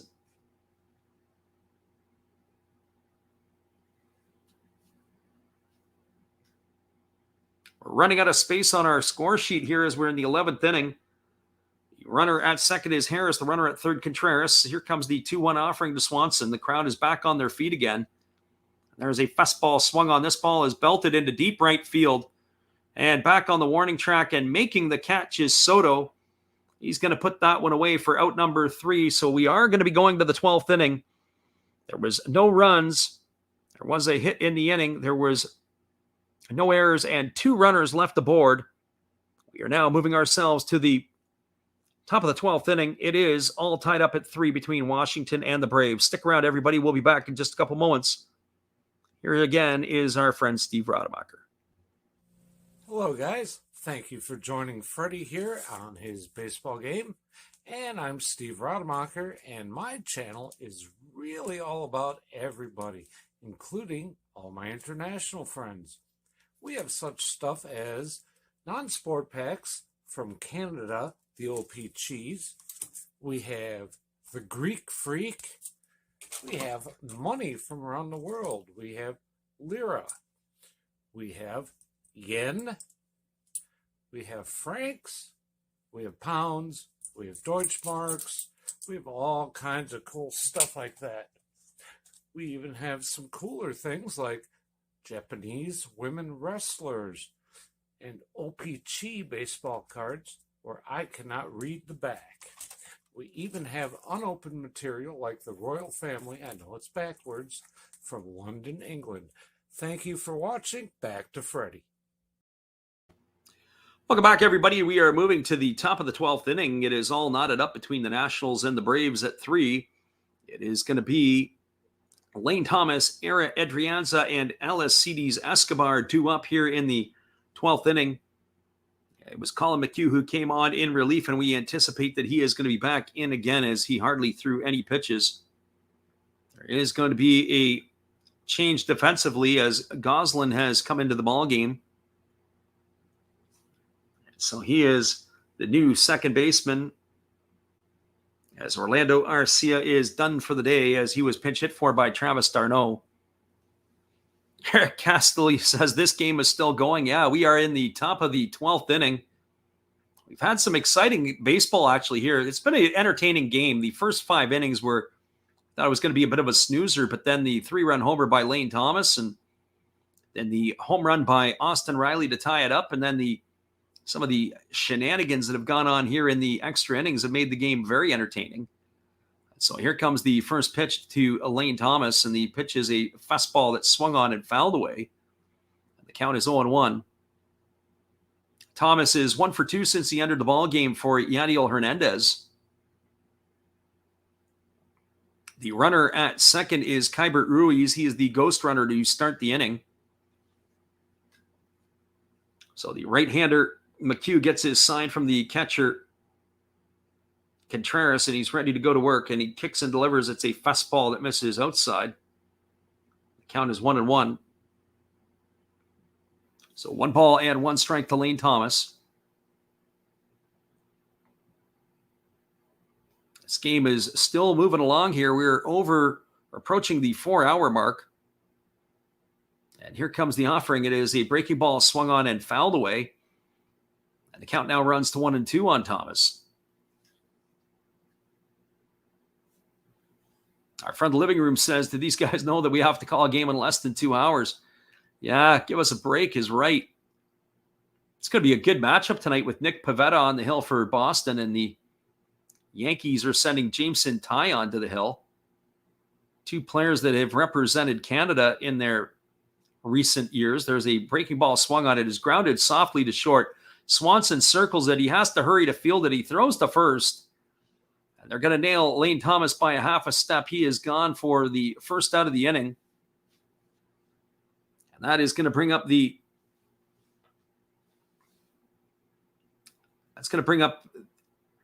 supposed to bring up Ari Adrianza, and that's who it's going to bring up here as Alcides Escobar is waiting his turn on deck. So Adrianza steps to the plate. He started the ball game as the second baseman, and they moved him over to third base once Maikel Franco came out of the game. So here comes the first offering to Adrianza. It's a breaking ball that drops in for a called strike, and the count is 0-1. So some entertaining baseball here in Atlanta between the Nationals and the Braves. McHugh gets his sign from his catcher Contreras, and now he comes set. And here comes the pitch. It is a fastball that is swung on and missed. And the count now goes to 0-2 on Adrianza.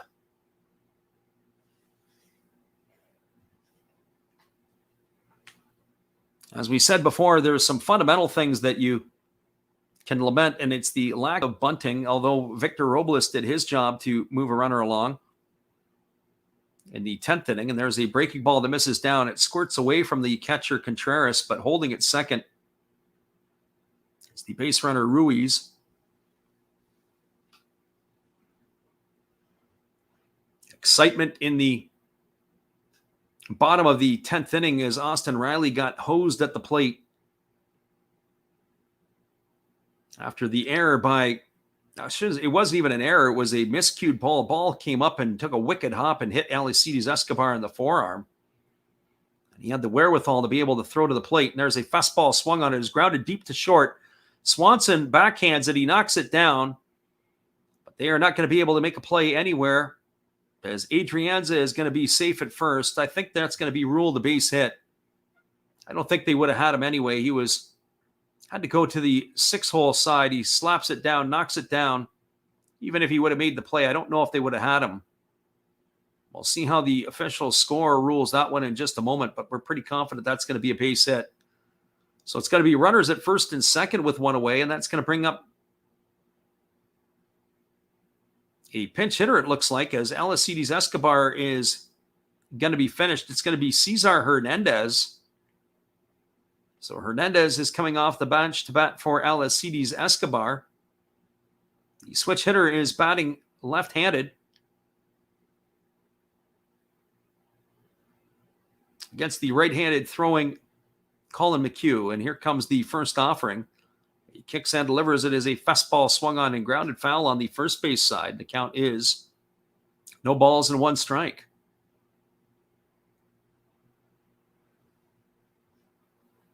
So no balls and one strike to the switch hitting Cesar Hernandez. Hernandez is batting .242 on the season as he waits on the offering from the right-hander McHugh. The runner at second is Ruiz. The runner at first is Adrianza. Here's the pitch. It is a breaking ball that misses down. They don't have to appeal to the third base umpire, as the home plate umpire says that he did offer and go around at it. Runs the count to no balls and two strikes.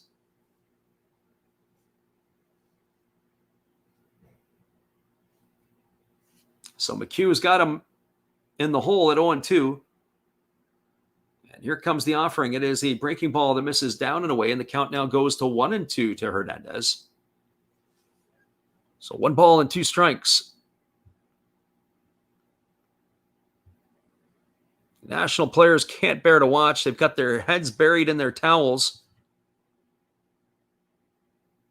So here comes the 1-2 offering. McHugh checks the runner. He kicks and delivers. It is a breaking ball that misses down.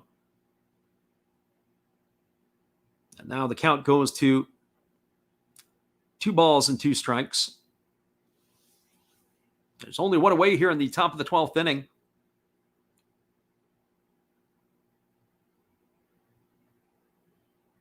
The catcher for the Braves, Contreras, gives his sign to his pitcher, McHugh. And here's the pitch. It is a fastball swung on. It is grounded to the left side of the infield, and that is going to be a double play ball. It looked like it was really weird. I thought that may have hit Ruiz going from second to third. Swanson makes the play on the backhand side, going over to second for 1. But they weren't able to get the backside runner, Hernandez, at first. Took a very strange hop, and that is going to bring up the right-handed hitting Victor Robles, who is 1 for 3 today. He has a single, a sacrifice bunt. He's also stolen a base. He's made some nice plays in the outfield today as well. So Robles steps up with runners on the corners. What kind of shenanigans we might have going on here. Here comes the first offering. There's a breaking ball that is swung on and fouled away down the third base line. We can't say either of these teams haven't had opportunity to score runs. The Braves have stranded a pile of runners on base through the game today. Nationals only have 5 hits, but they've not been able to cash in situations here in extra innings. So here comes the 1-strike pitch to Robles. It is a breaking ball that misses down and away. The count is now 1-1. So 1 ball and 1 strike to Victor Robles.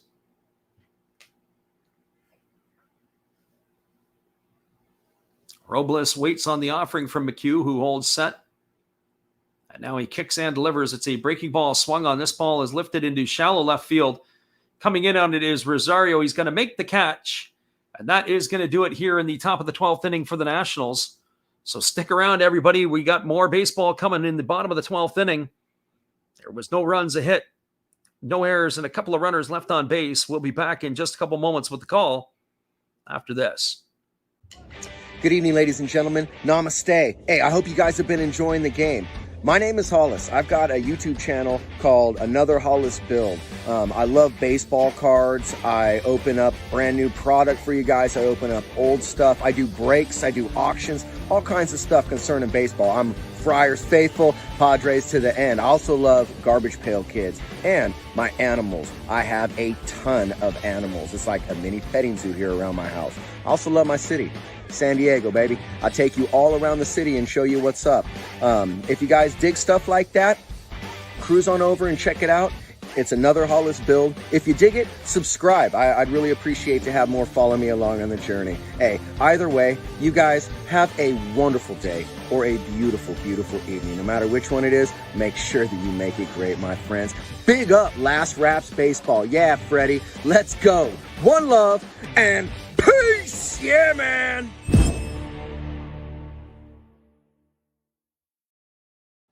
Appreciate you there, Matt. We'll be back in just a moment with the call at the bottom of the 12th inning. Hang tight, everybody. We're glad you're with us.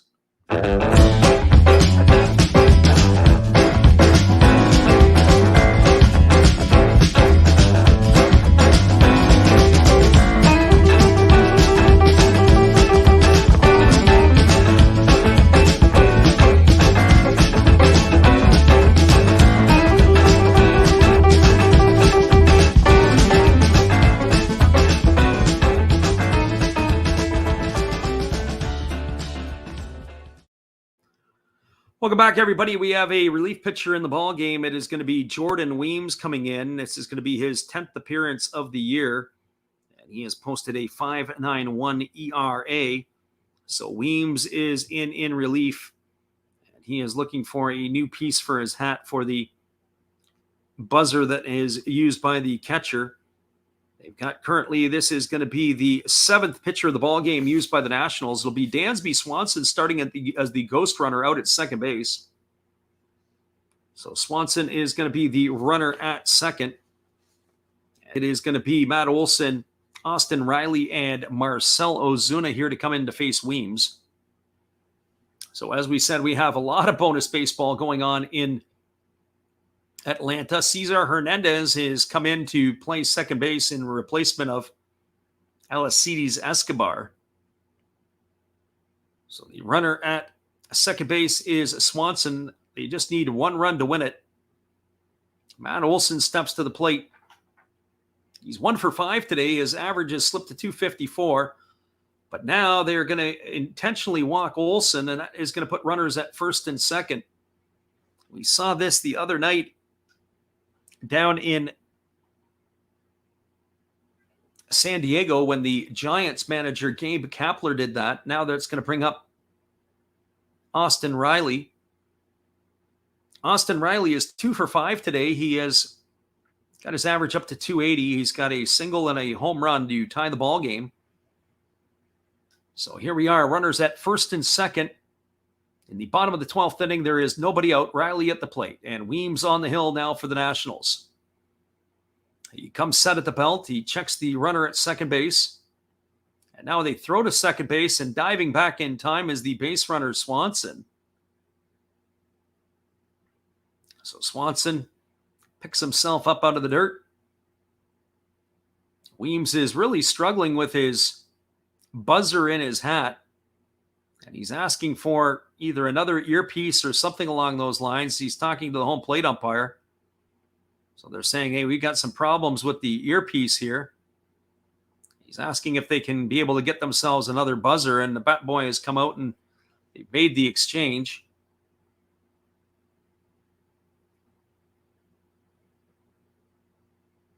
So you can tell this wasn't getting sorted right at the beginning. As he walked out and was having a problem, I don't know if he forgot it or what the deal was. But now he's ready to get this one back underway. It's the right-handed hitting Austin Riley at the plate. There's runners at first and second and nobody out. And here comes the pitch. It is a fastball swung on and fouled away. And the count is now 0-1 to Austin Riley. Riley was the hero who tied the game up for the Atlanta Braves back in the 8th inning with the solo shot to lead off the 8th. But that is where we stand right now, all locked up at 3. The fans are on their feet again in Atlanta. And here comes the pitch from Weems. It's a fastball that catches the outside corner. And Riley sure didn't like that call, and the count now runs to 0-2. The home plate umpire today, Brandon Miller, may want to be seeing in the 13th inning with calls like that. That'll sure speed up the play here in the bottom of the 12th. There's a fastball swung on it. Is fouled away by Riley. It keeps the count at 0-2. So no balls and 2 strikes. After this game is done, we'll wrap it up and we'll give you the out-of-town scoreboard. We are going to be doubling back here in about 90 minutes' time for the Red Sox and the Yankees, as we're going to be calling the Sunday night affair as well. So hopefully you can join us for that one. Here comes the 0-2 pitch. It's a fastball swung on it. His lip hit down the left field line. And that should do it, as Dansby Swanson is going to come around to score. Austin Riley plays the hero twice tonight. He tied the ball game back in the 8th inning with a home run to lead it off, and now he's hit a single into left field that scores Swanson from second base, and the Braves have walked it off here in the bottom of the 12th inning. Your final score from Atlanta: the Atlanta Braves 4, the Washington Nationals 3. Stick around, everybody. We'll come back in just a moment to wrap this one up after this from our friend Dave.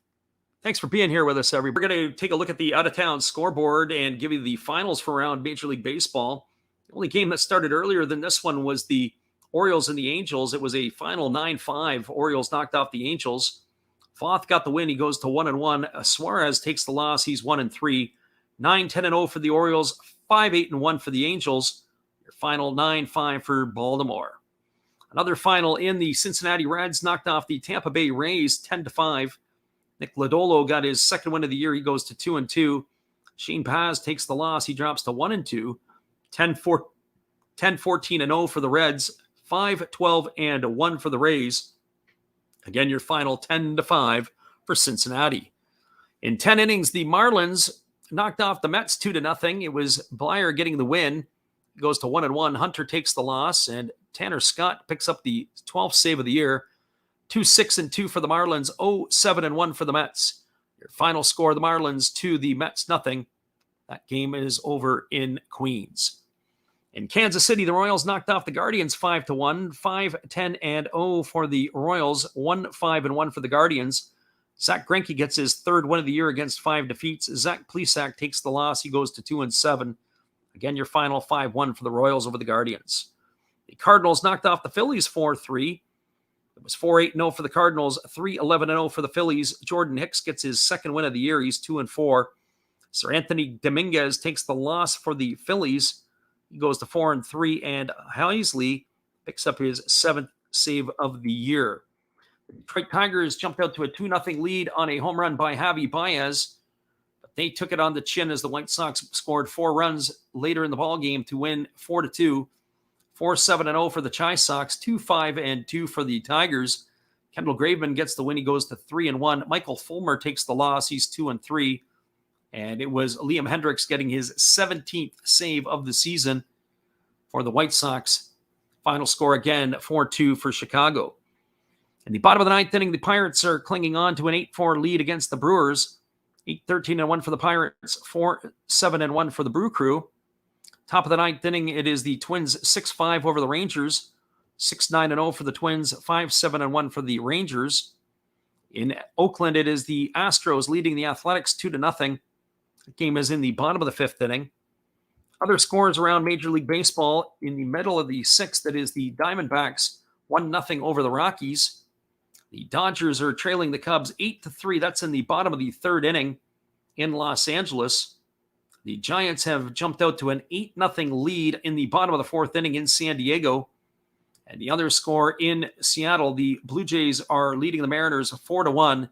That is in the bottom of the 5th inning. And that will do it here for our out-of-town scoreboard. Once again, everybody, we'll be back in less than 90 minutes for the Yankees and the Red Sox. We're glad you guys could be with us here today. We appreciate you all for being here. Once again, everybody, we will catch you a little bit later today for some more baseball from the Fenway Park and the Green Monster. Have a great one, everybody. We'll see you again in a little bit.